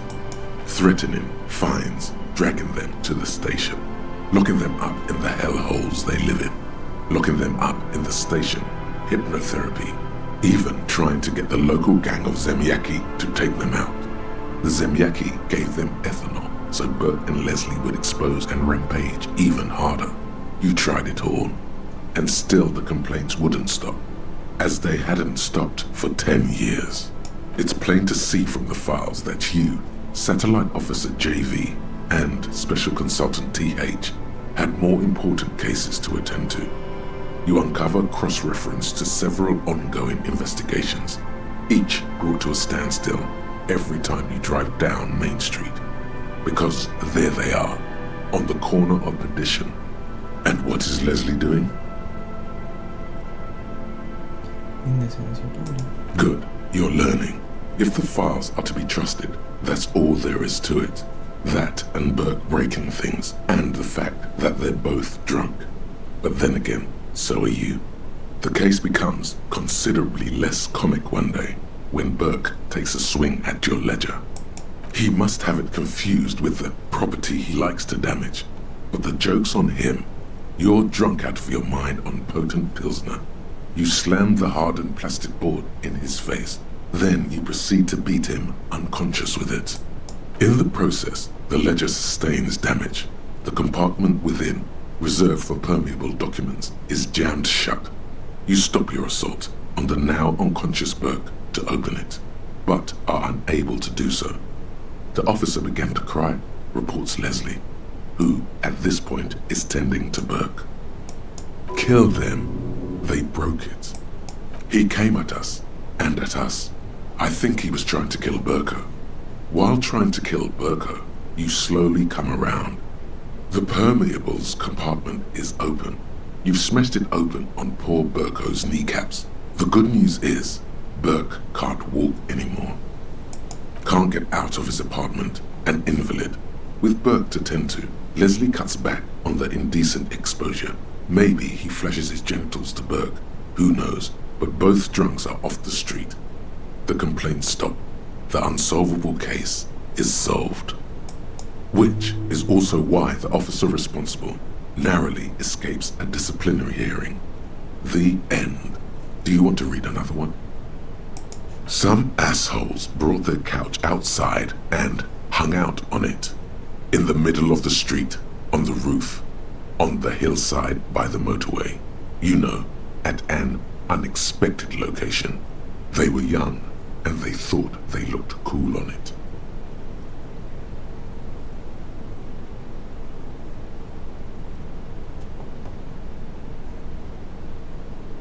Yes, as you said here, insufferable rock and roll assholes.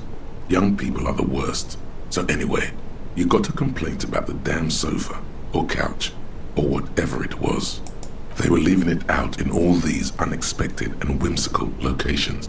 They took it to where they also took photos of themselves on it, and smoked cigarettes, and drank coffee because they felt it's intellectual. Cigarette butts, coffee cups, stupid couch. You had to clean it all up, and you did. So congratulations to you. Case solved. No, you didn't have time for that. These notes show that you have what is called a real goddamn job. You don't have time to be chasing down the couch assholes. You have a real job to do. What next? Murder. Tum tum tum at the hookah parlor was a case originally assigned to an officer called Joseph Mills, who is now dead, of circumstances completely unconnected to murder at the hookah parlor. Beaten to death by a throng of Villalobos gang members when him and his partner JM, only initials mentioned, answered a call one night. It's a sad story, and it isn't really represented in your case files. Stop stalling and get to the murder at the hookah parlor. Joseph Mills was on this case that he just couldn't solve, was doing it solo, said it was a real nutcracker, a real brain twister, was on it for, like, a month. The captain got impatient. Shit or get off the pot, Mills. Mills didn't get off the pot. Not yet. He kept at it for a couple of weeks more, racking his brains, running with every theory as outlandish as they seemed. Still couldn't solve the murder at the hookah parlor. Tough case, he said. Toughest he's ever had. No, he was awful. Awful sense of humor, too. The worst jokes you've ever heard. Really rapey. Still, he'd been on it for months now. Said it was the final case. Said it was uncrackable. That murderer vanished into thin air. Okay, so the case is handed to you because Mills isn't getting anywhere, and you look into it. Here's the setup. A young man is found dead in a hookah parlor. You know, those places where you go and smoke bubblegum-flavored vapor all day. No, it's soot and water vapor. It doesn't do anything. Yeah, so anyway, young man in his 20s found with his skull busted open, right on the floor of the hookah parlor, in the middle of the day. No one else is in there. Only client that day. In perfect health, too. Some kind of movie producer. No one enters. No one exits. He's just sucking on his watermelon hookah all morning, all noon, like he usually does. He's a regular. No calls, nothing. Just sucking on the hookah until 15:45. Then bam, he's dead on the floor with his... Mills has no idea. Invisible assassin. Movie deal gone sour. Girl at the counter did it. Nothing fits. Eerie. Man just dropped dead. So you go to the parlor. You see cushions around the table. Table's low, heavy, really sharp edge. See? You can't even read the thing without solving it. Yeah, it was that. Turns out hookah does do something. It turns off your brain's oxygen supply, and you don't notice it until you get up to go to the bathroom. Yeah, he liked his hookah. Stephen was his name. Smoking hookah. Didn't you hear? I don't know. Trying to come up with a movie script, maybe. Anyway, that was Murder at the Hookah Parlor. Joseph Mills wasn't a good detective, and about 30 minutes has passed, piecing it together. Next. Not much has changed in the meanwhile. A bunch of sodden papers still sags from the clipboard. In the back, you see thin, translucent copy of paper. Some neon yellow, some bright red, all covered in boxes, like marching armies. These look like official forms, waiting to be filled out. Then rip them from the binder and hand them out, according to type of form. 3.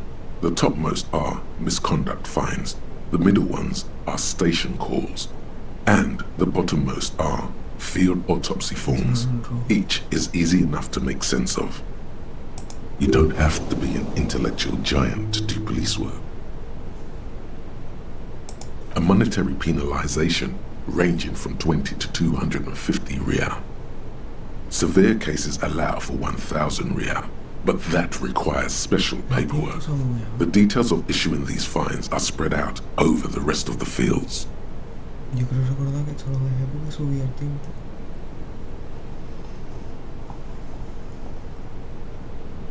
But they appear pleasantly vague. These are quite sinister in turn. They give a date and time for the person to appear at the specified precinct police station. Below the call are the criminal charges you risk by not appearing. All in a print so small it could be considered downright cute. A dozen pages of thin copy paper, bright red in color. You see the parameters of a deceased human form waiting to be filled in. Age, sex, condition of internal organs, color of the irises, predation marks, condition of sexual organs. Yes, all that remains now is to fill those forms and hand them to people. Fines for wrongdoers, interview requests for bad guys, and field autopsies to dead guys. What delicious power hid within this pathetic mess. you feel better. The rest of the stinking cellulose is much worse for wear. It's made of dark blue plastic, hard enough to beat someone to submission with. The edges are rounded, however. The U4 size board feels thick and heavy in your hand. Light shimmers on its wet surface. On the back you see the embossed letters RCM. Something rattles inside, ever so lightly. Is there a hidden compartment? And something small inside, light, made of paper or cardboard, or dried flowers perhaps. Permeables. It's not hidden per se. The compartment is made for permeable materials that would get damaged if something happened to it. The plastic shimmers like lapis lazuli, but it is not see-through. You cannot see to its center. There's something there, a rectangular shape, like one of those postcards that Annette told you about. There's pain in there, if you want some. That much you know. With your hands, U4 sized pages hang from the clip screwed to the top of the board. Como un burke. Encontrar carruaje perdido.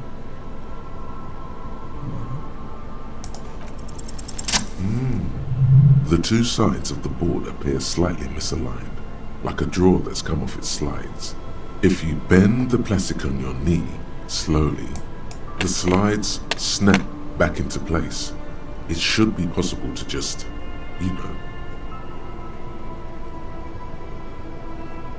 Without resistance or sound, the two panels move against each other. The compartment is now open. 2 ticket stubs and a handmade postcard.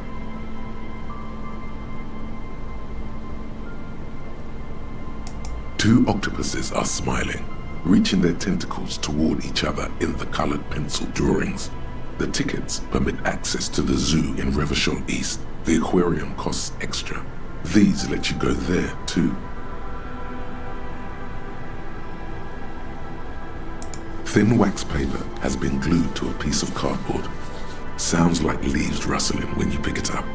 You see violet flowers, floral patterns, patches of glue.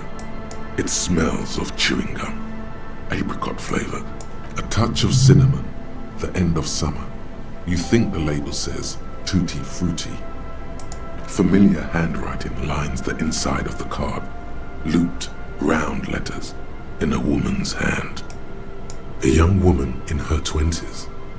There is care, effort, and a smile, you think.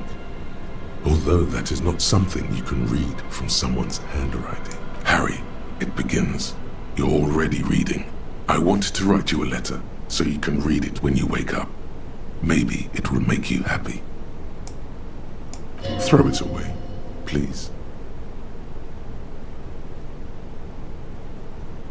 A merciful wind blows in from the bay of Revachol, dusting the ground at your feet and raising newspapers far away. You feel the card slipping into it. Let go. Frisson covers your entire body, a feeling of cold, a persistent chill. Your hands shake, holding onto it.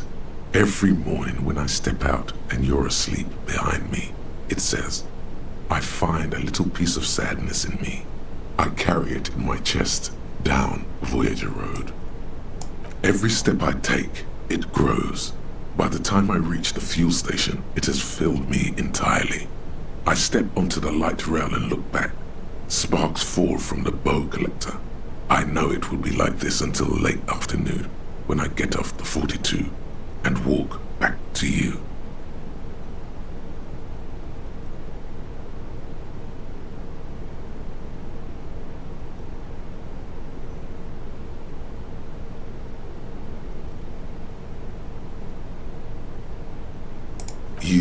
You.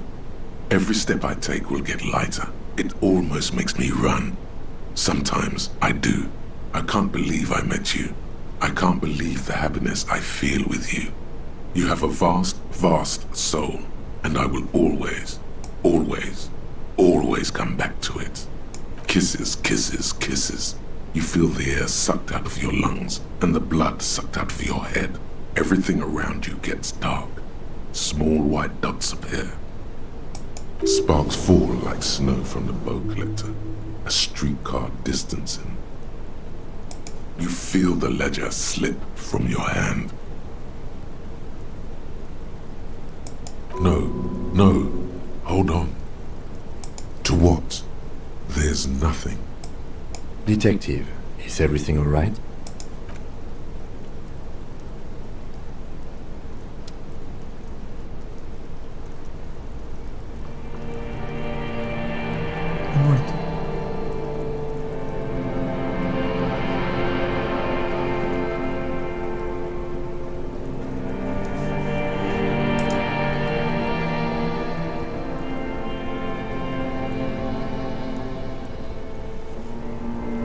There is nothing.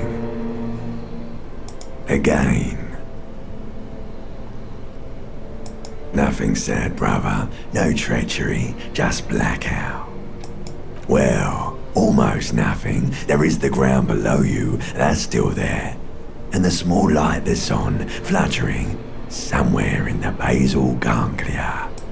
That's me. Blue eyes, that's me. Who was what? He speaks of the sickening longing, the unwell emotion.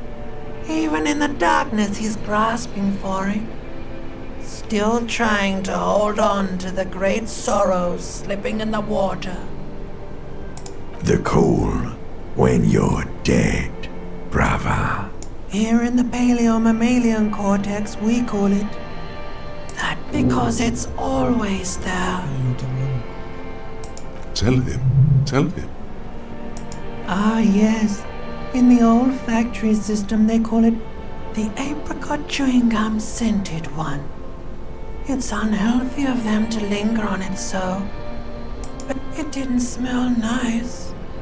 It smelled like betrayal.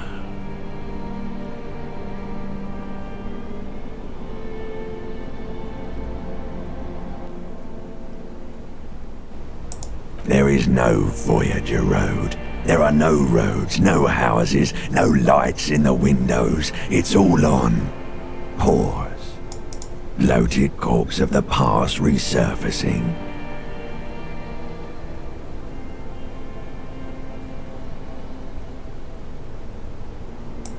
Beautiful.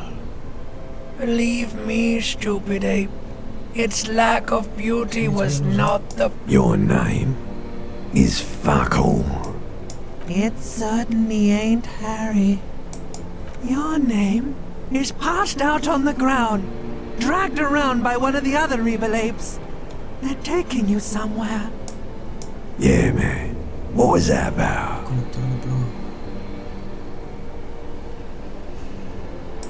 You think they would let you? Until you disintegrate into biomolecules? No. Someone is breathing on your face now, inspecting your pupils, stupid idiot. Oh, but you are. They're pouring something on you. Something in... It's delicious. Glowing lights on a dashboard emerge out of nothingness. In the upholstered cabin of Lieutenant Kitsuragi's motor carriage, seated in the driver's basket, the air is thick with leatherworks and heavy fuel oil. Cold water runs down your chin. Drink. Water. The water is cold, silvery, the stuff of life itself as it pours down your parched throat. The pounding in your head recedes. The darkness parts. Drink. You haven't drunk water in 2 days. Did you know the human body is not made to survive on alcohol alone? You need a secondary form of hydration. Actually, beer and cider have loads of water in them.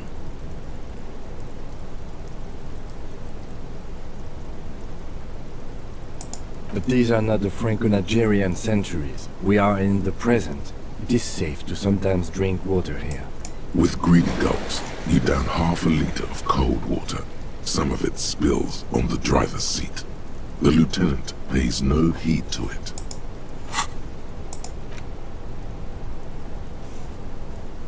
Sí, bueno.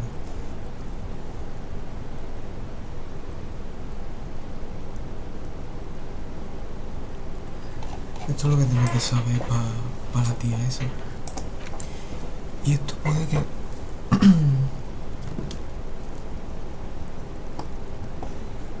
envase reciclable super especial edición coleccionista. No sé. Pero quizás esto ya no me valga de mucho.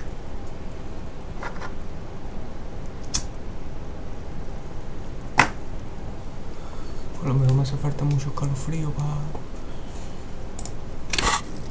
No, tengo 6 de escalofrío. Y a ver si hasta 6, puedo poner aumenta 6, pero ya tengo 6.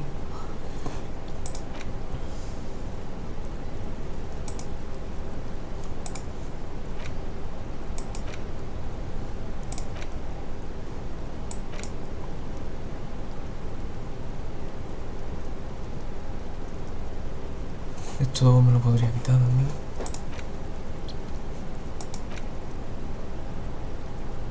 Aunque mejor primero este. Queda solo uno, este lado.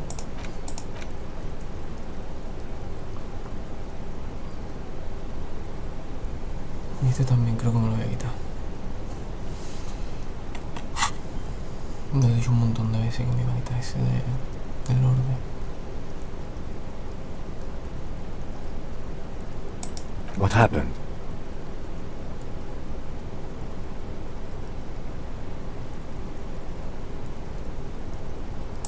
You were reading your paperwork.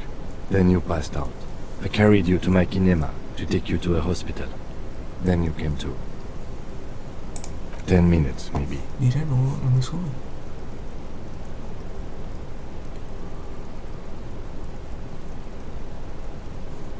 That does sometimes happen.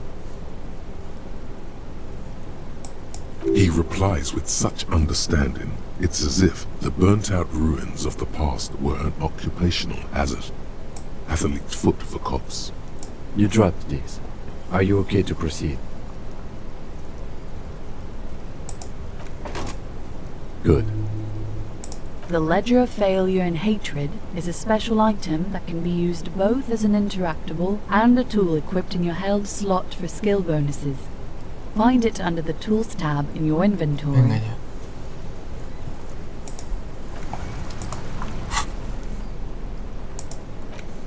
Venga ya, ahora cambia de sitio. Es una herramienta. Dios, en serio. Me lo da autoridad, pero me da mundo interior y empatía.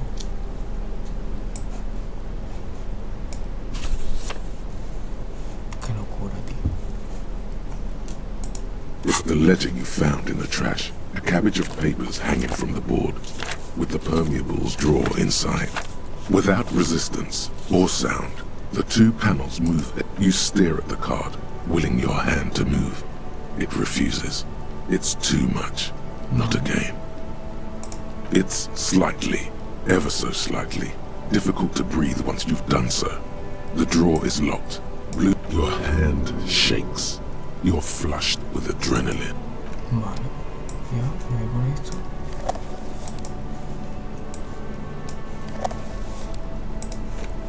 No dice nada de interactuar aquí.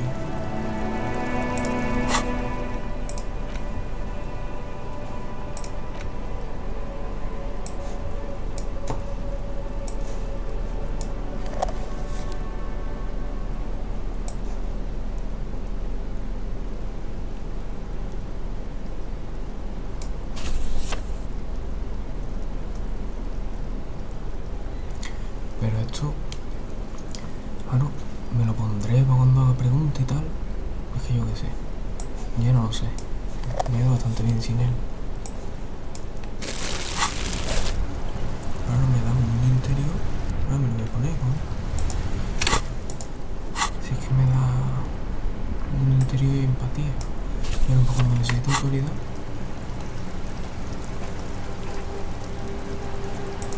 El tiempo detenido es una locura.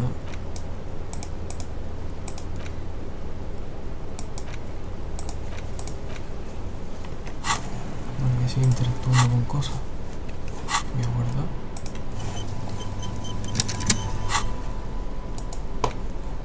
A ver la taza. It's just a racist mug. What's the but? It will not. Vale. Esto ya no hace falta. De frigorífico escrito mal, ¿no? And intricate the pattern still.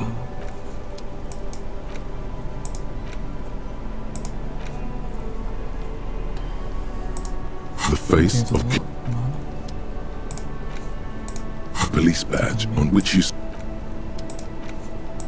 The porter reel is just what you needed. The reels attached to the apparatus with a satisfying click. The tape is routed behind the magnetic reader. You press the large button marked Commencer, and the tape starts spinning. There's a small delay before the song starts playing. It sounds like someone's moving in the room, getting comfortable. Then the organ starts playing a simple, melancholic tune echoing in the hallway.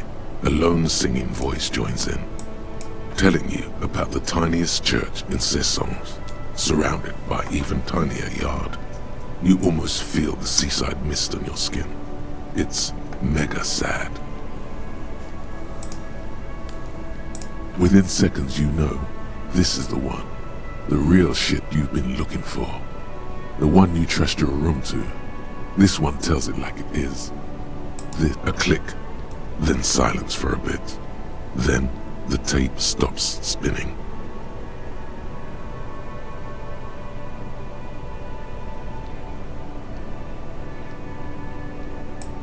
Of course you could sing this. You could take sad to a whole new level with this. And you already know the lyrics since you've listened to it like a million times. Yup, they're all here. All 3 verses. And the B-side of the tape contains the instrumental version. It's like the world itself is telling you to do it. Only one obstacle stands on your way. Gart. You have to convince Gart to let you sing karaoke in the whirling. After you've won him over, you can express yourself. Let the pain out. Make everyone understand. The lieutenant watches you pack up the boombox. He doesn't say anything. Vale.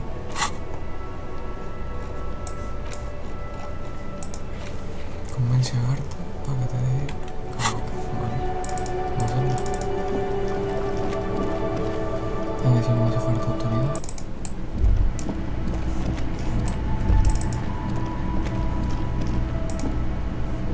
Hey, was there something you needed?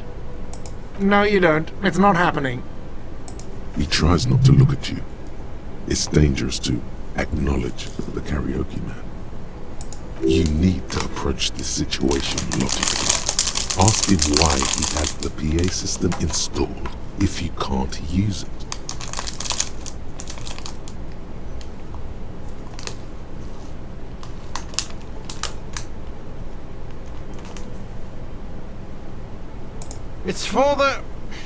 It's for no one. It's a prop. I'm not letting anyone use it after the great karaoke catastrophe of 44. A lot of people got killed because some arsehole wanted to sing karaoke.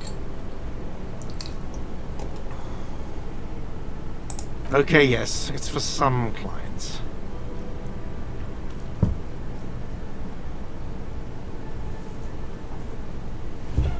Ha! Well, we don't have any tapes. They all got stolen. He's lying, but whatever. You don't really need his lame tracks. The man in the vest and the violet shirt stares at the tape you've just given him. He begins to frown. Hard. Fine, fine. Climb on that stage and do your thing. Just get out of my hair. I'm having it uninstalled, he mumbles to himself. Oh yeah, time to do the damage. Vale.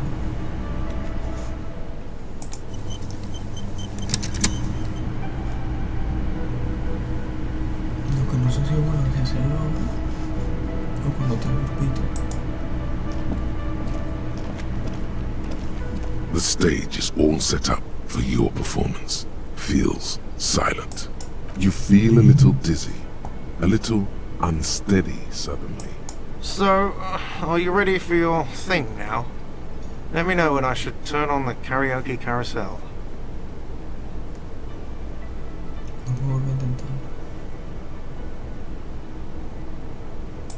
I can see that. Immediately, a loud feedback noise startles the room. You feel like an amateur. How are you supposed to hold the mic? Should you just sing into it?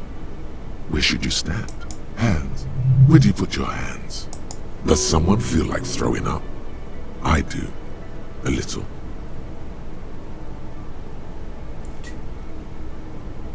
The dining hall has cleared up of customers for tonight. Even the kitchen is closed, and someone has turned down the lights. Maybe it's a good idea to do it in the dark like this, almost after closing hours. Immediately, a loud feedback noise startles the room. Hands. Where do you put... Does someone feel like throwing up? I do. A little.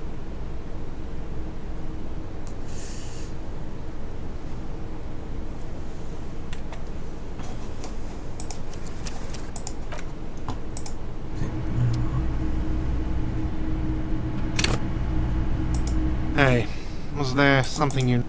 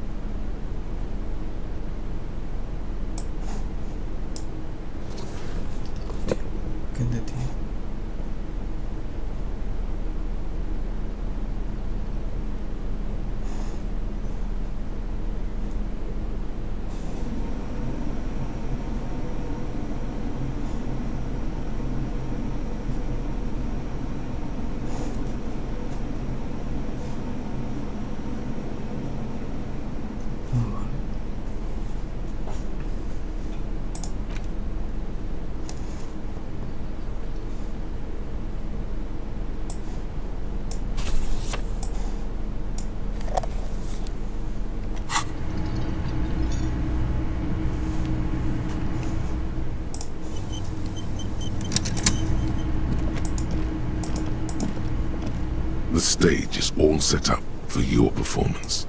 You feel a little... So, are you ready for your thing now? Let me know when I should turn on the karaoke carousel.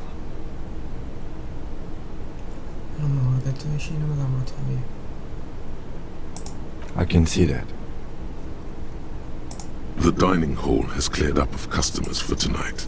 The air is thick with anticipation.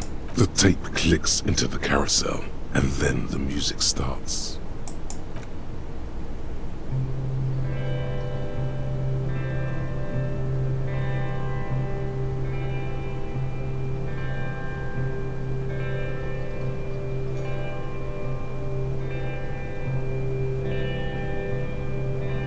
I would often go there,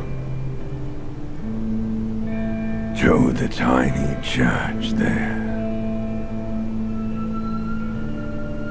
The smallest church in San. Though it once was larger. How the realm may rest there. Down through the mist there. Toward the Seven Sisters. Toward those pale cliffs there. I would often stay there. In that tiny yard there. I have been so glad here. Looking forward to the past here. But now, you are all alone. None of this matters. No, none of this matters at all.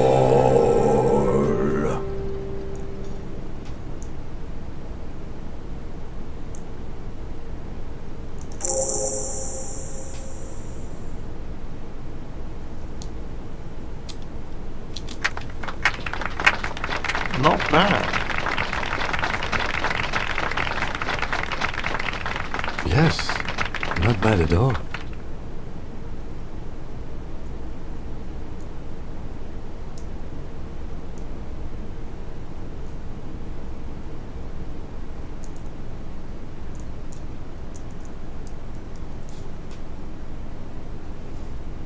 Okay, yes, I'm going to unplug the microphone, so...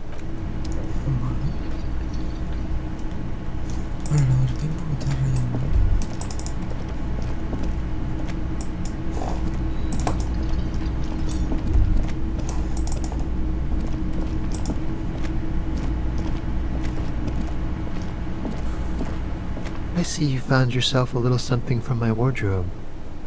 Not bad at all. What brings you here?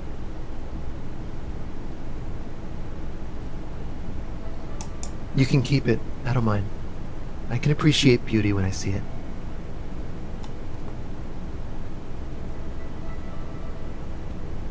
Is it now? Well, enjoy it. Bye-bye, gendarme.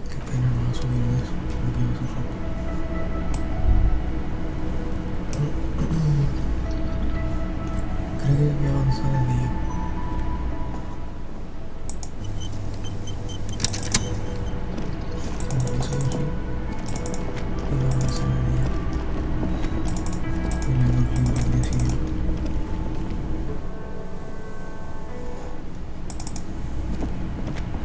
The door is closed.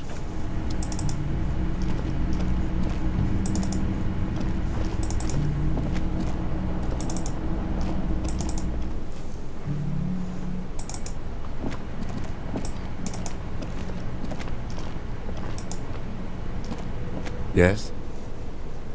No quiero salir. ¿Se podrá una botella de aquí?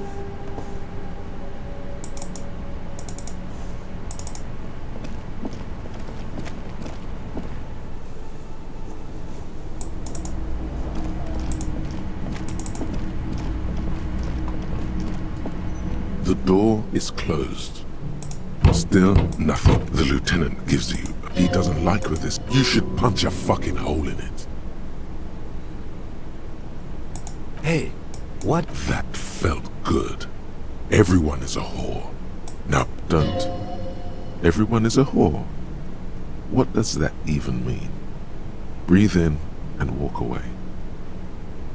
You slam your fist into the vinyl. It does not produce a hole. The door sits sturdily in the frame. Not to mention, great. Stop that. Still, not the lieutenant. He doesn't like. You should punch a fuck. You hear the murmur of blood in your ears. Your back slowly relaxes when you breathe out.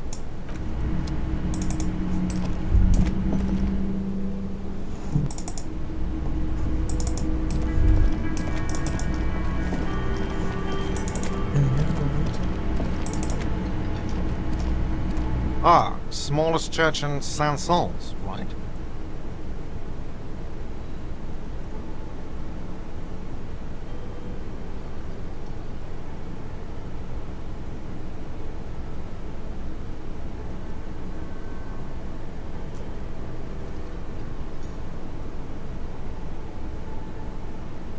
Cool.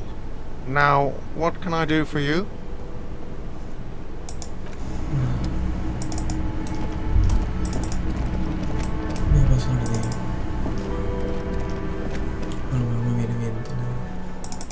libro para pasar las horas el día que viene.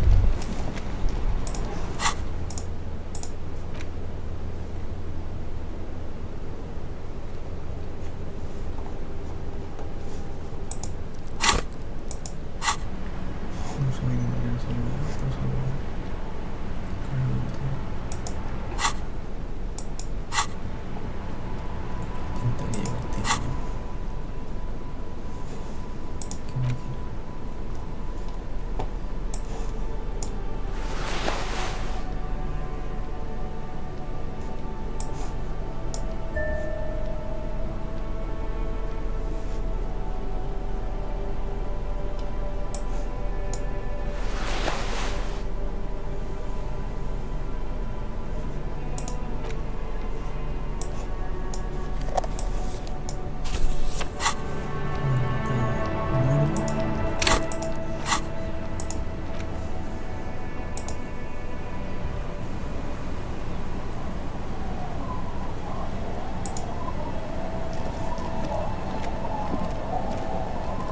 It's getting cold. This late in the... Good night, officer.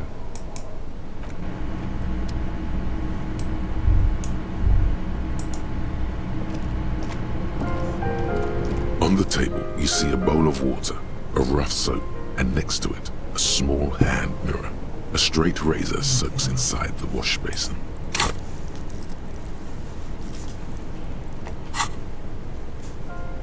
Scrubbing all the necrotic tissue off your hands takes a while. The fingernails are especially hard. Death has made its way into every nook and cranny. Should have used gloves. Detectives use gloves when they go rummaging around in someone's dead brain. But man persists, and finally, your bruised hands look clean and presentable. Sort of. The sudden absence of the morbid dead tissue smell is uplifting. Aquí tengo que quitar una cosa. Lo que tengo solo.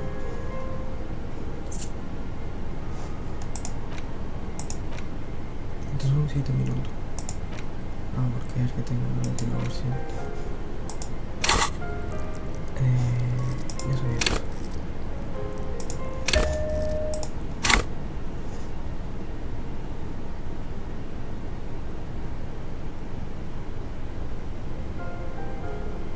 Coordinación humana, de eso no tengo yo.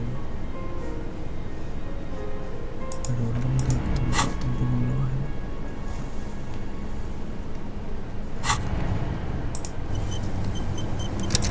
On the table, you see a bowl of water. Your hand shakes so hard, you can't even muster up the courage to...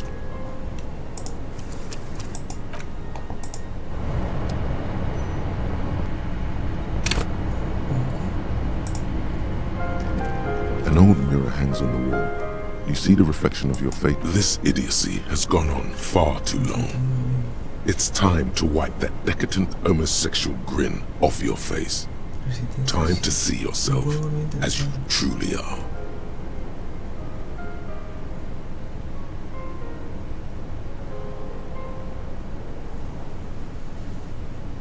A lo mejor después de detener esto, ya podré enfrentarme a mí mismo mejor, ¿no?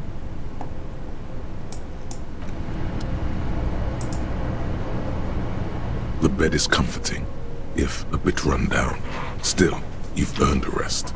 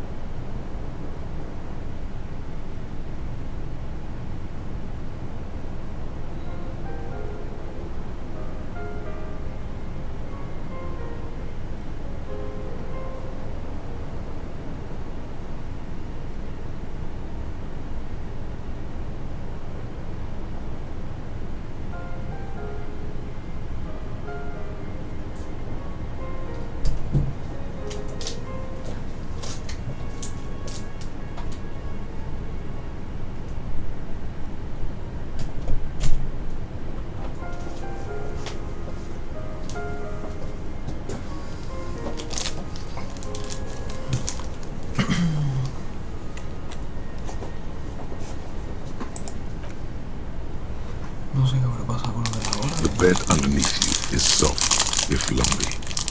Waves wash the sand underneath the hut, then grow distant to your ear. In the quiet hum of the organic heater, you fall asleep.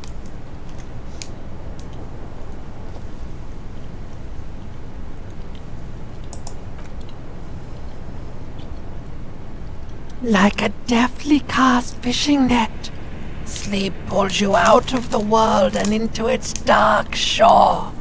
The rough mesh chafes, tightening around you, it digs into your brain.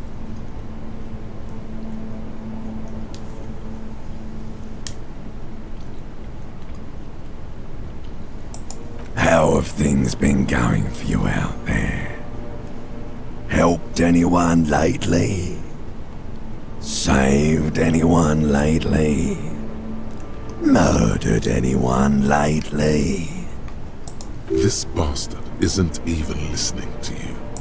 Because you know you are a murderer.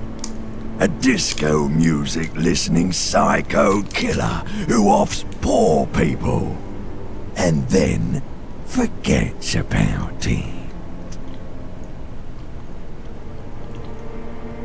Hear that? You are naive to think he's afraid of his bloodied hands, soul brother. Oh no, I see inside his amygdala and his hippocampus. The thing he's really scared of.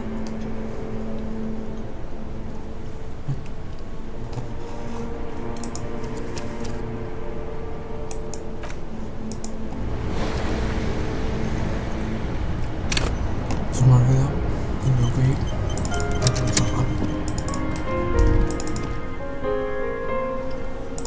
No sé si lo tengo que hacer ahora. No puedo intentar lo de esto también.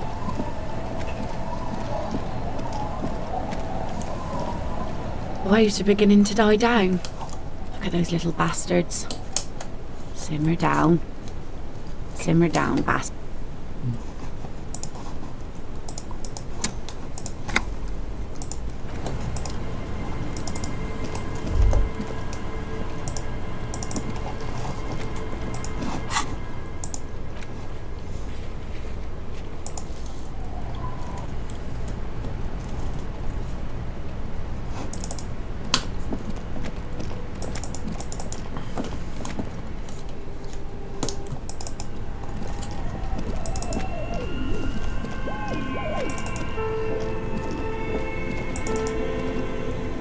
The bear's eyes are still glowing. The body is reluctant to let go of the boots, as though it were its last bit of dignity. You're going to need to summon all your strength for this undertaking. Whatever you're planning to do, you need to do it before you catch pneumonia in the cold draft coming from deep inside the fridge. It's not completely useless. You're able to reveal a little more of the putrid polymer sock beneath the boot. It feels like the leg is going to come off along with the boot, but you're able to get the boot to move a centimeter or two. Just relax. This is easy. This is happening. See? The corpse doesn't care if you try to take his boots. He doesn't need them. He's probably glad to get rid of them. He's too heavy to move by yourself. A great mass of dead muscles, with hoarfrost covering his milky eyes. Is that an accusatory glance he gave you? No, he's cool. This is the right method. It takes some time, but eventually the boots come off, with nasty slices of polymer sock stuck to even bigger pieces of skin and rotting flesh. Not good. Let's pin this on the bear. The ice bear tore up his legs with its claws. As for the boots, you can't possibly do anything with them until you've cleaned and disinfected them thoroughly. Yes, these absolutely need to be washed before. The stink is incredible. Didn't the Whirling have a kitchen?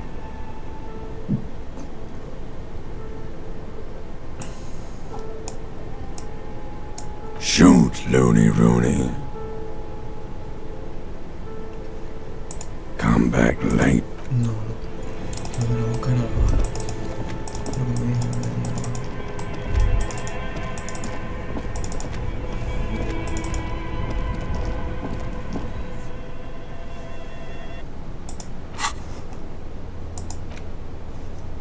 lavo las botas en una cocina donde sea.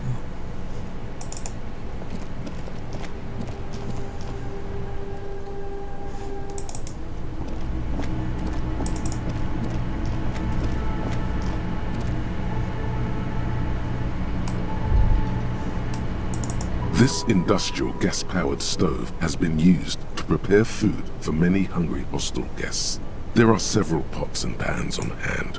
Getting the corpse residue out of these boots is going to require patience, and also a huge pot full of boiling water, soap, and white vinegar. A commercial pot draws your attention. It's very large, gigantic even. It could be used to make enough stew to feed an entire city, and also to boil a putrid pair of death boots.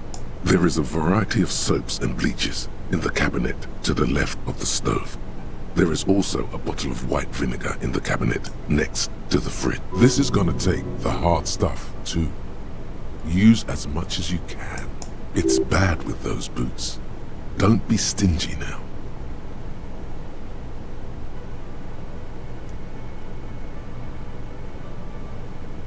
The delicious smells of cheap soap and vinegar waft. All right now, chef. Light up the stove and boil them. The strong smell of vinegar forces you to step away from the pot. The water slowly comes to a boil. Strips of polymer fabric and human tissue separate from the lining of the boots. They float to the bubbling surface. A two-course dinner of rotten flesh and hardened ceramic. The boots look cleaner and cleaner. Those bits of human flesh are beginning to look cooked. You can smell it too. Just like beef stew. That's it, chef. The boots are as clean as they're going to get. Steam, dense with the smell of strange meat, disappears into the vent above the stove. A pair of real beauties. The boots are shiny, hot, and reek of vinegar. Just perfect.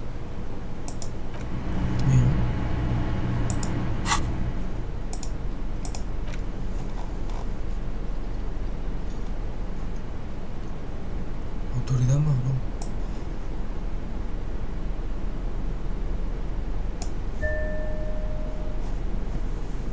Del tirón. Me falta el burro.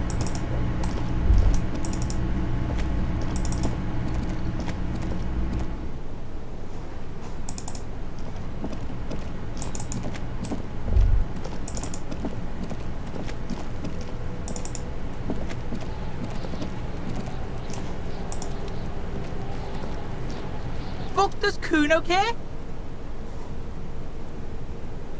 Kuno doesn't.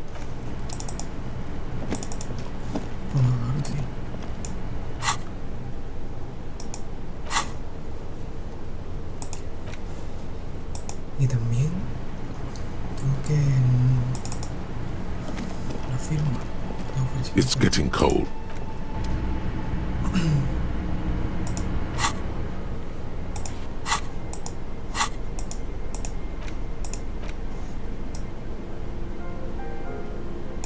Take the legal documents out of the envelope, a 12 to 40 month construction period, and the zoning plan.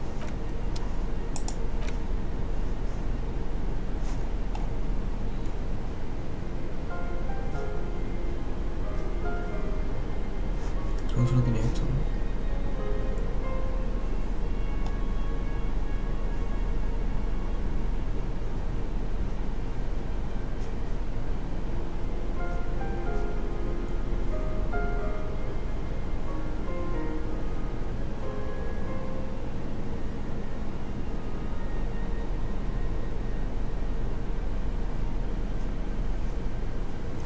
Tengo que comprar mañana sopas.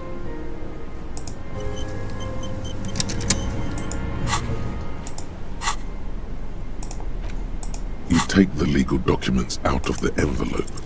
The pen is shaking in your hand as you draw a pathetic little line. It appears you have drawn a line instead of a signature. A puny line. Looks like the late stages of dement. No, it's just a line. Forgery obviously isn't your strong suit. Sorry for suggesting it. If you get...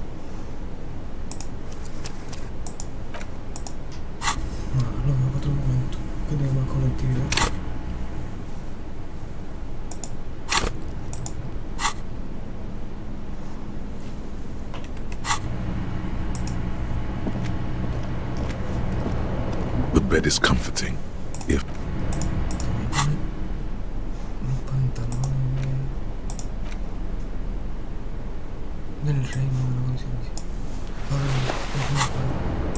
The bed is comforting. The bed underneath you is soft. Like a deftly cast fishing net, sleep pulls you out of the world and into its dark shore. The rough mesh chafes, tightening around you, it digs into your brain.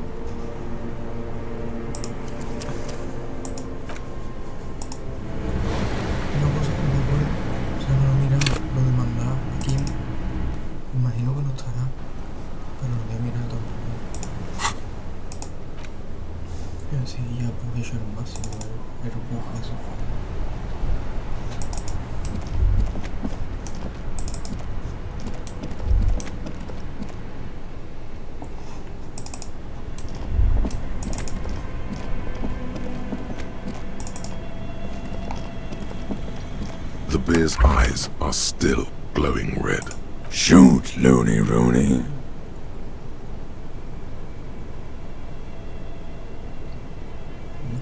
Come back later.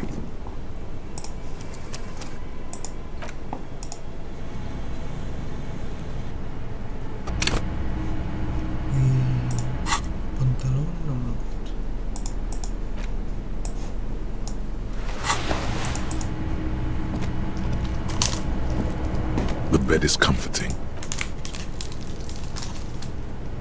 The bed underneath you is soft, if lumpy. Waves wash the sand underneath the hut. Like a deftly cast fishing net, sleep pulls you out of the world and into its dark shore. The rough mesh chafes, tightening around you, it digs into your brain. How have things been going for you out there? This bastard. Because you know you are a murderer. Hear that? It's much, much worse than that. Don't tell him, sister. It's too bad.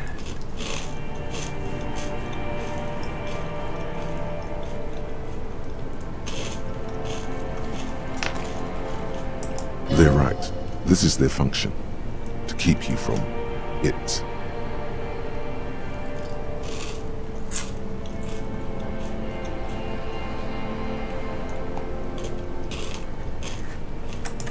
We're trying to help you.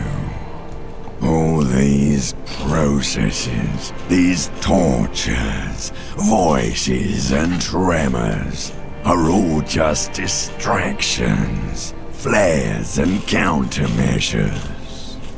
The last dream will be total annihilation. Cinders peeling off the fuselage. We won't be there to help you anymore, Harry. We will be dormant. You will be naked and alone.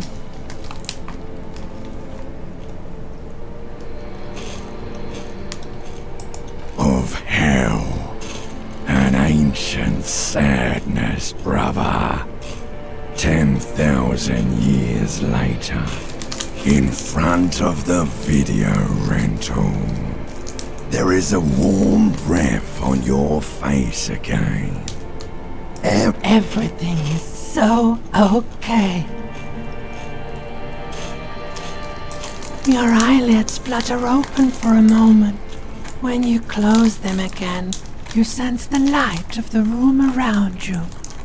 You're back. The last thought in your head before waking is, maybe you shouldn't have seen that stained glass window in the church. No, sure.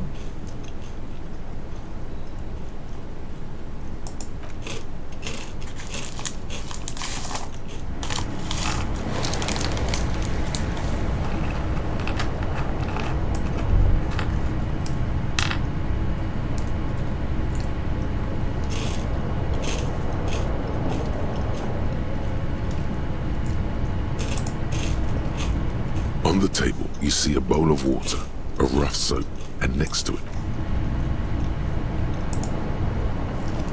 an old mirror hangs on the wall. This idiocy has gone on far too long. It's time.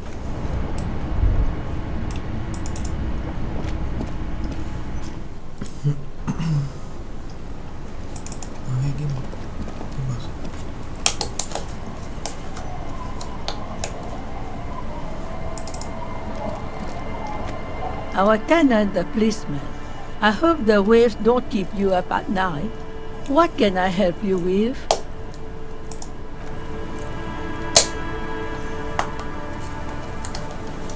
Me gustaría decirlo lo de las firmas. A ver qué dice. Our tenant... Eh? What's this about?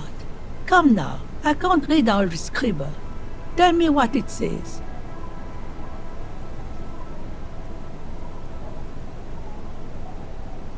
Huh. I might be half blind, but it looks like part of the village is gonna be a street. The best part. The part we need to get out of our houses. Have you asked Lillian about this? I won't even consider signing till I know she's on board.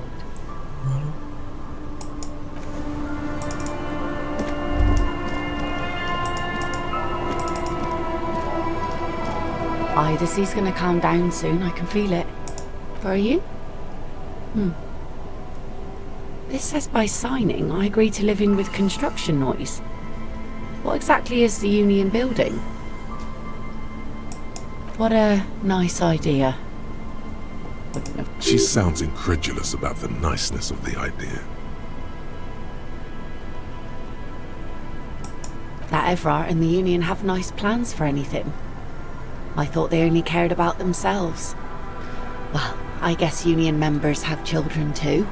And those members have a vote when electing the head of the local chapter.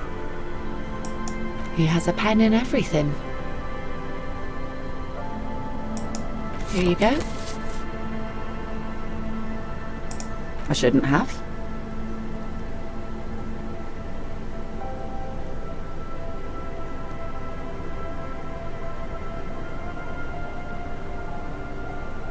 Yes, well, I looked at it and thought I should. Because it says youth centre, and I have my own children. I am, of course, just a stupid poor person, so what do I know? Living with the construction noise is going to be a challenge. Sure, but it's temporary and for a good cause, and I need to give the children something else to do. They're cute and small now, but they're growing up fast. Too fast. I had my first drink when I was 11 because I was so bored. Anyway, you'll have to get Isabel to sign it too. I saw the signatories. She won't if it's a bad idea. She's a much tougher nut to crack. Sound logic. Division of labor. She leaves the skepticism to the skeptic. Sounds like Isabel is the leader around here.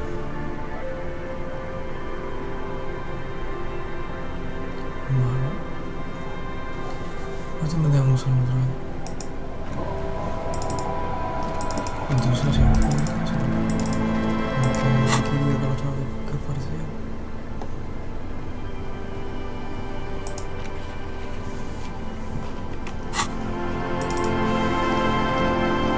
Our tenant, the policeman.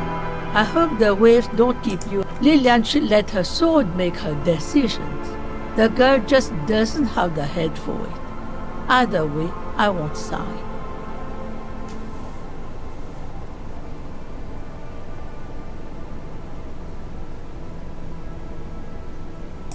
Aye, Lillian's not the only one who's too thirsty.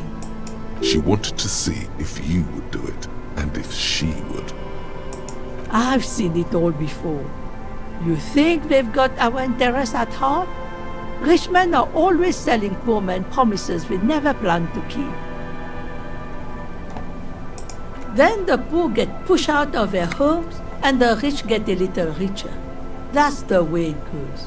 So, no, I don't trust the fat man, and neither should you. In her mind, the Union is right-wing because Everard is fat. It's that simple, and there's no change in it. Mi nombre es ridículo.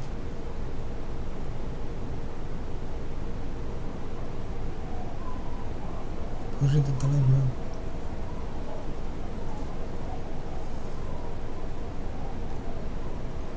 Sugestión.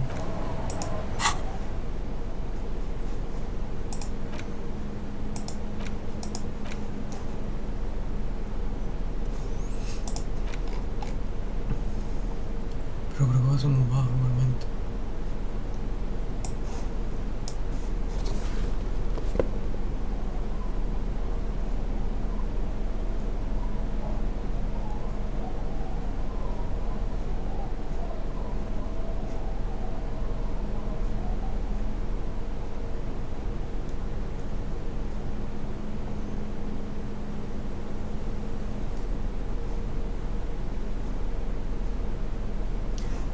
Solo eso. Our tenant, the policeman. I hope the waves don't keep you up at night.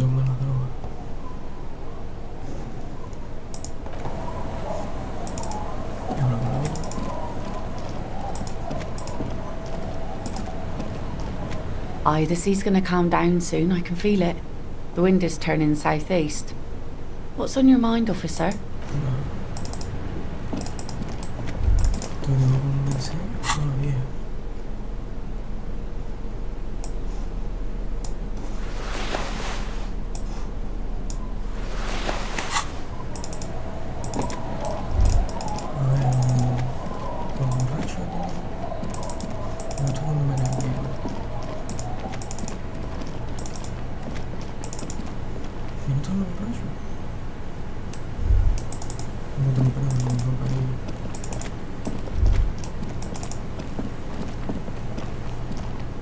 The scruffy-haired little boy kicks.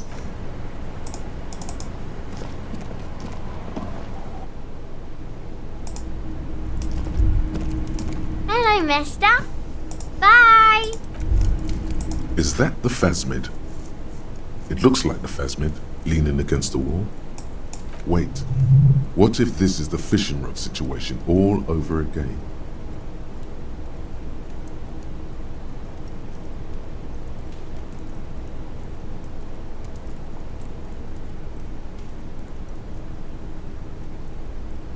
It's not the phasmid. It's not even organic. It's a fire iron. How disappointing. Don't be too hard on yourself. You couldn't have known that for sure. And besides, finding this phasmid is your special destiny. You can feel it.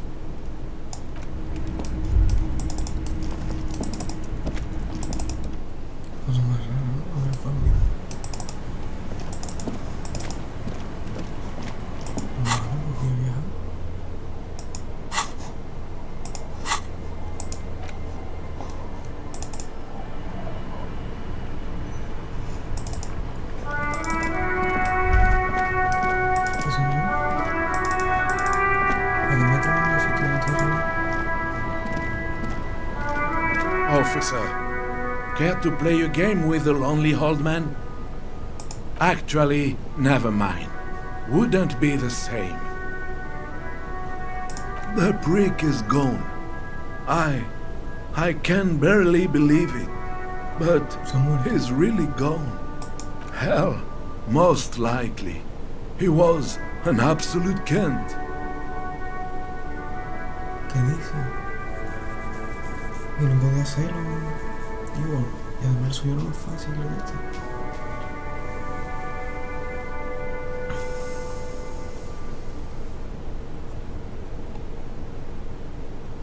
His hungry little heart finally gave out.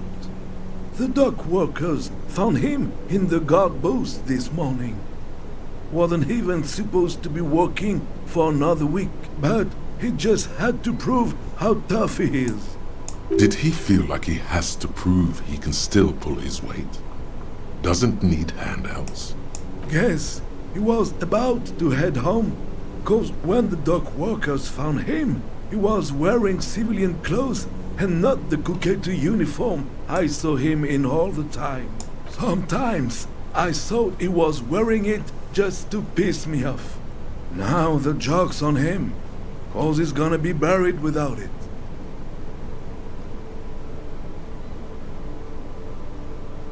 No, René was the most stubborn man in Revachol.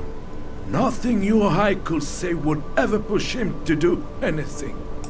He has doubts, but right now, he just wants to move on and not think about it. Yes, we are both very sorry for your loss. It is what it is, part of life really. But to know someone for 79 years, then one day they're just gone. I just don't know anymore. About anything really. But you must need something. Yes? What about René? I repeat, an absolute cant. Even his old army buddies didn't want him around. He was like an old viper. The only people who could stand to be around him were Jenny and me. She saw something in him when we were just kids and she never lost sight of it. And I thought if the most beautiful being in the world can love him, then there must be something worth holding on to. We've hated each other our entire lives. So much, in fact, that... Yes, I loved that angry prick. He didn't deserve it, but I did. You know what his last words to me were?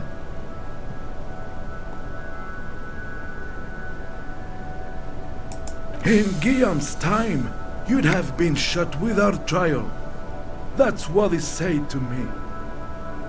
He lived a cant, and he died a cant. Let's leave it at that. Let me see. This was 60 years ago. We all went to that parade. Young René looked so happy, and Jenny... I'm sorry, officer. I just... Thank you. Thank you for this little memorabilia. It really means the world to me. That was nice. A small thing for us, but invaluable to him. He probably didn't even know René had the photo.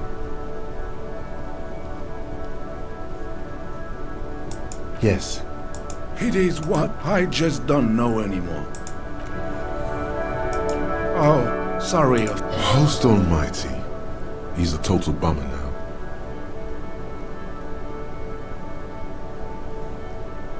Officer, I just can't do this. Ya no puedo preguntarle por el bocadillo. Ya ni bocadillo para mí. Ni René. Vale, hay cosas nuevas.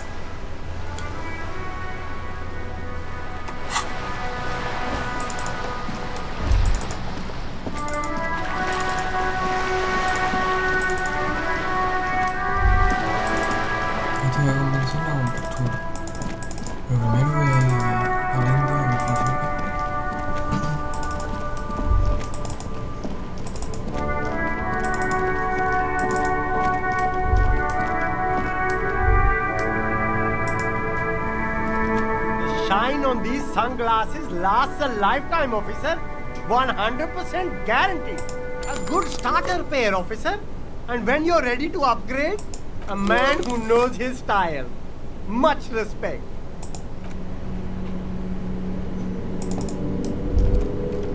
You keep coming back. That's good, officer.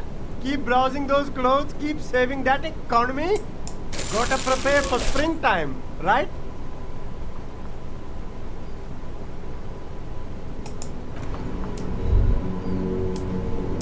You keep coming back. You find the box. Economical, but also... The speakers below are banged up and worthless. The sneakers triumph over them. They're the star of the show here. 50 pavos, no hace falta.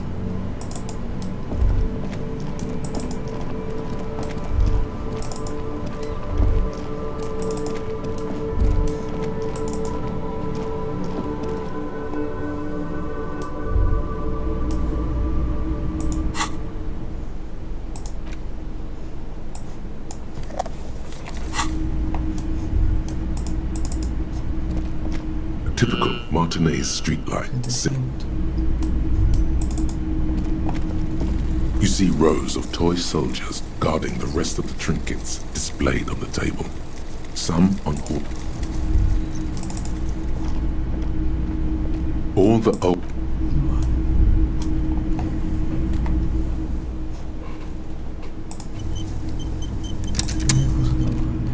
Hello, hello. Let me know if I can help you with it. Sure, let me have a look. Oh, no. I don't like those kinds of objects. No sale. A photic path, counter-radiance network, anti-magnetism. It's darkness. That's all I know. You have absolutely no idea what aphotic paths are, but the tattoos on the man are not that.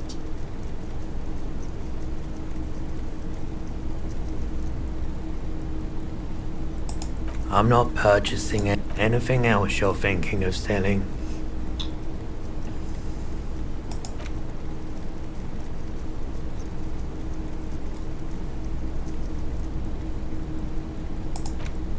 Esto podría venderlo ya, no creo.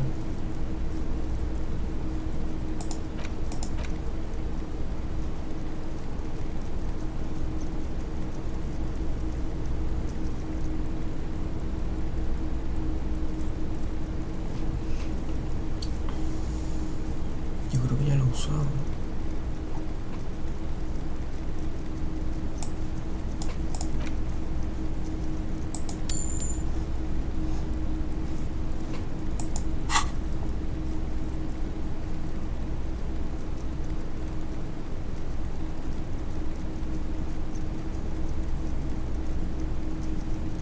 Another time, perhaps.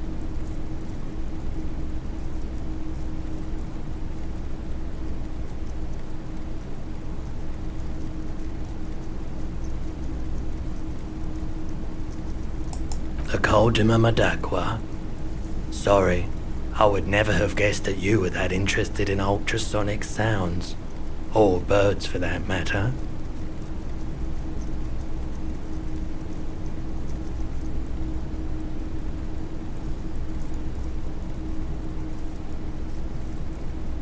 What an interesting development.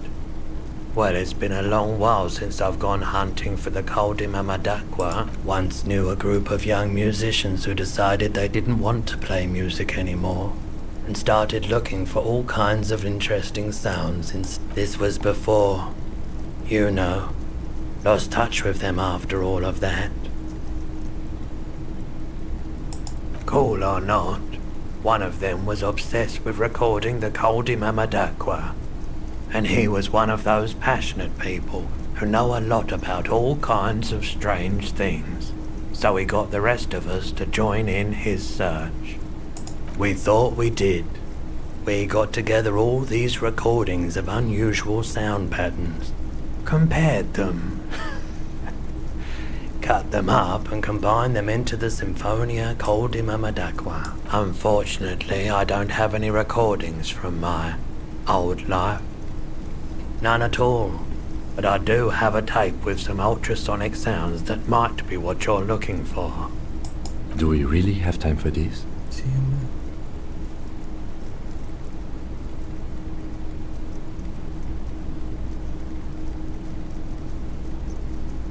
This recording comes from down the coast.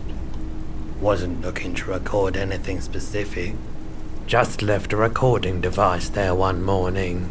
Keep in mind, I have to slow this one down enough to make sounds well over 200 kilohertz audible to the human ear. It will be strange. As the hum grows louder, modulating but always unnaturally uncomfortably low, like it's coming not from the speakers, but also from inside your chest, breathing is becoming difficult. That's an illusion.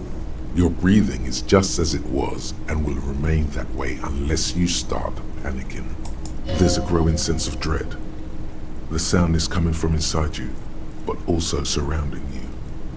It feels as though someone is standing just outside your range of vision.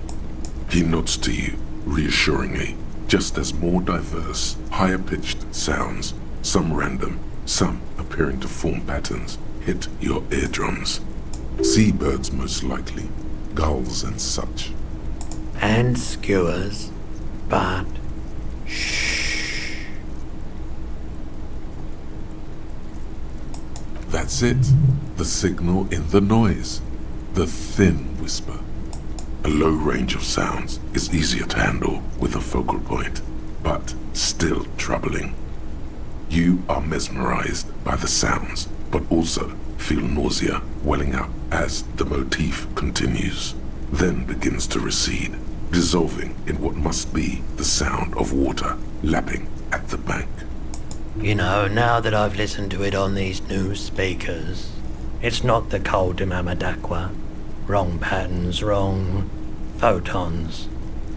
Probably some insect trying to sing higher than its predators can hear. Still, fascinating, aren't they?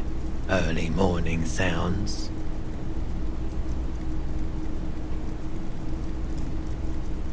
Sure thing.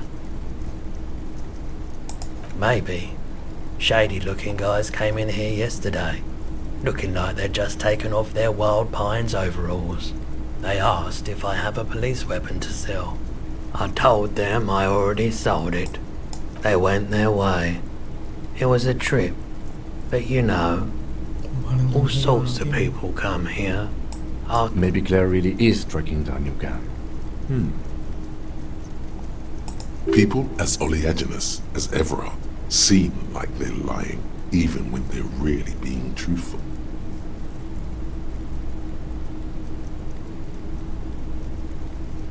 Sure, man.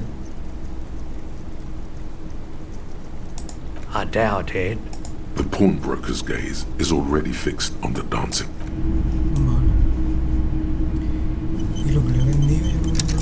Hello, hello. Let me know. Sure. Let me have a look. More than sure. What else have you got? More than sure. What else have you got? Anything else you're thinking of selling? Y parece ya lo que se ha empeñado no me deja ahora comprarlo. Another time, Pat. You see rows of toy soldiers. All the old... typical Martinique. Bueno, yo creo que ya lo había usado.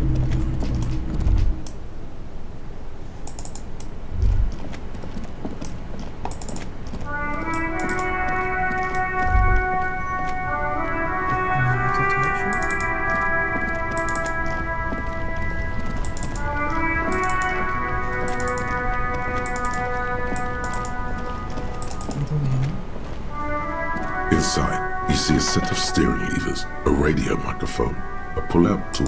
This is Precinct 50. Sorry, sir. I still haven't heard back from the database people. Try calling again later. Is there anything else I can do for you? 57, over and out. In the cabin, you see...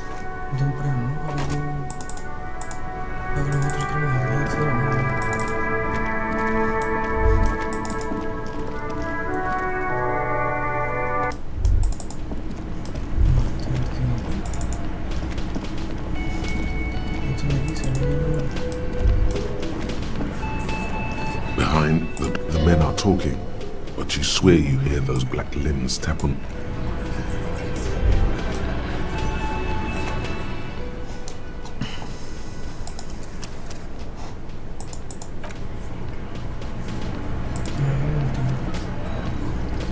It's you again. What is it?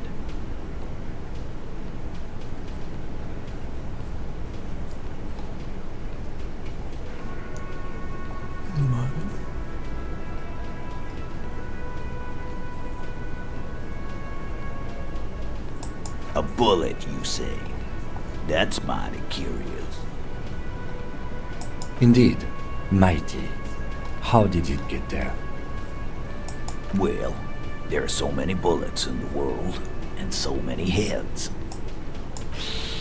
I guess it's only logical. At some point, one of them bullets had to end up in one of them heads. It's bound to happen again, you know? Just statistically speaking, of course. Sire, it would be an event most dramatic if you were to produce the bullet and dangle it before their very eyes.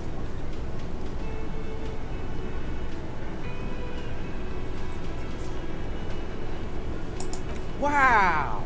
He's got it in a real evidence bag and all! Why don't you go home and log it into evidence? These men have told you what happened. You know what I think? I think he was shot in the head as a kid, and his brain grew around the bullet. Around the bullet, man. That's a good one. All the goofing around is to avoid lying. It's a technique. They're only pretending to enjoy this. Beneath the act, they don't like you knowing this. Shit! I probably did shoot him. I was drunk last night. You guys know me when I'm drunk. Yeah, Glenn likes to shoot his guns when he's drunk. Better hope he stays sober. No, he meant before he was hanged. Did you shoot him before you hanged him? Before? After? During? This is getting ridiculous.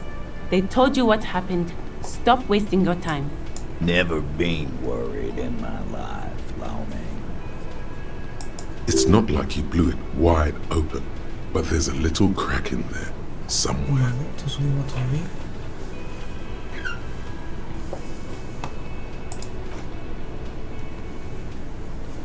Me voy a guardar y voy a preguntarle por lo otro. No voy a ser que baje.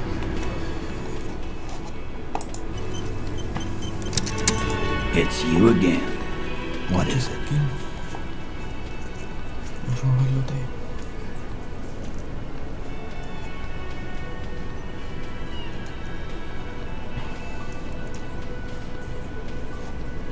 Oh, so you went and talked to my mom, and now she's making me play with you. Is that it, Lowney? And what's gonna happen if we don't? You gonna go and tell on us?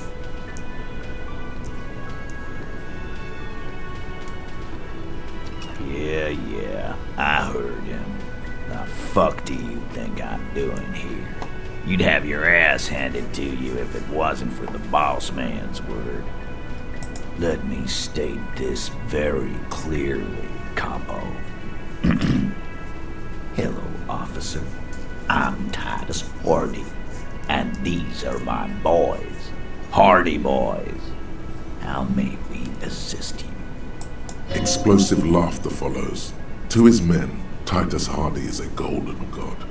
They want to laugh at his jokes even before they leave his lips.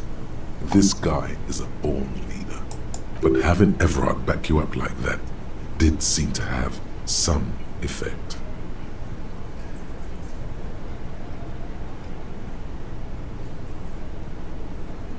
Vale. Imponerme autoridad. Sigue poniendo divino. Pero yo tengo un 96%, ¿vale? Me voy a quitar lo de la mano. Que me quita autoridad. Joder, lo único que llevo. Ahora interno. Y esto.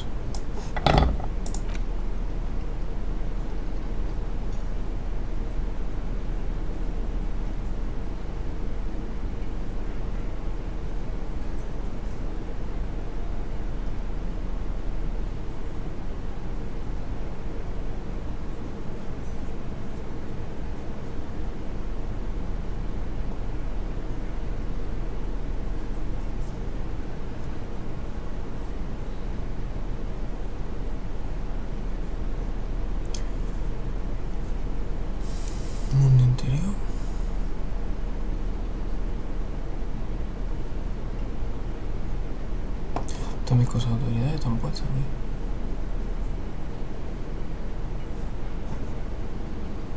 Autoridad para los zapatos. Sí.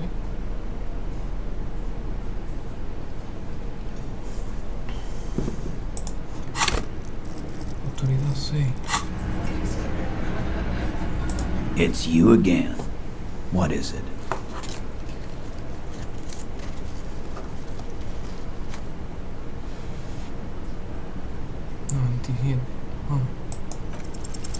As you look around this room full of sweaty men, swearing, drinking, spitting out tobacco, does this look familiar? You believe the place was called Precinct 41. It was also filled with, almost exclusively, men, sitting on desks, talking shit and wasting time. Huh?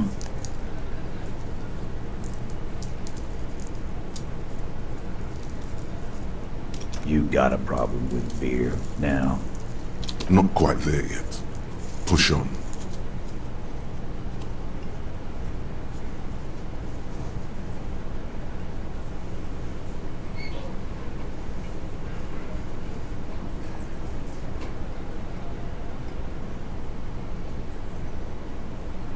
You saying we don't help people? I've been doing this job for 10 years. Martinez was a dump before we put this outfit together.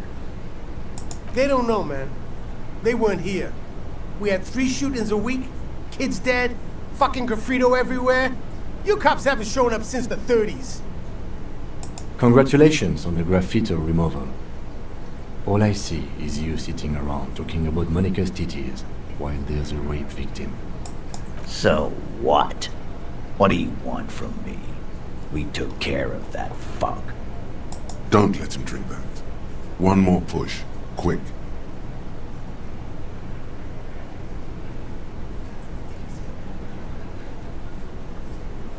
Titus?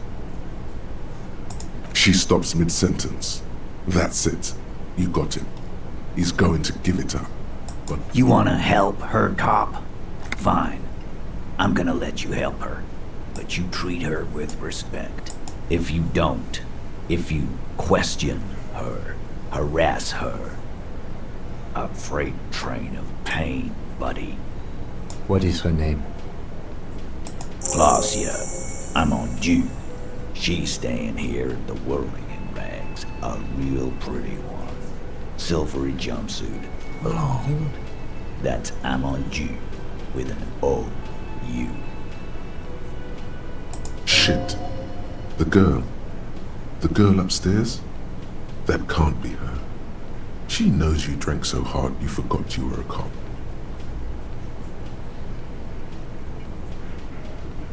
Oh dear.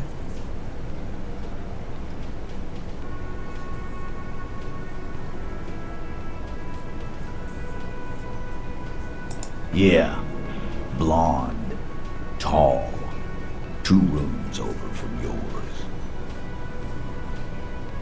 Sure, why not? You've probably seen her around. No, You inexplicably add cool after the victim's name, with your eyes bulging like some wild beast. Your fingers are fidgeting and sweat starts forming on your brow as Titus looks at you oddly. I don't understand what's so cool here. Nothing. We just have a few more questions. Then we'll be on our way. Calm. Normal. Try to forget this little hiccup.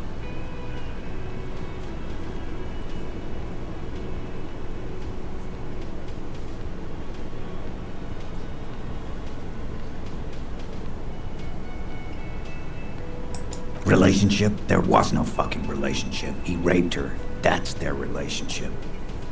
Was like that karaoke incident all over again. Or like some of the other girls he was harassing. Okay, enough. All of this is irrelevant to your stated investigation. He did it before we killed him. He's not gonna do it again. So what does it matter? It would help if we establish a timeline. All right. 2 weeks, maybe? I don't know. I need another beer. Here you go, boss. I know her. How well do you know her? A small twitch in the corner of Kim's mouth. He has a hunch about what knowing means. Well enough, Copper. We party. She's been here for a few months. You mean Revachon? Nah. Our Miss Aranye disco dancer is an immigrant or a drifter of Don't you give her any more trouble. She's just had some bad luck, that's all. Shut up, Angie. She doesn't need your help. Titus gives them both a look. What's with all the silences? It's like these guys don't know how to feel about this. You should keep picking at it.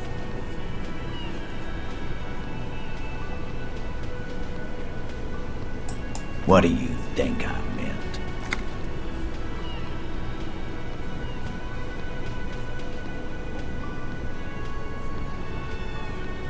Yeah, pretty much.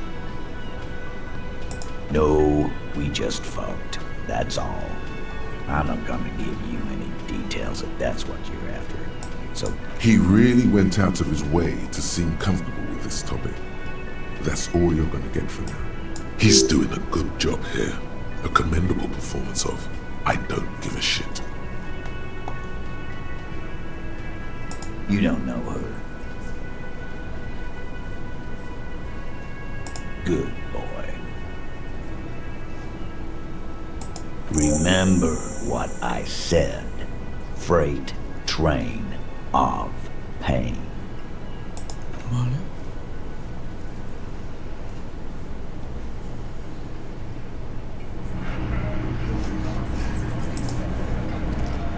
Officer, what was that?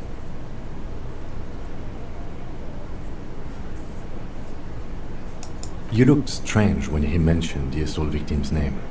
Do you know that woman? Is there something I should know before we talk to her? Whatever you do, don't say the first thing. No digas lo primero. No vuelvas a decir eso.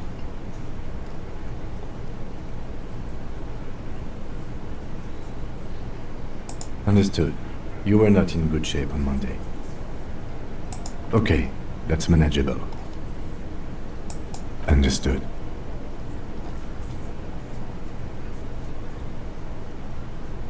It doesn't matter how it went, officer. What else? We'll be all right, Lieutenant. This is nothing. You feel fortified by his assurance. It's going to be all right. Is it though? Nothing? You're still in for a bumpy ride here. I've got nothing to say to you. Again, you find yourself looking at that big old window. Vi la puerta misteriosa.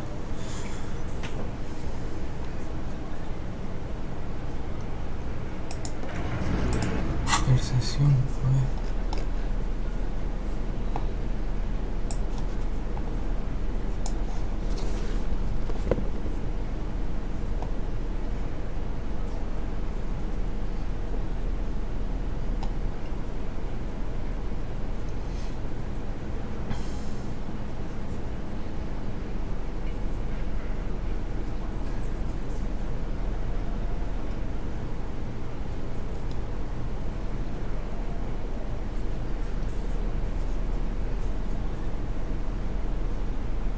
Vale, aquí ya es donde me quita la percepción.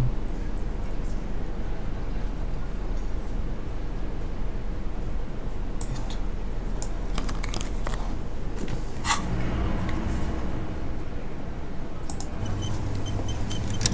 Me voy a tomar medicina amarilla.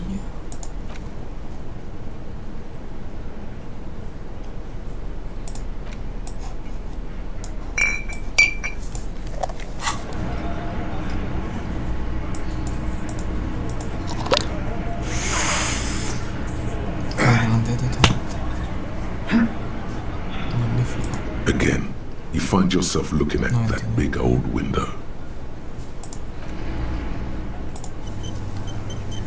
Again, you find yourself looking at it. There's a yellow ribbon tied to one of the branches.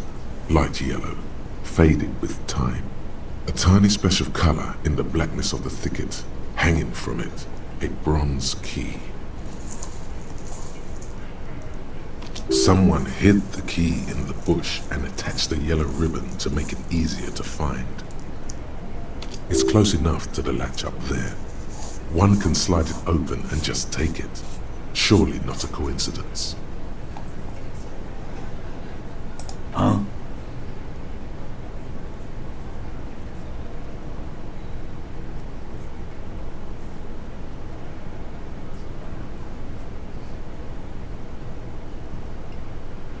And I need the fatty to get his feet amputated because the smell is killing me. We can't always get what we want. God damn it, Dennis. You know I can't help it. Sorry, fucko. These guys won't help you. Looks like you're gonna have to go bush diving. The Hawthorne's got a bitch of a bite. I'm gonna enjoy the sight of you in the bushes out there. With a loud thud, the old man stands up, pushes the window open, grabs the key from the hawthorn branch and slides it across the table to you. The key is brass. Workshop spare is etched into its bow. The old man closes the window and sits back down in silence. Come on, man. We were just having some fun. Where's the harm in? I'm tired of listening to your shit.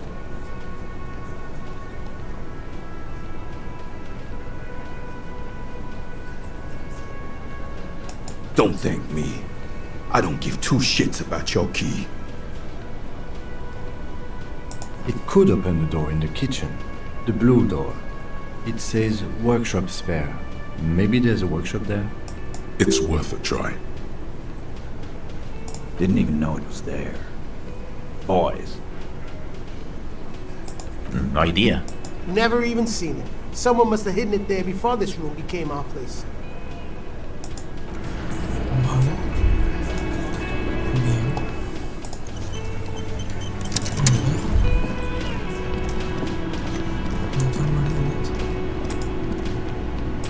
You see a heavy steel door with a prominent dimple. The key fits the dimple lock. It takes a bit of effort to turn it after all these years. But then, the lock dust rises before you like mist. A tomb? Haunted by regal spirits from distant ages. No. Smells like engine grease and cut wood. A workshop.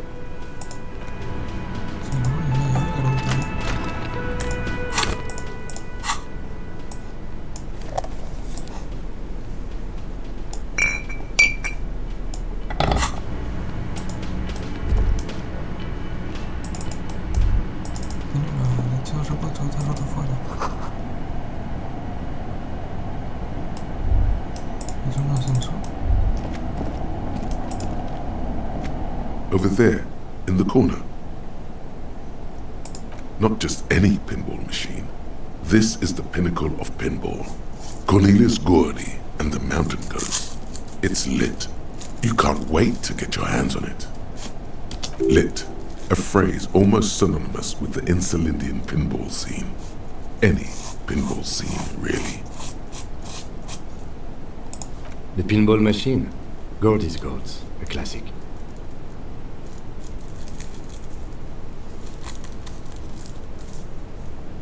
A little. Ah, great.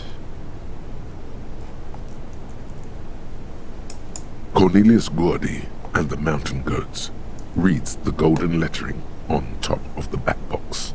There's a small column of text underneath. The machine is coin operated. Get the game on, Fingerboy.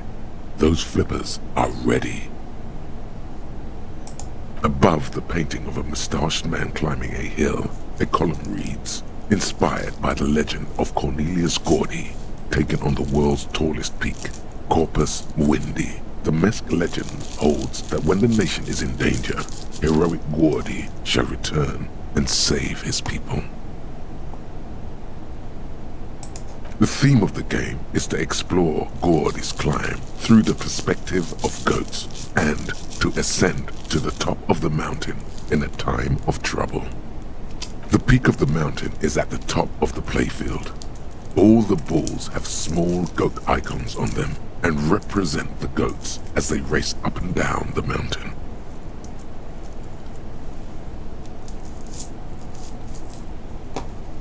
Areas around the playfield represents Gordy's climb, places he was said to have camped, which the goats can discover, get them to the summit. Indeed, think of them as balls.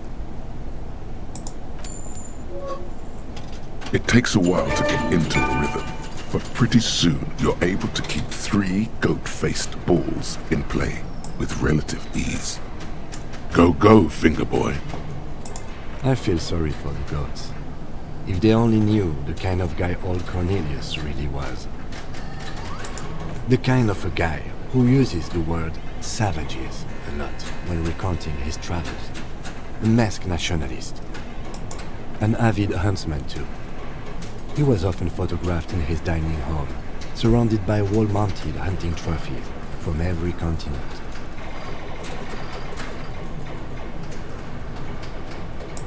He also hit his wife and kids, other people's kids too, sometimes pets. Hateful little man. But you seem to be having fun.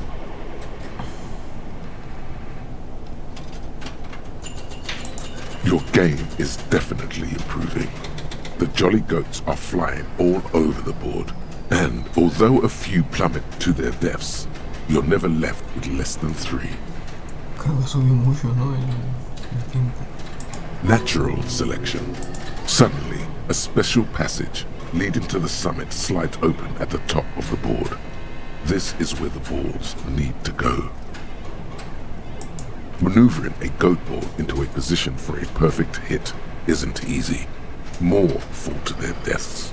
But finally, the opportunity presents itself. One of them gets through. Tiny hammer shatters something inside the machine. Something glass. The words "Pale Rupture" light up on the speaker panel, and the machine starts filling with a thick, milky fog. Something's happening. Congratulations. This is where the game ends. It's a cheap way of getting more money out of the players. A stupid, nihilistic finale. There's so much fog, you can barely see anything. Some is actually leaking out of the machine, and one by one, your goats start slipping, disappearing into the milky nothingness.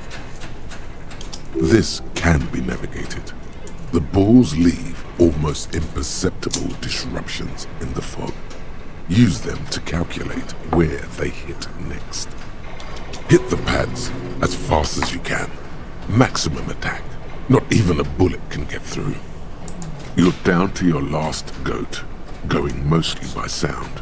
Eyes are useless at this point, but that goat is something special. 5 times you snatch him back from the jaws of death. Compañero nacionalista. Que es un juego de bola. Allá. Sí, es un lanzamiento de bola.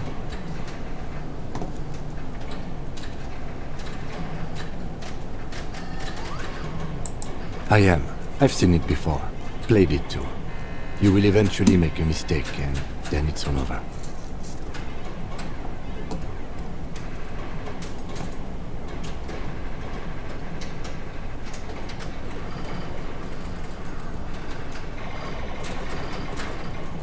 No da igual. No puedo intentar.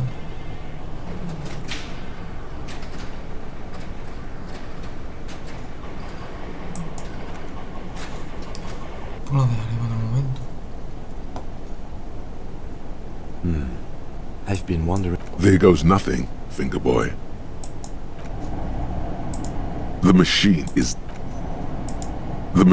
is dead and silent.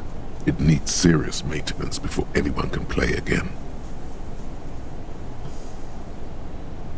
Un buen repaso. Tipo, no sé yo si volverlo.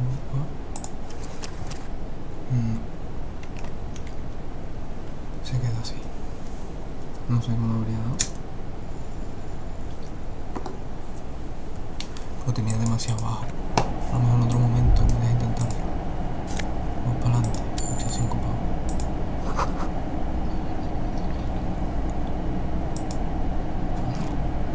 Ahora me dice.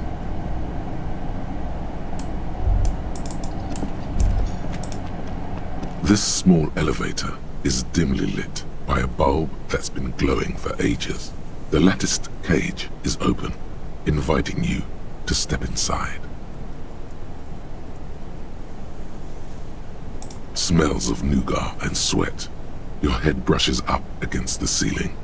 There is a control panel to your right, and just enough room for 2 people to fit in. The maintenance card under the control panel reads, Last maintenance, 10th July, 88. There are large rectangular buttons, monter, descente, and an international call for emergency assistance. That third one appears to be broken. A small steel plaque reads Halter 800. Halter is a Koningsteiner lift company who went out of business a long time ago.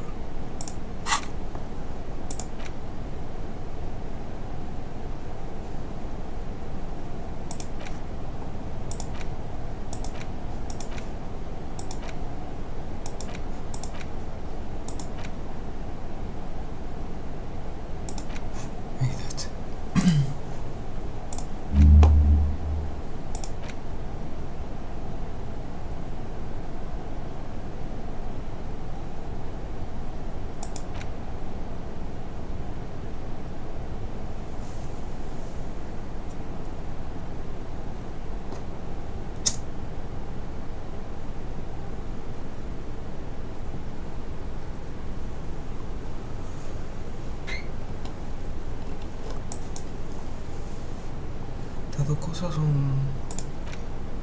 Me la ha bajado el librito. Empezar con esta.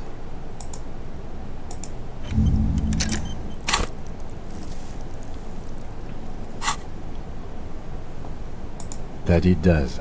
I say, let's brave it.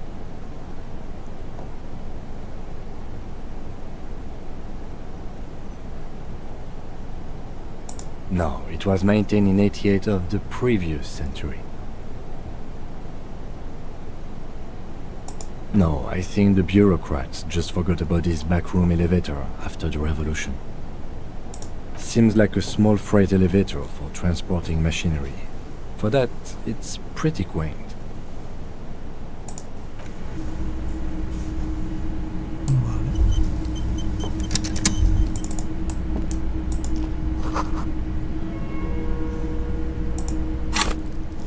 Sesión 9.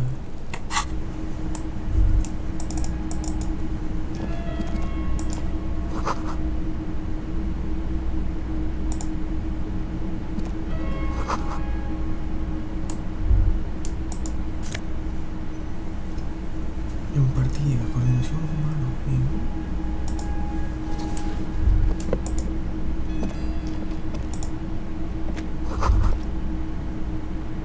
So this is where they brought 40 pinball machines to fix them up, a long time ago.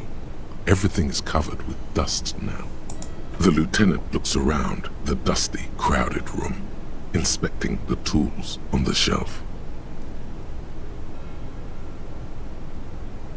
Looks like it. I'm guessing Martinez North 22 used to be a pinball arcade before it became a hostel. There are machines left over. A creak. Some dust falls off a shelf. Downstairs in the hall, next to the main door. One of them even works. I've seen one of the hearties bang away at it. Remember the dice maker? Then that means... Ah, yes, as the novelty dice maker said. This has absolutely nothing to do with the case, I'm sure. But I do like a nice little connection. But then it went bankrupt. Your skin crawls from making the connection.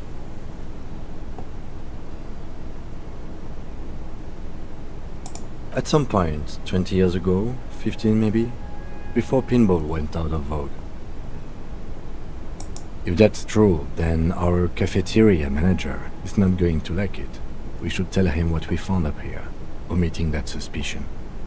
He does not appear to be the kind of man who likes his establishment to be part of a neighborhood ghost story about bankruptcy. Stupid superstition. But still, it would be interesting to see what the cafeteria manager thinks of this. It's not a ghost story. It's a curse, and God ought to be made knowledgeable so he can perform counterspells.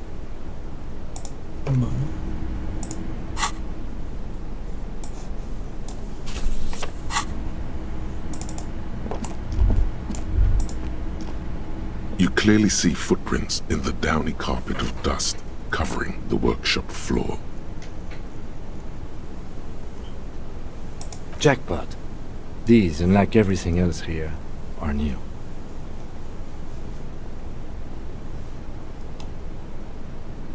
Three weeks maximum from the dust coverage.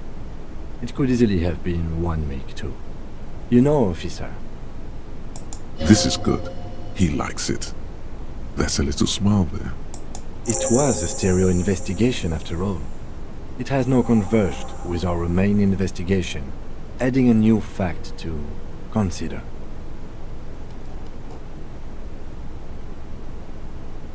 It means someone snuck through what seems like a secret route, behind our rape victim's room, in the recent weeks.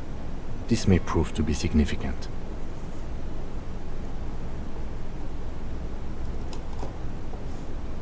Large prints, most likely made by Boots.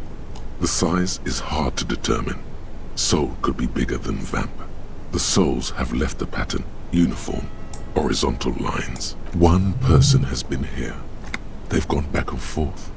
The tips point both ways.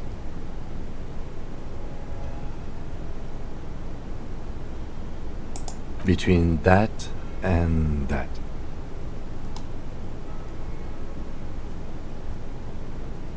The size looks about the same, actually. They're not the same shoe, but they could be the same person. No, these little horizontal lines are different. They look custom-made to me. Or some kind of foreign print. Hard to say. Everything around you is quiet. The prints crisscross the workshop floor.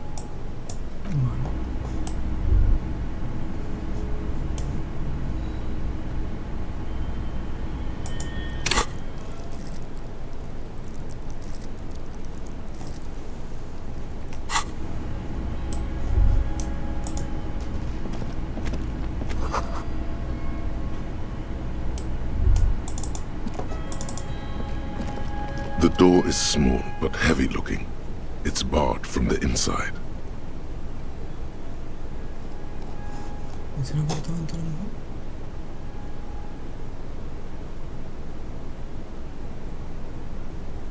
Unless we veered off into a folded M dimension, I'm expecting to step out on the roof. We could ask Glass here about this route. See how she reacts.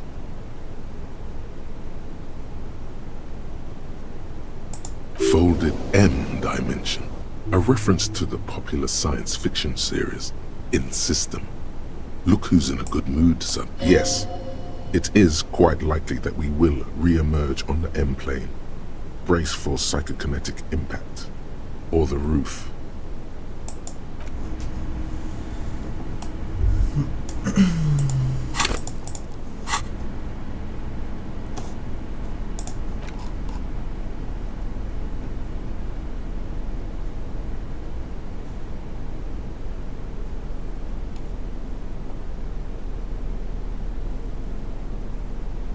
Autoridad más 2.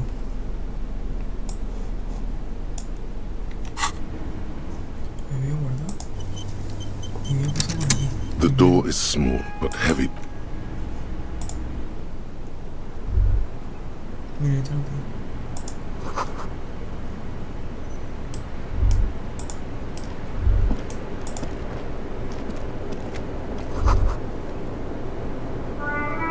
Just as you look at the flowers, a gust of wind raises them from the roof, picking them up in the air.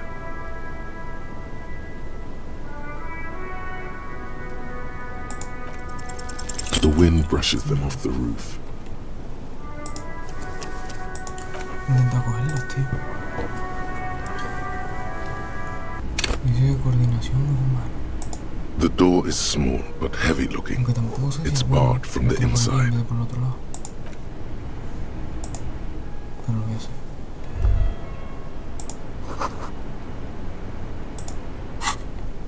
Oh, mano. Vale, eso es lo nuevo.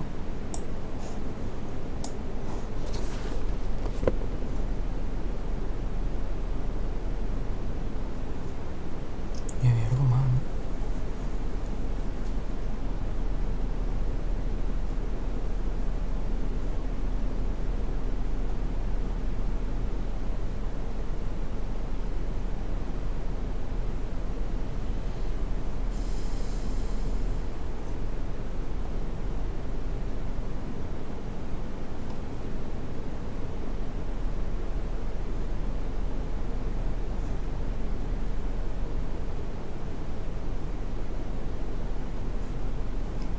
Yo creía que tenía otra cosa más.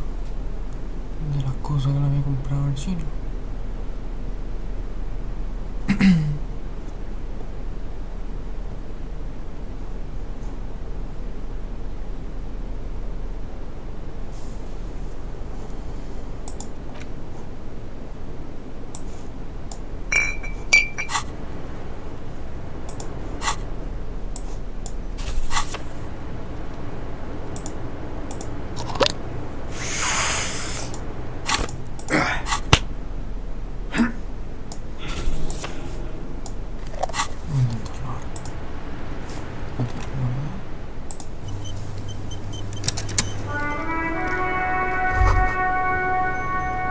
Just as you look at the flowers, a gust of wind raises them from the roof.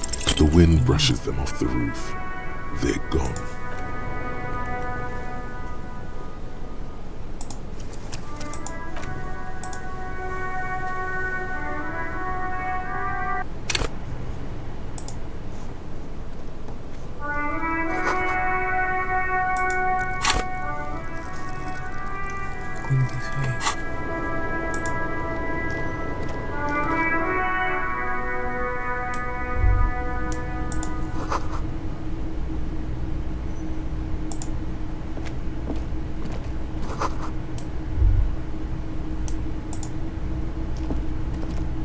This window is pristine on the inside, unlike the one next to it.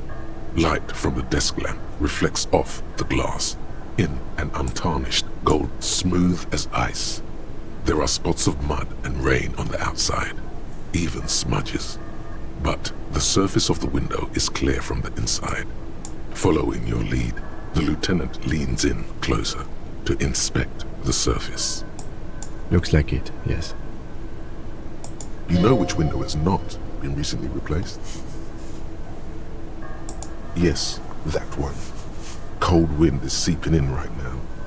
Just one floor below you. Messing up your concentration here.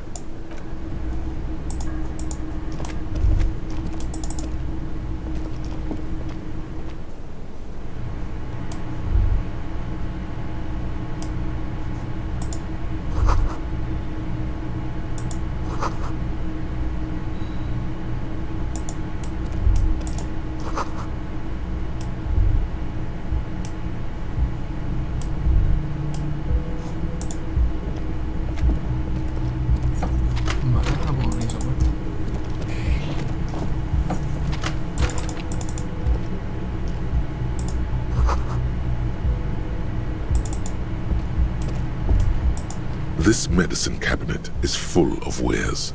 Sheets of pills, haphazardly stacked, one on top of the other.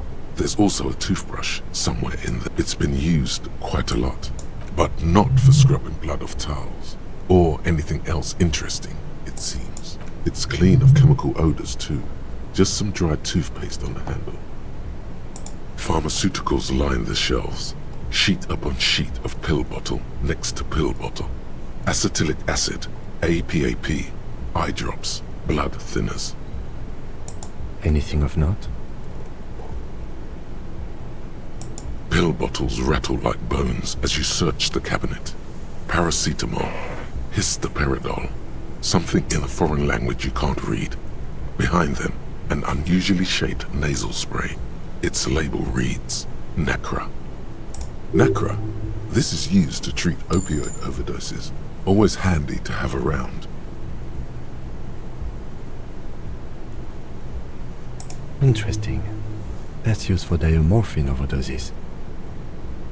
You could say he's on the lookout. Among some foreign, probably Messinian or Gotwaldian, marked red blister packs you find. What do you find? This is going to take a little know-how.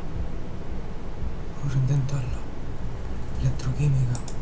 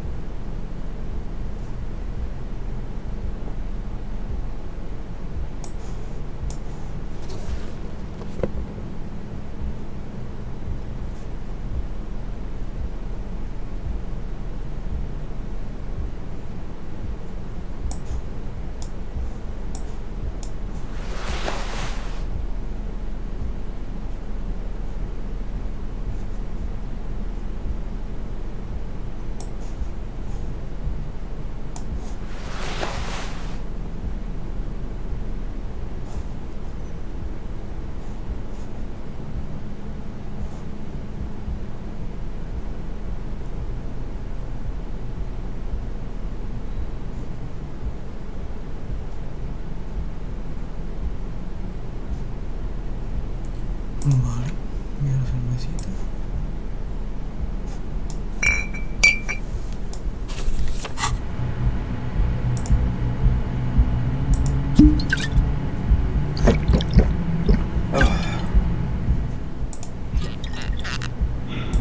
This medicine cabinet is stocked with drugs, plus an old toothbrush, a bright orange bottle with Preptide stamped on it, in sunny, happy letters. Jackpot, baby. That's the stuff you're looking for.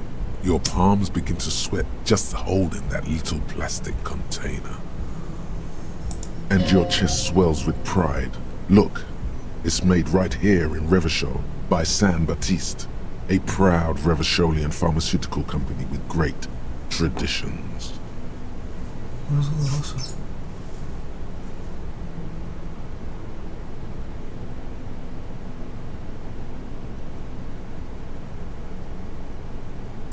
It's speed, man.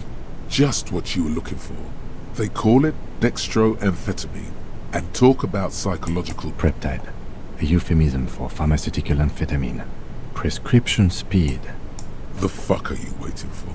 Let's get super fucking preppy.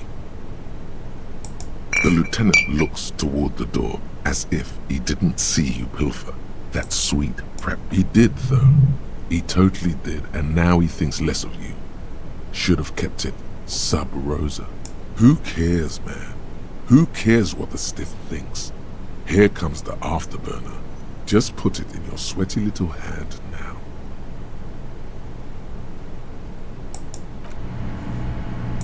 This medicine cabinet. No he dicho por igual, no. Si me hubiera dicho ya meterme.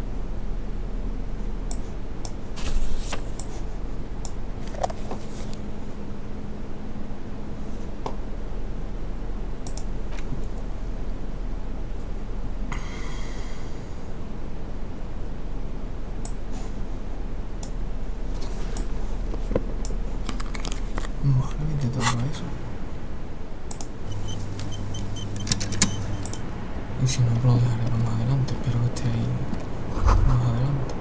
Just as you look at the flowers, a gust of wind raises them. You catch a single white flower between your fingers. The rest fly off into the wind. It's a Maybell. The young woman looks at the Maybell in your hand. Just a glance, then takes a drag of her cigarette. The lieutenant gives you an acknowledging little nod.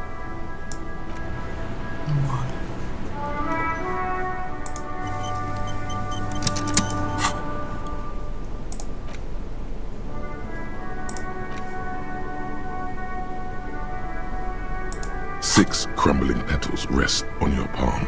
They're white, a bell-shaped crown. This is the Insulindian lily, called Maybells or Lucille's tears during the Revolution. Girls used to pin these on soldiers before sending them off to battle.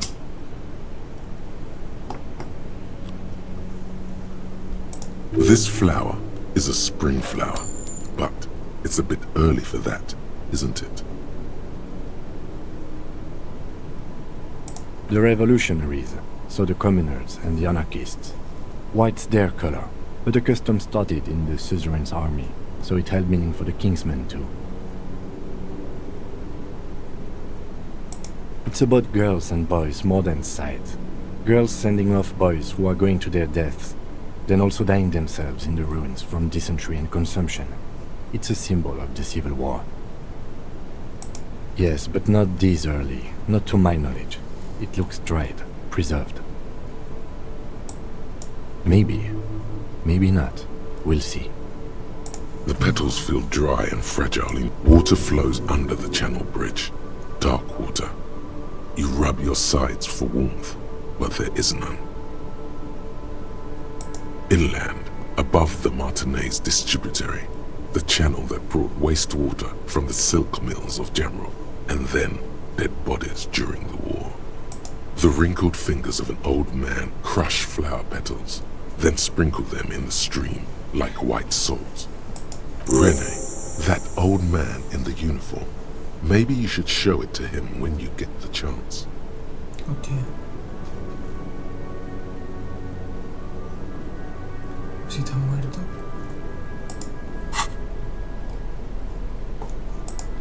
No tarea para un muerto, tío.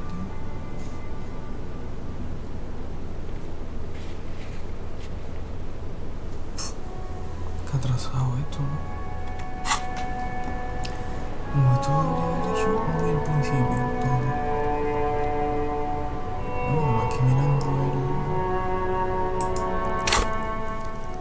mirando yendo por el caso principal.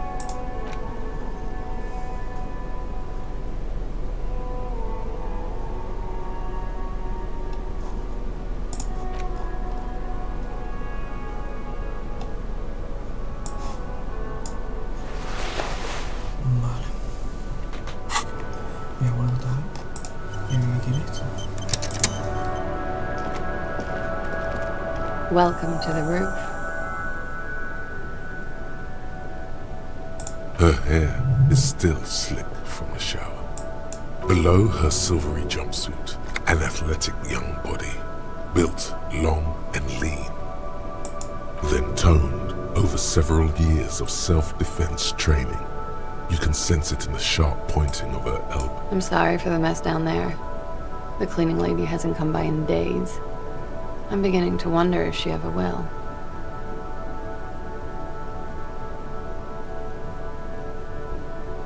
It's much nicer now. Where the dead body used to hang, clearly visible from the roof. But Thank you for that, officers. Truly. there is something in her light brown eyes, a sadness, when she thinks about the death of that man. Oh yes, legends of room number 1 have made their way around the building. They say a portal to hell has opened in there.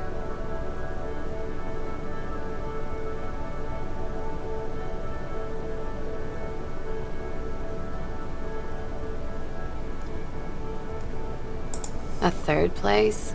Interesting. That's probably why the cleaning lady quit. I'm Kim Kitsuragi. I'm a detective from Precinct 57. I believe you have already met my colleague from Precinct 41. Have I ever? Have you grown accustomed to your role as a police officer?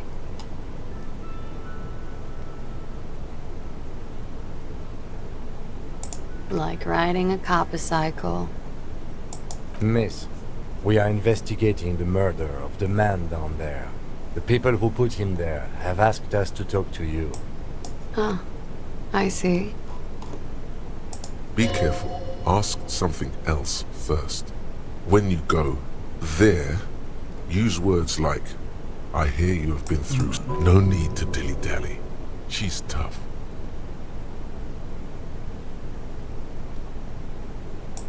You'll sound like a namby-pamby.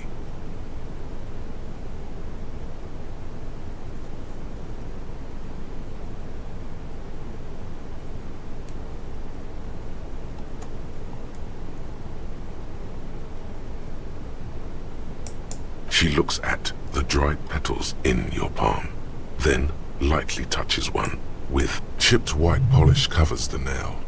It's long and sharp, like a mini dagger. The petal crumbles on contact. Pretty. Looks like a dried maybell. Is that the one you caught? Sambo style? Why was there a flower on the roof? I don't know, officer. Because of the wind?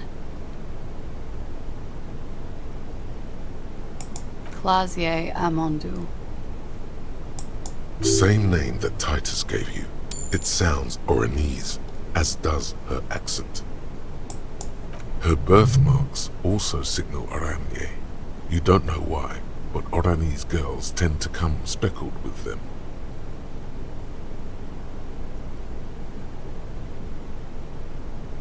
Right, sir. Vredefort, Republic of Oranje. I get. Wasn't the tattoo on the hanged man an Oranese map of the waterways? The thought begins to form in your head, then dissipates. Something for later. Para más tarde. Me tengo que preguntar por el tatuaje.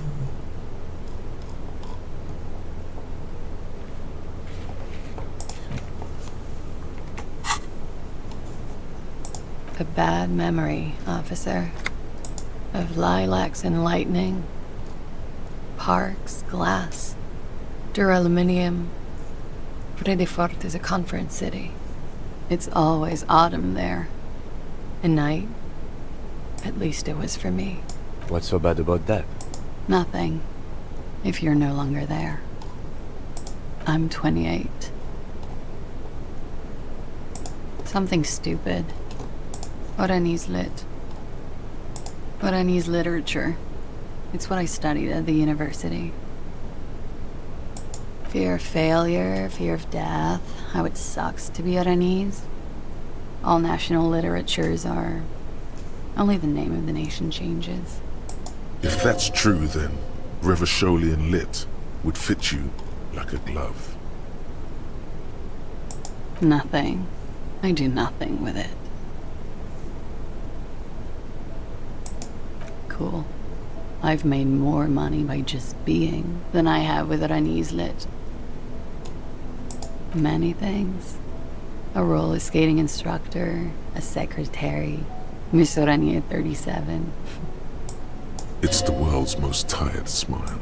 Miss Oranje, now there is something you should linger on.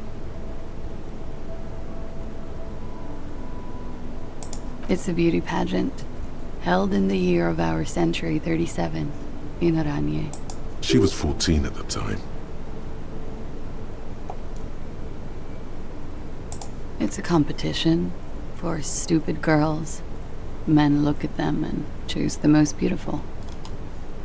When you have the fewest deviations from the norm, I've been told it's a type of mediocrity that I possess. Yes, and for that I got a crown and a sash, and a scepter, and a scholarship to study Oranese lit.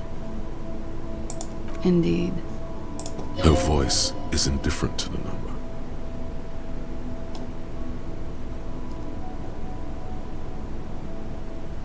It was okay. And it was called Miss Teen, Oranje 37, actually. You'll be glad to hear the pageant was discontinued. The march of ethical progress continues. I'm afraid you can't, officer. Why is that? Because it's buried in a sealed plastic bag at an undisclosed location on the coast, along with cash and airline tickets. Thank you for your candor. Why? They say so in your tourist brochure. Keep travel documents away from your person when west of the river.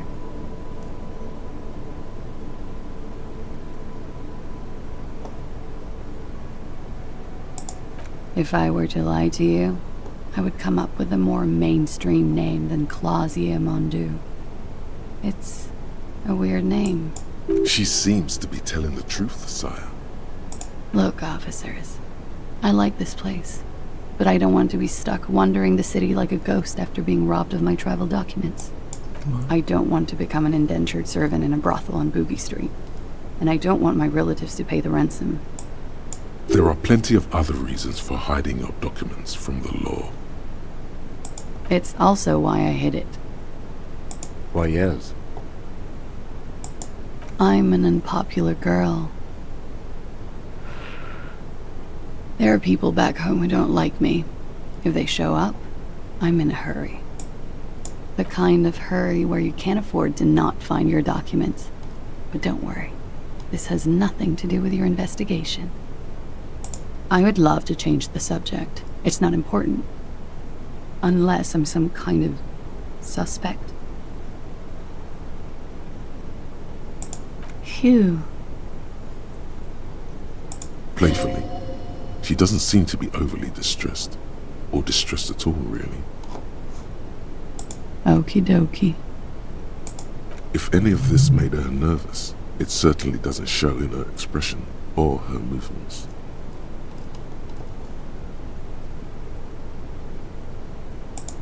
The record. So official. Yeah, it's pretty deluxe.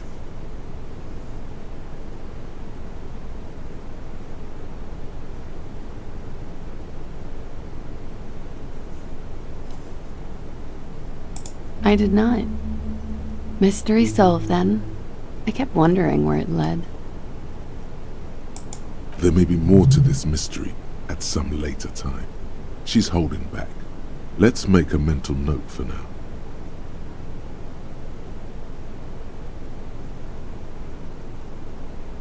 Okay. I'm glad someone's had fun. Huh. This isn't good. She's straight as a stick, suddenly. She feels like quarry, encircled. Her eyes dart to the door. A peephole? You mean like a hole in the wall? Yes, looking into your bedroom, miss. Okay. A jitter of fear and disgust moves through her body, beginning from her shoulders and ending in her hips. Do you think this is somehow connected to me?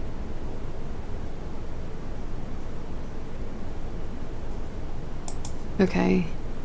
Do you have any way of knowing how long it has been there? Unfortunately, no. But if I were to guess, long enough.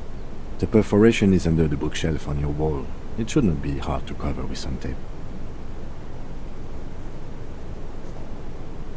Shit. I don't know. Maybe it's been there for a long time. Maybe the local kids use it or something. I don't know.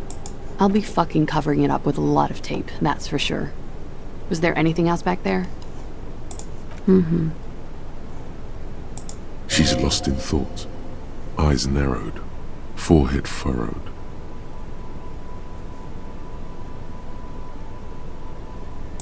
I'm wintering. How long have you been staying here? About 4 months. I came in November. Here in the Whirling, here in Martinez, or here in Revachol? Because it's the funkiest building in Martinez. And because all the other buildings are bombed to hell. I'm wintering. How long have you... About 4 months.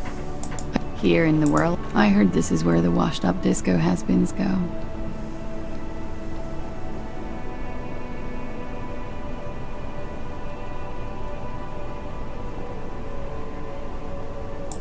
I'm really not. I'm Winter. How long have you... About 4 months. Here in the Whirling, here in Martinique. I always wanted to see the only city in the world in the worst time of the year. This is by far not the only reason she's here. I'm Winter. How long have you... About 4 months. Here in the Whirling. Came to see the new world. It's a tourist thing. This is by far not the only reason she's here. She isn't overtly hiding it either. It turned out to be a Zarath-infested third world slum. Called Ilmara, and it didn't. Even after the mess colonized it 7 ways from Sunday, it's an industrial powerhouse.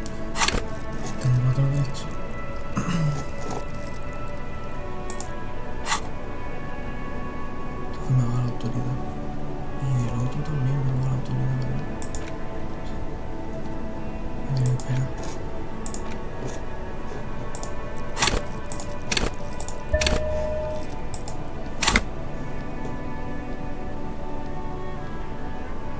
Thank you. I've put a lot of time and effort into it. Technically, possession of narcotics is legal in Rivershore, but you should still reprimand her.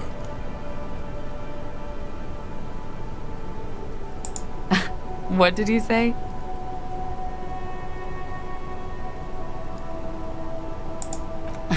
Oh my god. Now it's turning into narcomania. I'm sorry.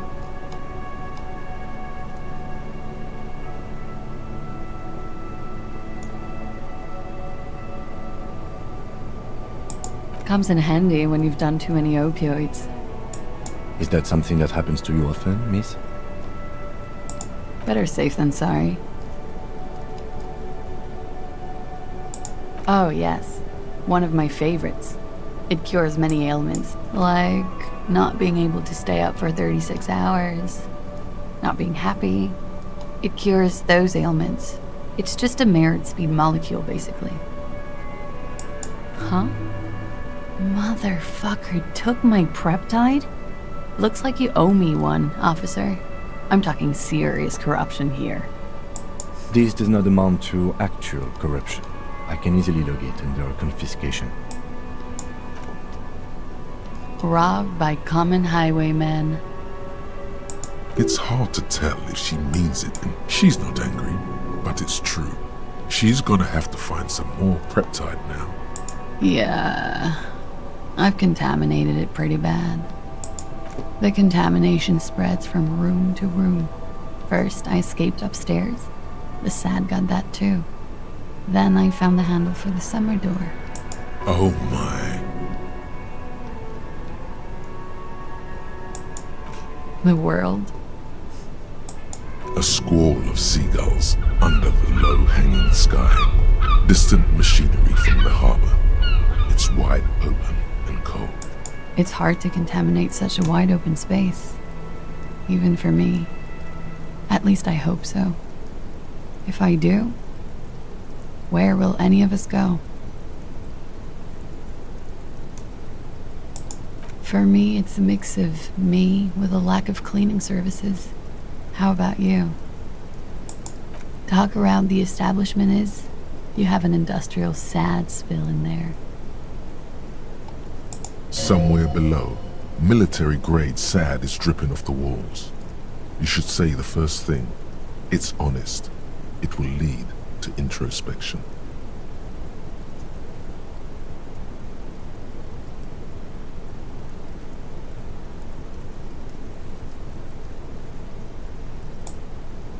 That's where it always comes from, isn't it?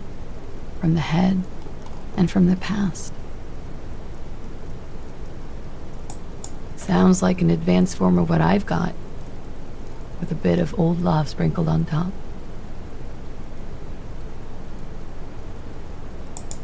Love is terror.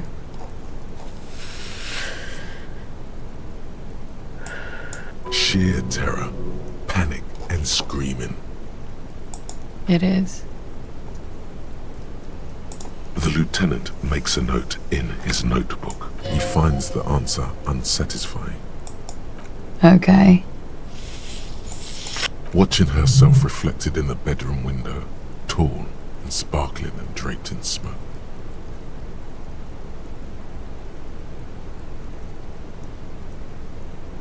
Something difficult? I've been through at least half a dozen difficult things. Which one do you mean?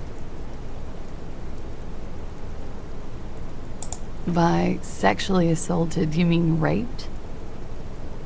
Yes. It's a bit early in the morning for raped, isn't it? She sounds positively buoyant, vivacious, totally unbothered. She looks around. The sun has risen over the sea. People are rushing to work below. It is. It's murderously early. I'm amazed I'm awake.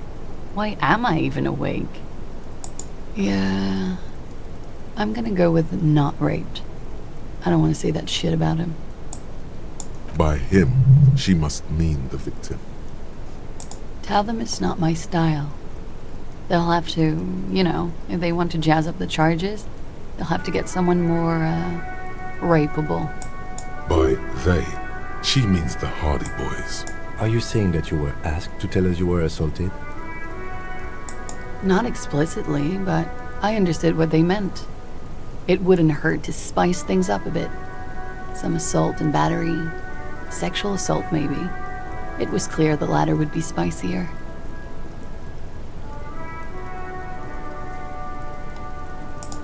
Pretty much.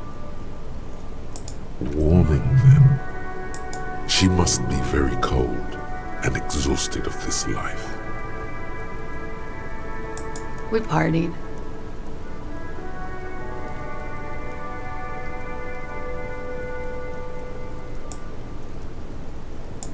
A lot of partying going on.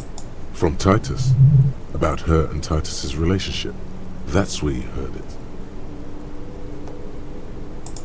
With all due respect, sir, I think we partied a little harder than that.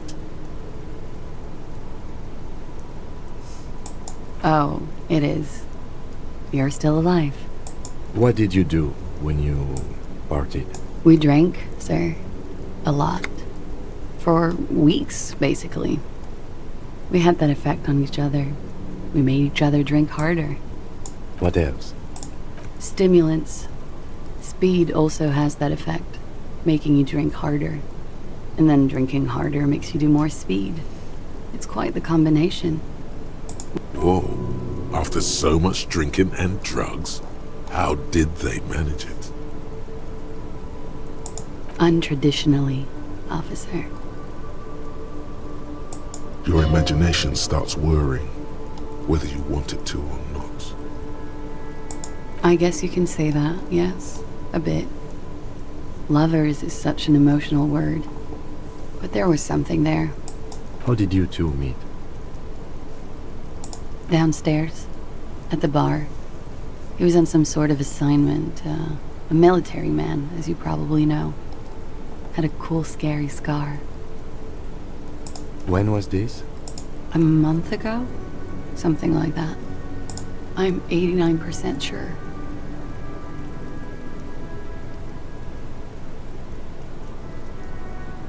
You know how it is. Do you?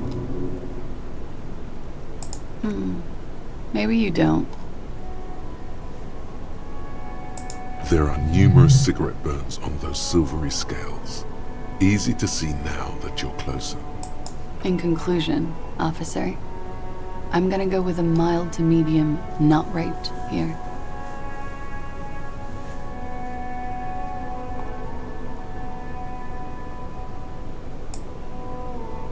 Serious. You hear cracking in her shoulders. Let me make this 100% clear then, officer. I was not sexually assaulted. Would I be this flippant if I had been? Oh yes. I've had a great view. From the roof, out of the bathroom window, in my dreams. A bitter cringe. It hurts.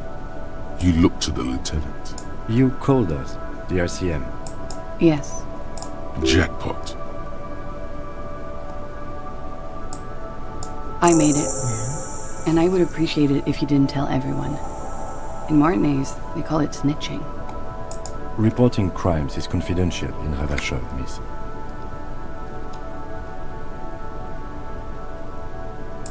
Because I couldn't handle it anymore. None of these people called. He just kept hanging there. Then they started stripping him. I didn't exactly disguise it. I just muffled the mic and nicked the landline a little. With nail clippers. And I diverted some radio fuzz into it. So, she's Scott's mystery phone cutter. Did I? Fuck. I didn't mean to. I had no idea what I was doing. Jigsaw falling into place. This is satisfying. Good catch. I appreciate the symmetry. Still, that's pretty clever tampering. Simple and clever. Crossing the lines like that.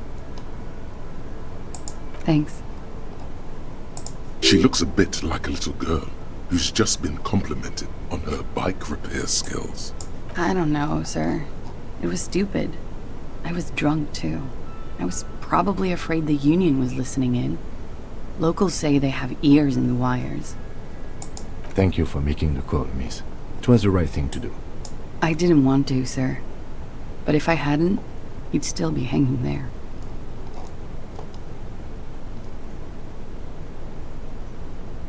I'm sorry, I can't do it. Not right now. Later, maybe. I keep seeing him. Like he is now. I can't talk about his... I don't know. Hair. I know it's difficult, miss. We can return to it later. She meant she sees him in her dreams.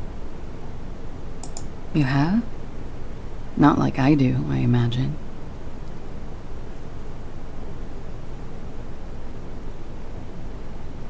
She fishes a cigarette out of her pack and lights it, then looks at you with... I can see the similarity, yes. Funny. Funny how? Nothing. I also saw him. We had a long inspection and that sort of thing sticks with you. Let's move on.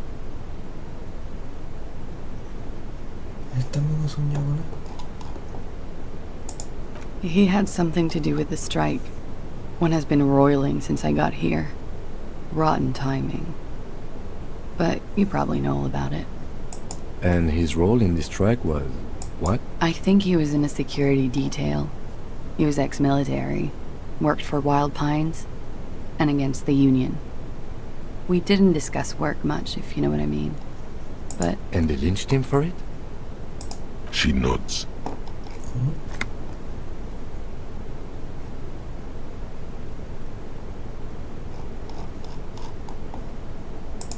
Bullet? They shot him too? I'm not picking up on any theatercraft here, sir. The pause is sincere. They stripped his clothes and they shot him? You mean after they hanged him? I'm confused, sorry. So am I. Were you aware that he had also been shot, miss? Things are starting to go a little over my head here. I thought he was hanged. I was not present when they did it. I don't know what happened. I just know what they told me. And Sylvie, the bartender. This is beginning to get confusing for you too, and we don't like that. Where was she last Sunday night? Cowering. I was cowering downstairs with Sylvie. They're frequent guests downstairs. They have a booth for union members. They're probably down there now. Over drinks. It's been a long, boring winter.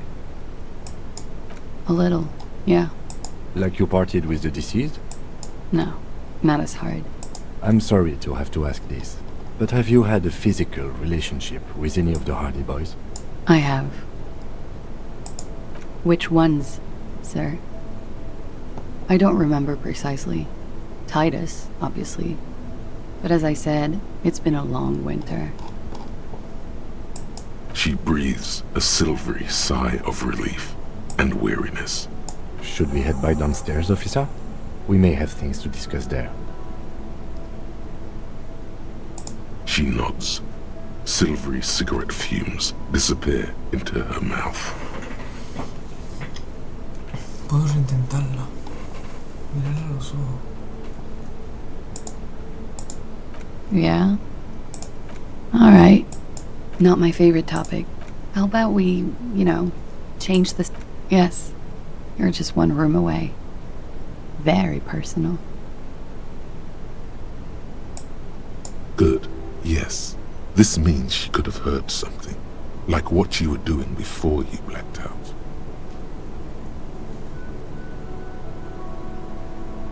You do not need to know that. What you need is to ask normal police questions, like...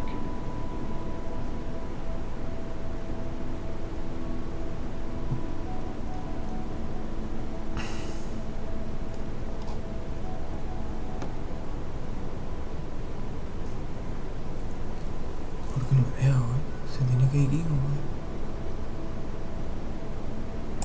Why not? I'll be here until 11 p.m., drinking coffee, most likely.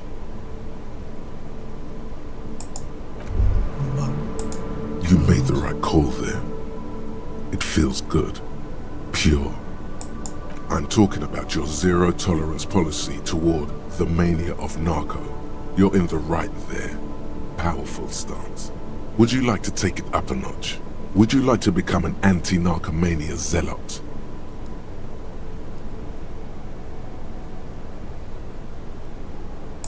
That's not a problem.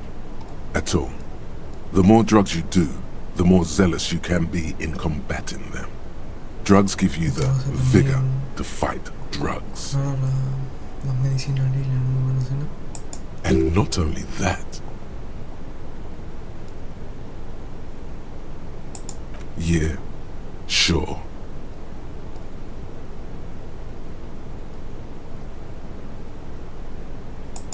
No. By supporting the traditional tobacco industry, you keep the narco mills in check. If anything, you should smoke more. Tobacco smoke also wards off narco spirits. That's good to hear. Antagonista receptor de opioides.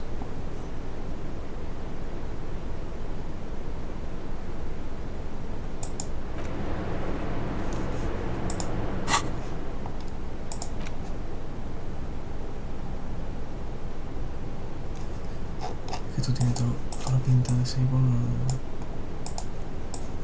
como lo que me quité ya.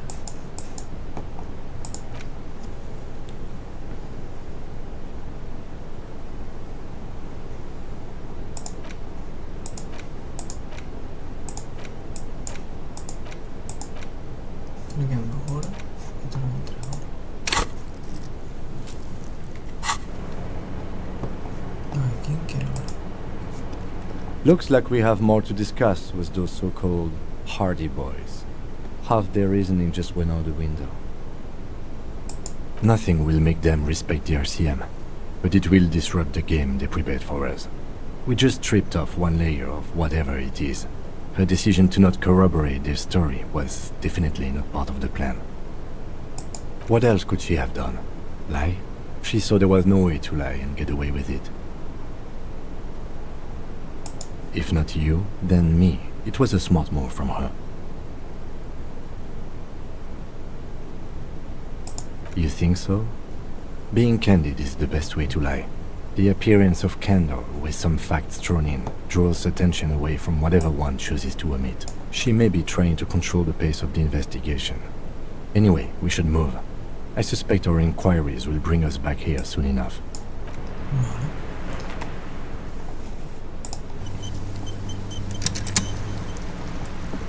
Officer, what brings you up here in the rain?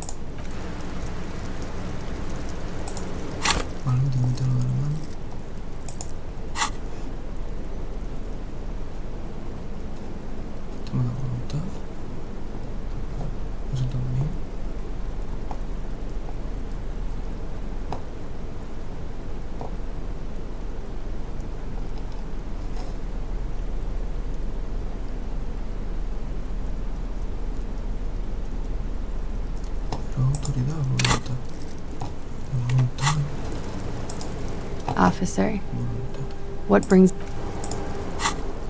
Entonces la herramienta, esto no lo debo quitar. No, porque autorizar una cita.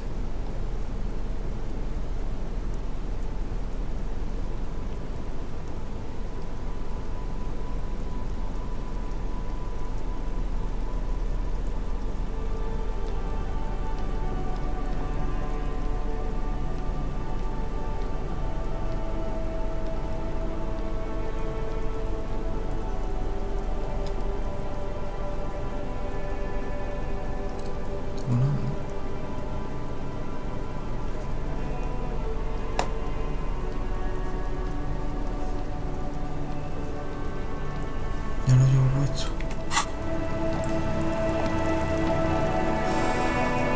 No tengo que tomar la medicina, pues eso me habrá gastado.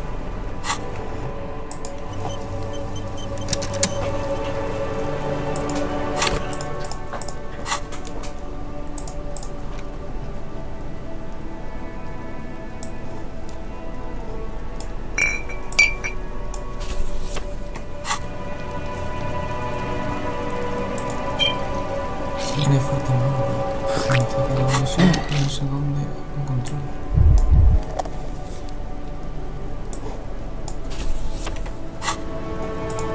Officer, what brings you up here in the rain? Soft, light brown eyes look back at you, directly into the space behind your eye sockets. You see the smoke rise from between her painted red lips. She's beautiful. I have bad news for you. You know these guys? Who? Me? Yes, you. He's talking about you, you boring stiff. You too. Me? What did I do? These guys are compromised. She's got them singing along to her tune. The little bleeps and bloops you trust for info, you can't trust them anymore.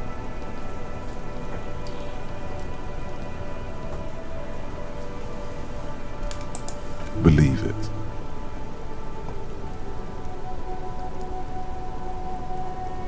There's no way of knowing. At the moment, I'm afraid it's best to assume all of them. Bullshit, man. I ain't compromised. Especially that guy. That guy's the most compromised one in here. No fucking way, man. I just want a drag of that sweet menthol Ziggy. Really? Quick, tell me what's under her jumpsuit. Glory, truth, softness. Protect her. She wants you. I take it back. He's got it pretty bad.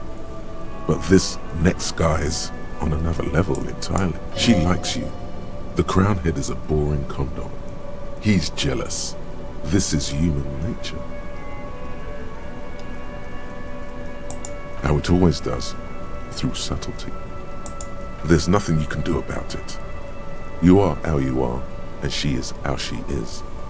Things will go as they do. No. It's better to know you're being played than to be played without knowing it, is it not?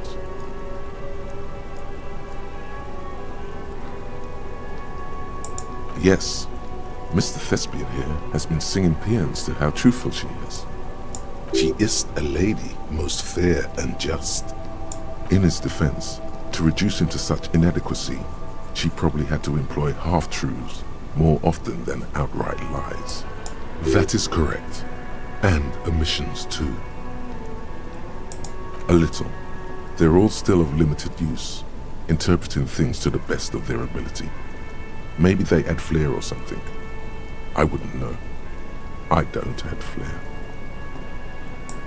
But when it comes to assessments of character and factual accuracy, they are not to be trusted. Not with her.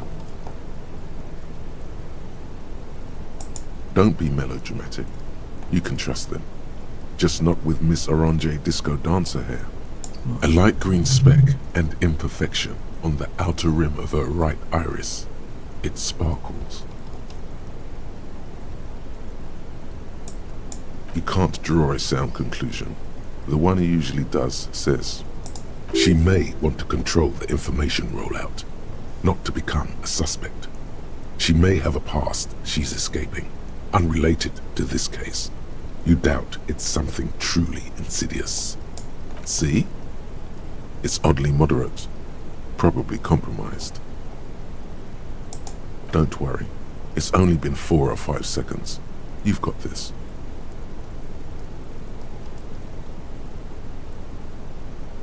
The silence broken. She exhales a little cloud of smoke and says, God, no. Sure. The record. So, yeah. Alright. Not my favorite topic. How about we, She looks at chipped white. Pretty. Alright. I like. No sabe qué sería eso. No sabe qué me está mintiendo.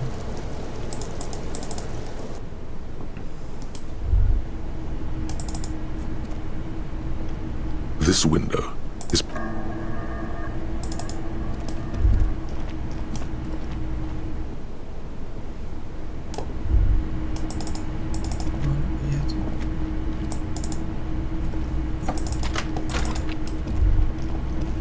¿Y esta que conecta con la de aquí?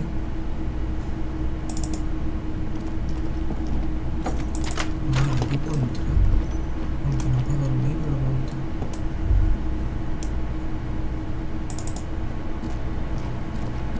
A mirror hangs on the bathroom wall. In it, this idiocy has gone on too long. It's time to wipe that decadent homosexual grin off your face. Vale.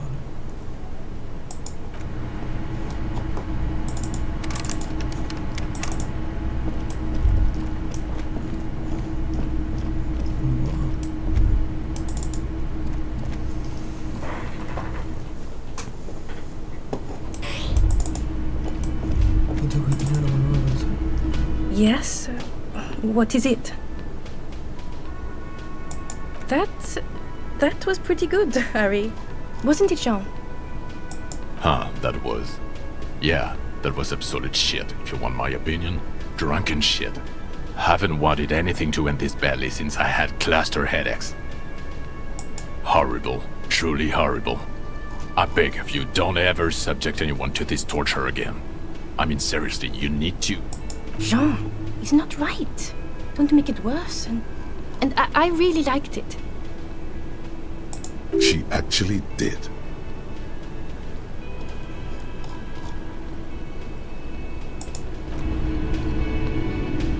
Yes? Again? I can't... Hey, was there something you needed? Another thing. Great. I love those. Why? No, fuck it. I don't want to know. I don't want to know why these degenerates do what they do. I thought... He really doesn't like it being classy.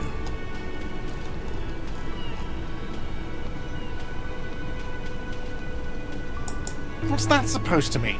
Fuck you, buddy. She's not my taste. Good thing she pays for her stuff on time. I'll forward her the bill and be done with it. Wow. She really isn't his taste. Her spell hasn't spread. Now, was there anything else? I have like 4,000 coasters to stack. And then I need to wash dishes because it turns out I have to do that too now. Oh, okay, well, I did hear you make noise back there, so good for you. It takes a lot of willpower not to ask. Obviously, he's been wanting to know what's behind the door. Okay, what is back there?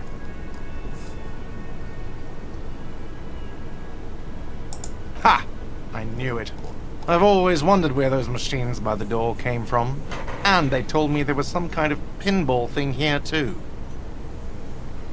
I knew it. Were there any back there? In working order, I mean.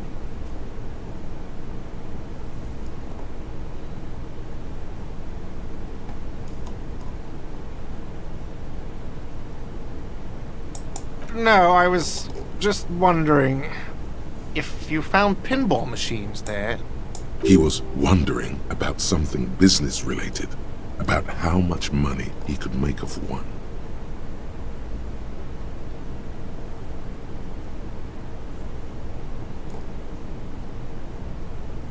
Those machines are whirling property. But if it makes you feel any better, I'm not planning to sell them. It wouldn't hurt to get a little life in here. Other than the hellish karaoke machine. That one's always causing trouble. Yeah, those numbers he's adding up must be making good sense to him right now. Sounds like he cares about the place. He's not going to be overjoyed to hear that it's part of the doomed commercial area. He should still know. You have to be forewarned about these things. What? Why would you say that? We're at a completely different address from that whole thing. So he knows of the doomed commercial area and its address. He's thought about this.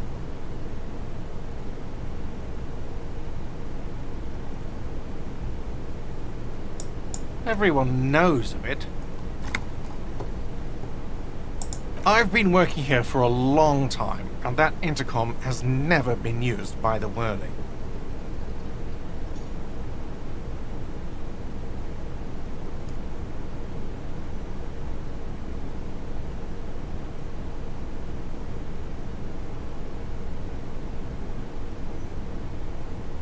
It's a sign of the Whirling in Rags not being part of the doomed commercial area. If anything, we're revitalizing this neighborhood. Relax, Mr. Gart. I'm sure there is no doom. He simply wants to share his discoveries with you. Does this look like part of a doomed commercial area? This pre-revolutionary tilework? These high ceilings? The nice rooms? Well, most of the rooms. For 14 years, man. That's how long I've worked here. I've kept this place up through hail and through sleet. He's done a fine job too. Though he's spoken of the place dismissively before, the hostel is actually very important to him. Yeah, it's slowly growing on me again. It's beautiful in its own way, especially for this neighborhood. I've been trying to keep it that way, even if it is part of the damn doomed commercial area. Yes, your police skills have delivered. I'm sure you'll get a commendation, maybe even a promotion. Some real estate management company. They never come around here, just collect money from afar. Honestly, I think some money laundering might be involved. Well, it sure as hell wasn't the real estate company. It was you? You look surprised. What? It's a great name, I know.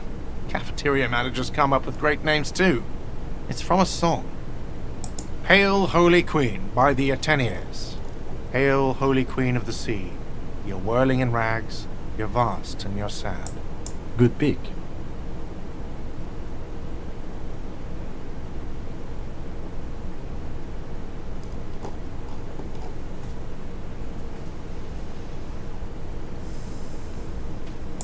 What about them? One is a basement dive frequented by chain-smoking communists. I can't tell you how sick I am of Kraz Mazov and Ignis Nielsen and all those old ghosts. He's hesitating, not sure if he should share this information with you. Encourage him. The other is a kebab cart. It's very successful in its way, but it's nothing like the Whirling.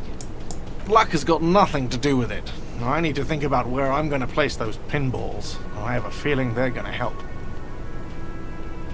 Against the doom, it's implied. So, if you didn't have anything else to tell me about my establishment, can we, wrap... What wall?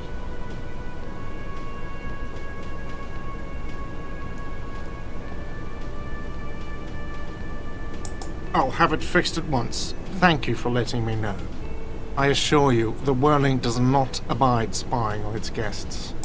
Thank you. I'll patch it up personally. Was there something else about the establishment? Yes.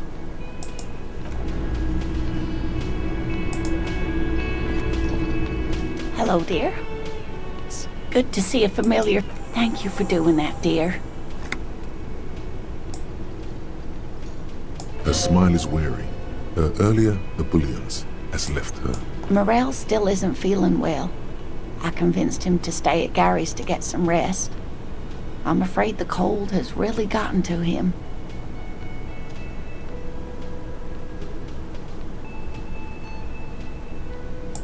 I'm sorry, dear. You've had to drudge through them so many times.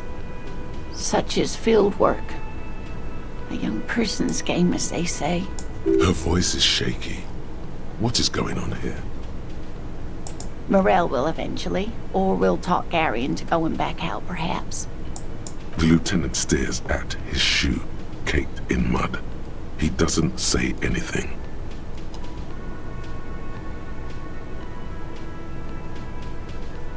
That really is too much, sweetie. Thank you for your dedication, but I can see you're coming down with a cough yourself. Fuck that cough. It's not happening. The insides of your lungs are lined with tobacco, a powerful antibacterial agent. You are unstoppable. Very strange.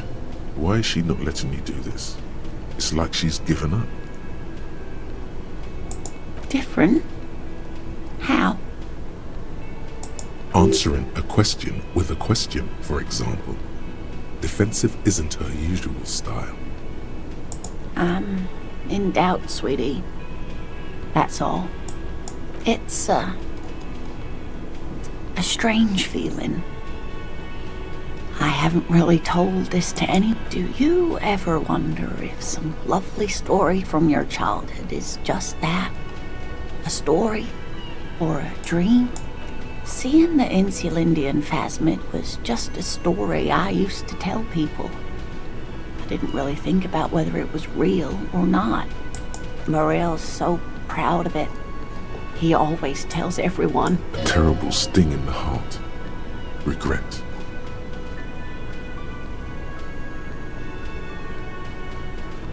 No, at least I don't think I did, but Morel was so eager to believe my story was evidence of the phasmid's existence that I'm some queen of the cryptozoologists. That. And for years his belief made me believe too. That I am a queen? An extraordinary witness to grace.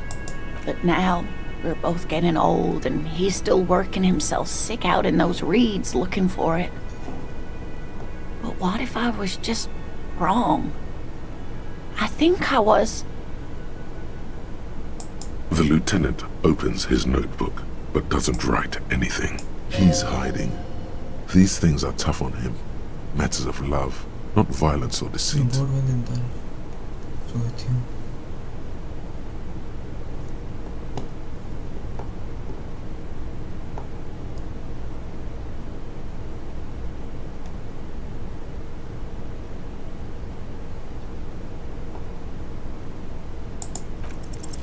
An acorn is not the same as the tree. That requires time, diligence, and care.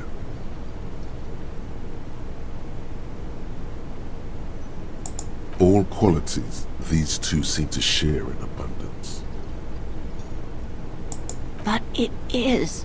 We've spent years searching for the phasmid, hunting it together. Without it, what are we? Just another pathetic old couple. If I hadn't led him down this path, he could have a steady job lecturing at a university. You know, this reminds you of the Pericarnassian theory of love. In essence, love is a relay out of death. Generation by generation, our love remains in our progeny. Lay some of that on her. Oh, sweetie, I don't think the Pericarnassians were thinking of people in my situation.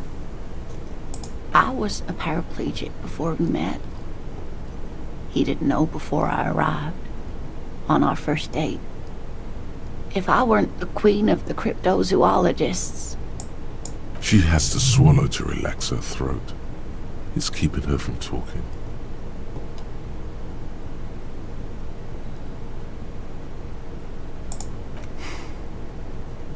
I've wasted enough of your time with this drama.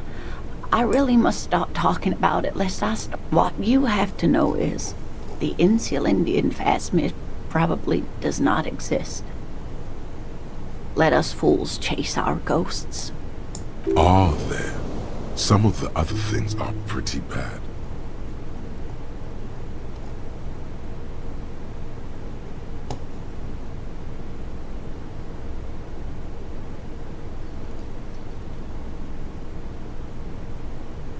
A true believer. Sometimes I still see it too. The real memory of it, how it was there.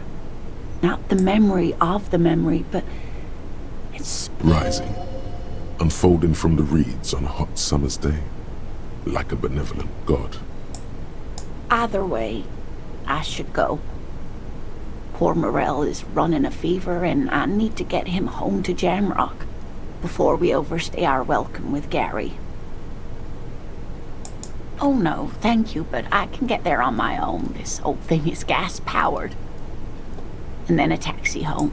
Really? Oh, sweetie. Please don't get stuck on a dream. Take it from me and Morel. No one can stop you from finding the Phasmid.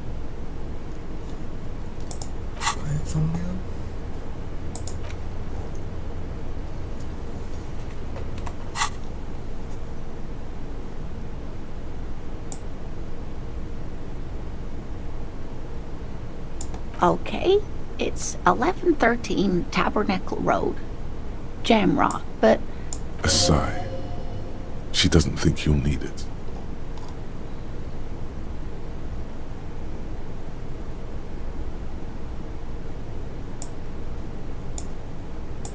You're welcome, sweetie. I'm glad it helped you, even though it turned out to be a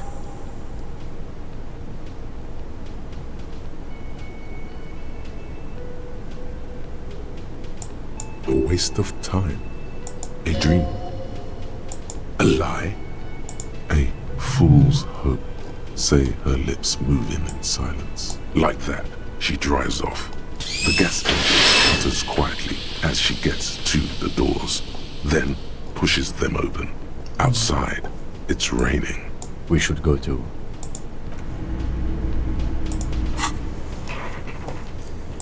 Che cosa mi devo subire? Devo subire la compostura.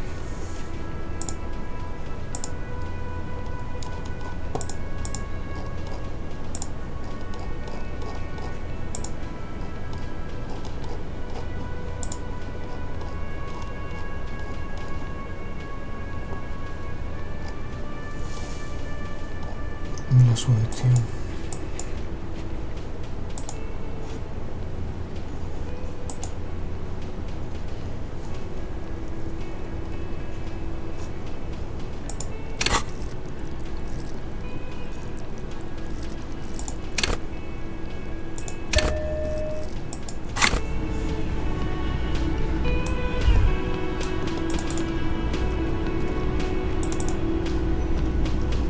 Hi again, gendarme. Vale, si me pongo la ropa, ¿solo me da una de esto más o no me da más de esto?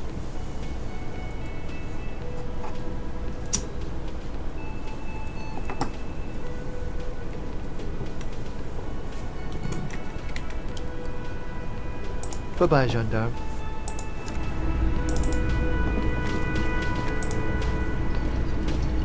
I've got nothing to say to you. It's you again. What is it?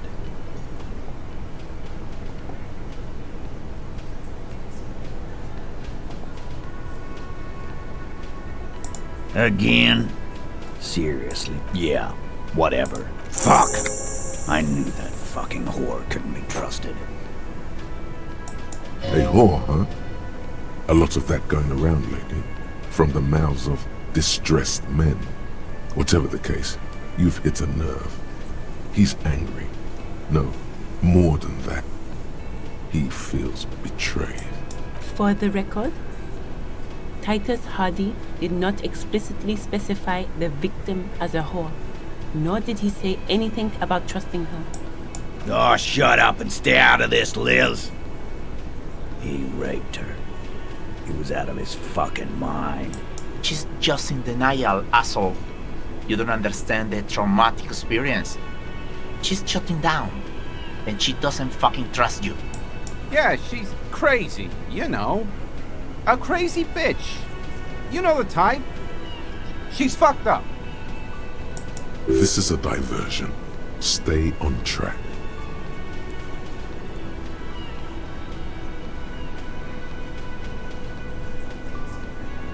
Lawman, I'm at the end of my goddamn rope with you. I fucking told you not to push her. His hands become fists. And you went and pushed her. I am gonna fucking hit you. Duck. Titus Hardy. Everard personally sent me to take care of this. If this goes south, we'll all be in the shit. But you, Titus Hardy... When she's angry, she emphasizes the S. It gives her voice a strangely hypnotic quality. Her lips barely move as she speaks. Frankly, it's a bit terrifying. Someone has to rush in to break the tension. The second in command. Look, Copper. We know that that fuck was a rapist and a killer. We got him confessing to it on tape. Show it to him, T. What's the harm, right?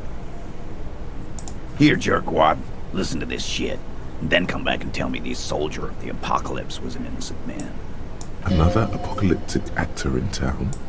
This is their last play, this tape. Their story is in tatters, a mess. It might be nice to listen to, but at this point, you don't need to.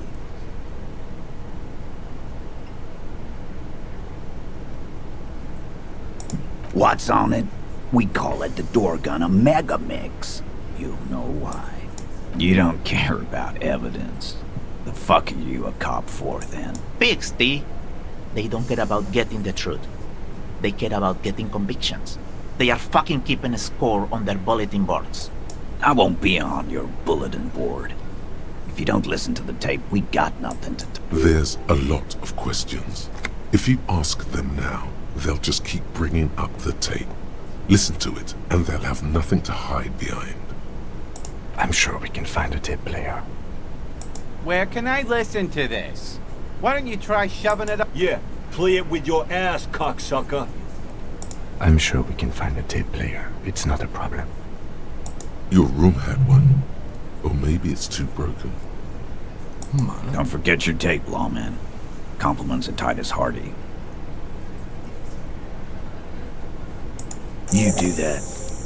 Oh, and keep it.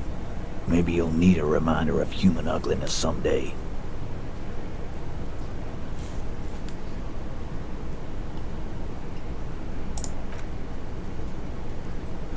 Malo que escucha eso.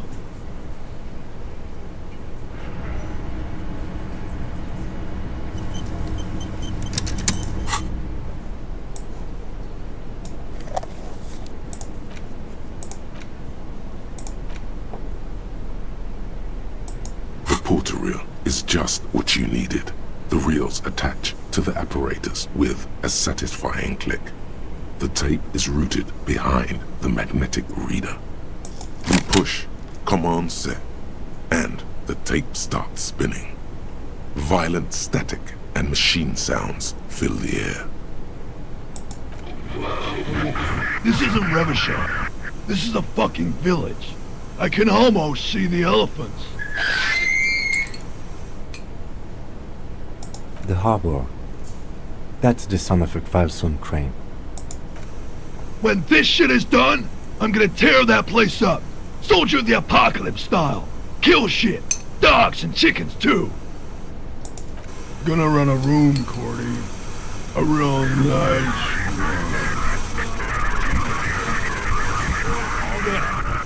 I don't give a shit. I'm fucking done. I'll fucking do them all in. Rape that disco cunt on the counter. You know, the dance a whore upstairs. Do it cohoy style. Never did get that taste out of my mouth. The lieutenant presses the button marked Arrete On your portal reel, the tape stops spinning. End of recording. It seemed authentic enough. Probably recorded off the shortwave, then edited to seem more incriminating. He sounded like he was on patrol around the harbor walls.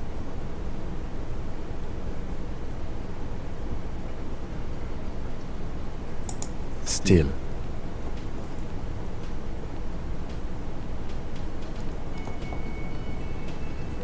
Corty could be short for Cortenard, one of the other mercenaries, the one he was talking to. Probably the mountain and the harbor gates. Mr. Right to Work.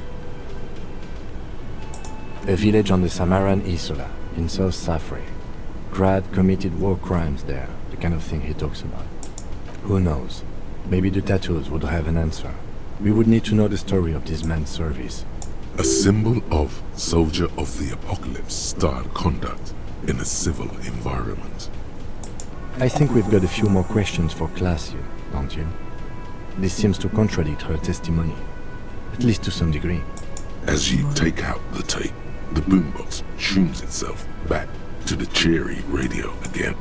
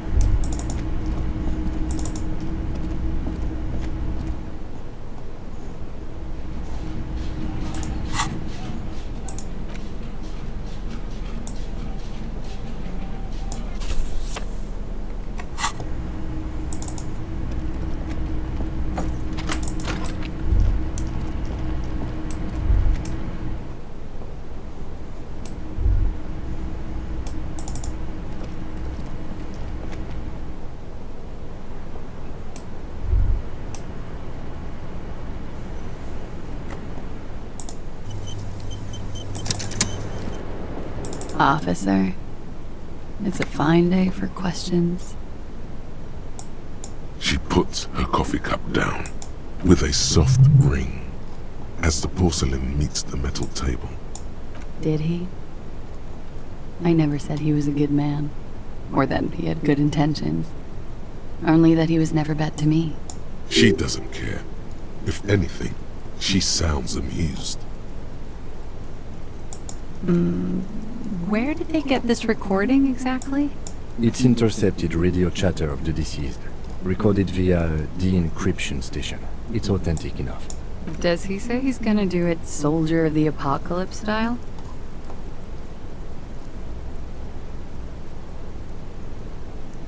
Yeah. That was practically his pickup line. Did he say whores a lot? Was he pretty much on the verge of doing it Kohoi style? He wasn't actually there. He didn't do a tour, or at least didn't tell me he did. Would have been overkill anyway. He lived his own little Kohoi. It wasn't his everything. Yes, was he bragging? Oh no, I'm pretty sure he did all those things. Then integrated them into his idea of normalcy. To keep on living. Until they just sort of turn into his, what's the word I'm looking for? Running joke. I was gonna say running joke. And it sounds like you didn't even get the good bits. Lely's punchlines got way, way funkier than that. He was like the Seminese conflict, the Kohoi massacre, and the 36 famine in Yezud all rolled into one person, then cast in Orani ceramic armor, which he wore in bed and in the shower. We're all scraping up any happiness we can find, officer. Going around with our little scouring sticks. You, your first love, Mr. Kohoi here. Did he tell you he had actually done any of those things? In Martinez, I mean? No. We were too busy laying waste to our own nervous systems to direct any of the fury outward. He seemed happy, I guess. At ease. As much as a man like him could be. What kind of man was he? Before you go, ask for details. Thank you for clearing that up, miss. Whenever you're ready. I'm interested to hear what Titus Hardy has to say now. She takes a very small sip of her coffee and smiles. Like, for example, his name? Actually, officer, I didn't know his name. I just called him Lely. A nickname? I guess. He came from Lelystad. It's short for that. And it was his army name, apparently. He said his real name wasn't his. I tried to pry it out of him, but it would... Lelystad. That's a good start. We have a few questions you can help us with. A few things a field autopsy alone can't answer. The young woman cranes her neck, trying to catch a glimpse of the page the lieutenant passed to you. On it is a list of autopsy observations, the last missing pieces of a puzzle of flesh. In Oranje, officer. It's, I think municipality is the term. A nowhere town there. The Lelystad municipality has few boroughs and even fewer cities. It's made of agricultural plots near the border of Gottwald.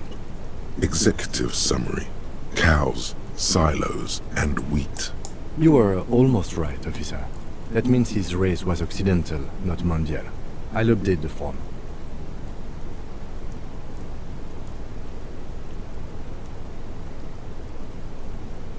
Yes. We were compatriots. Did that bring you together? No. He was too old for that. And from another part of Oranjenrek. I didn't even understand his accent. What brought us together wasn't Oranje. It was bad habits. No love for Muta Oranje? Wasn't he a soldier? No. He left the National Service after they taught him to do what he did on Seminine. He wasn't the flag-waving kind. He was the making money, killing people kind. He was by no means a stupid man. A people person. A small platoon leader. Certainly not a patriot. A flash of rage comes over you. The words have already left your mouth. Had he passed that test, we wouldn't have gotten along. Come to think of it, maybe it was our hateful Oranje that brought us together. I love Revachol, though. I hope she loves me, too. He was 42. 42? Are you sure? I would have had him above 50. He had many scars that made him appear older. But no. We even celebrated his birthday, like, some weeks ago. It was a funny 2 days. He had little reason to lie to me. Looks like you were right, officer.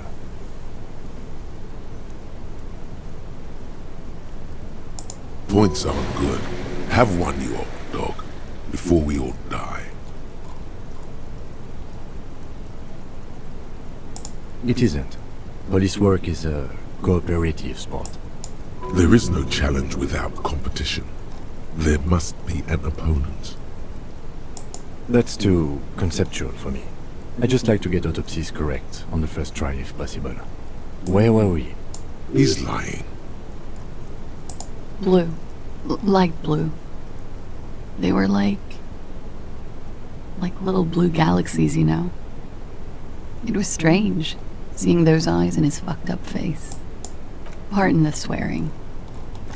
I do him an injustice. He wasn't ugly. And he had a beautiful, soft voice. Very surprising, what with all the scarring. He had a combat wound on his chin and mouth? Yes. Severe. It made him look like half his face was cracking away in some strange smile. That and those eyes. Ah, yes. His hair, if you can remember? It was light brown, almost blonde. He darkened it with brilliantine, made oily. Not nice to stroke. I couldn't convince him to leave it alone.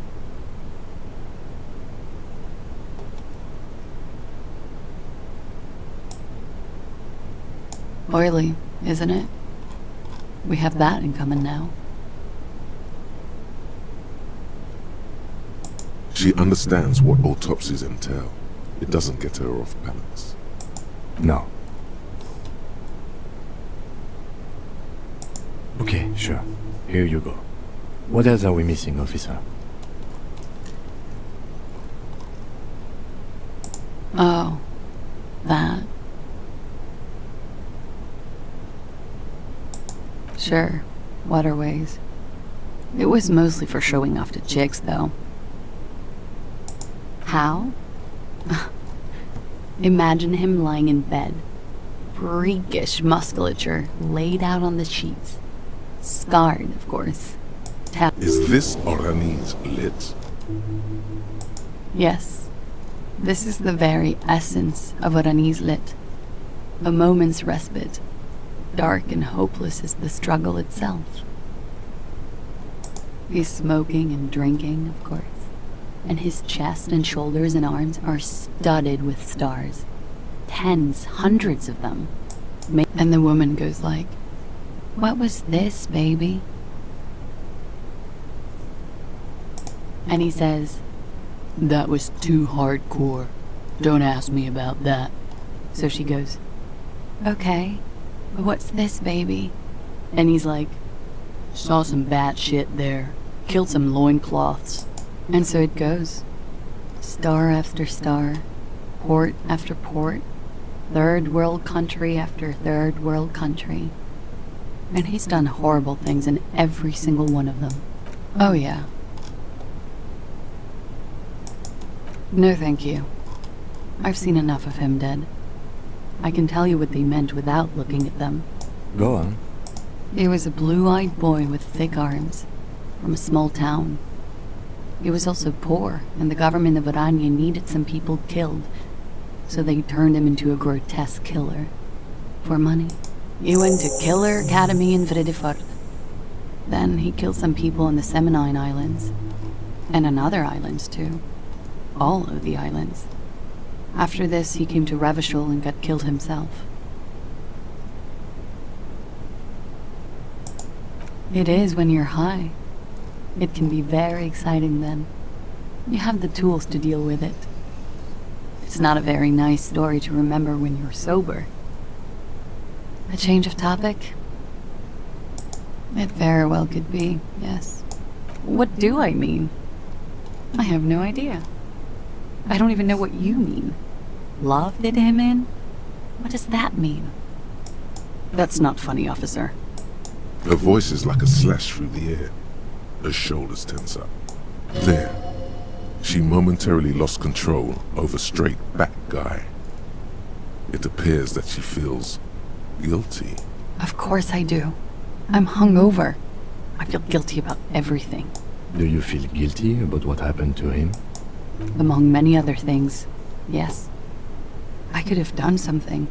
There's always something you can do, right? What is this? An interrogation? You didn't tell her this was going to be an interrogation. A real rainbow splattering of pharmaceuticals, I bet. Barbiturates, amphetamine, sildenafil.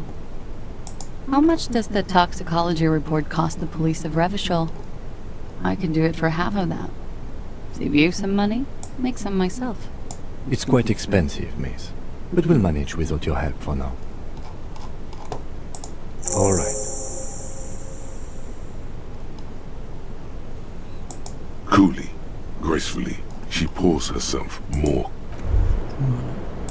Wait, stop. That man, bloated beyond all recognition, was 42? Below the damage, the weeks of decomposition, all the swollen indignity of mortality. He was 42 years old. How old are you? That's where this is going. 45,000 liters of raw alcohol has left its disfigurements. What lies beneath, you wonder? You could ask either one of them.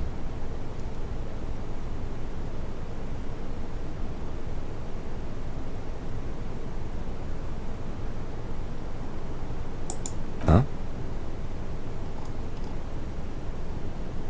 How old? 58.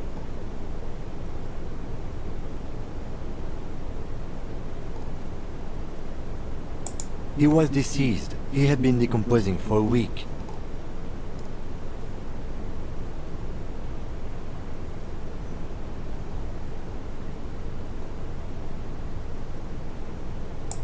There's silence. Then a little more. Here it comes. Mercy. Sure, you're 42. Let's go? Wait. This requires scientific measurements. To the laboratorium. Generador de fichas. Joder. Está aquí arriba esto, tío.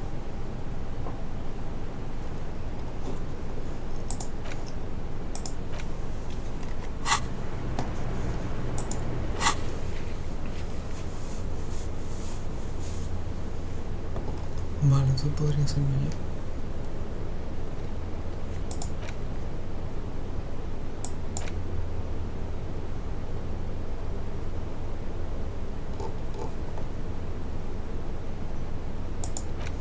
Lo de mi arma, ¿qué?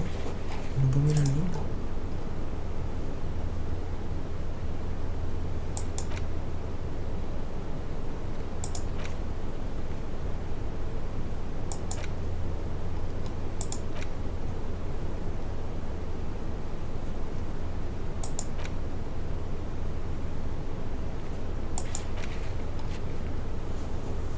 Vale.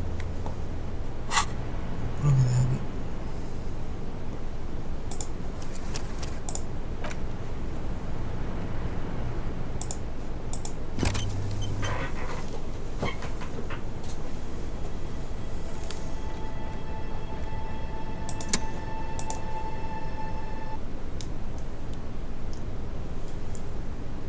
Pues míralo.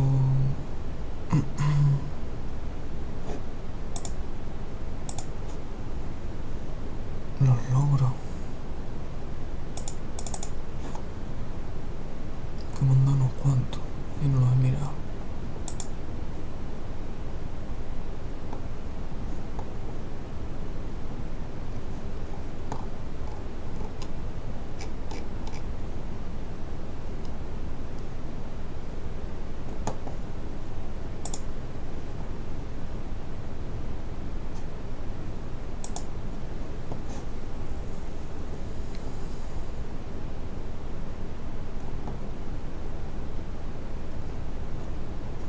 Cinco frases de comisario del arte.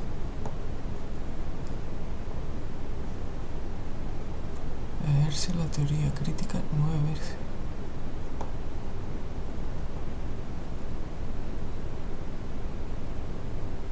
Gánate la plena confianza de quien. Vale. Dice 7 veces y la mandíbula se dobla.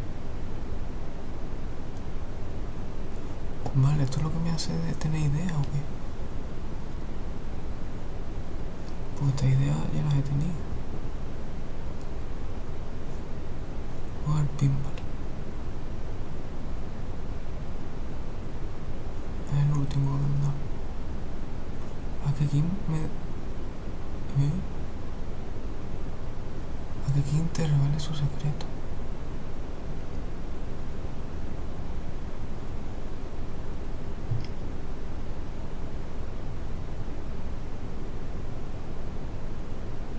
Esto lo he buscado cagado a lo grande.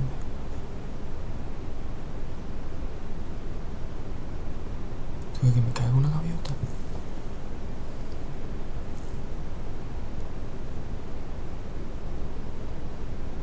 Tuve que me quedé a dormir en un banco o algo y me caiga una gaviota. No sé, o que me desmaye. Tuve que haga algo de esto de que me desmaye y esté solo. ¿Dónde estaban las gaviotas? No sé. A lo mejor no tiene nada que ver.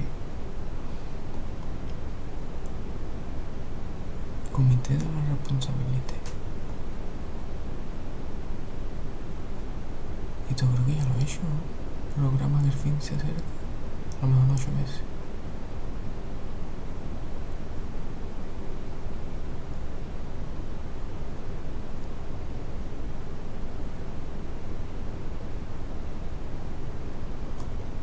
Hostia. Tendría que porrear el árbol y el resto de correo.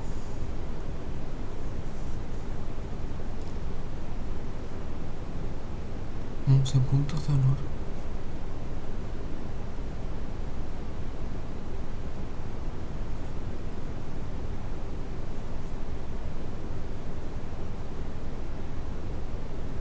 Discúlpate 10 veces. Y yo creo que no me he disculpado.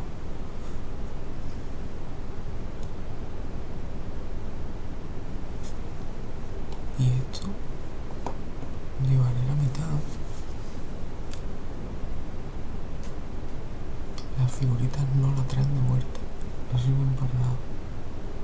Necesito esta figurita y esta otra, que esta no sé cuál es. Intenta dársela a la tía en modo hardcore, en el corazón de la calle. Completa el juego en modo hardcore, a lo mejor es viviendo en la calle. Vamos a ver, intento tener hardcore.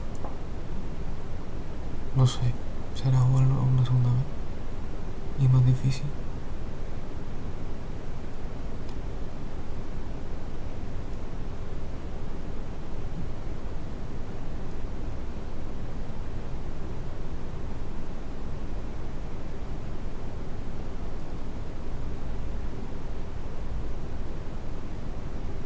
Reclútalo.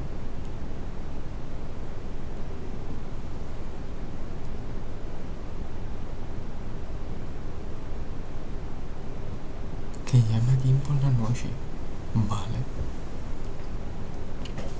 Eso no parece difícil. Consigue 15 por la chaqueta, ¿ya sabes cuál? Sí, sé cuál es. O sea, me tengo que poner una e intentar convencerla con ella puesta, no sé. La verdad que ella baila conmigo y todo. Mentalidad de los pardos.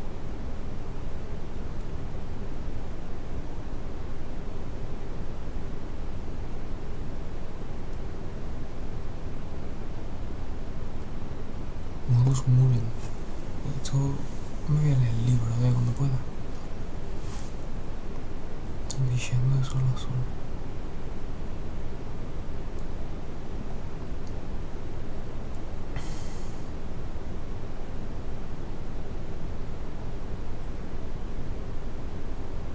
Recompongo una visión del pasado. No sé. Equipo de pie cabeza ahí, me tengo que poner el gorro, ¿dónde está? Calles gentrificadas.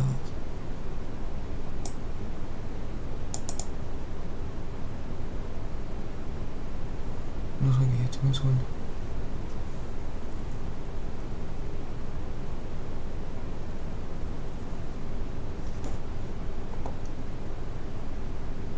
Restaurar las fotos ocultas. O sea, no solo encontrarlas, sino restaurarlas.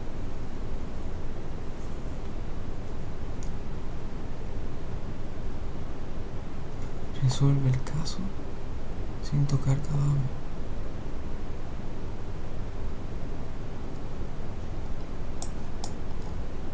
Vale. Eso que yo quería hacer, se puede hacer.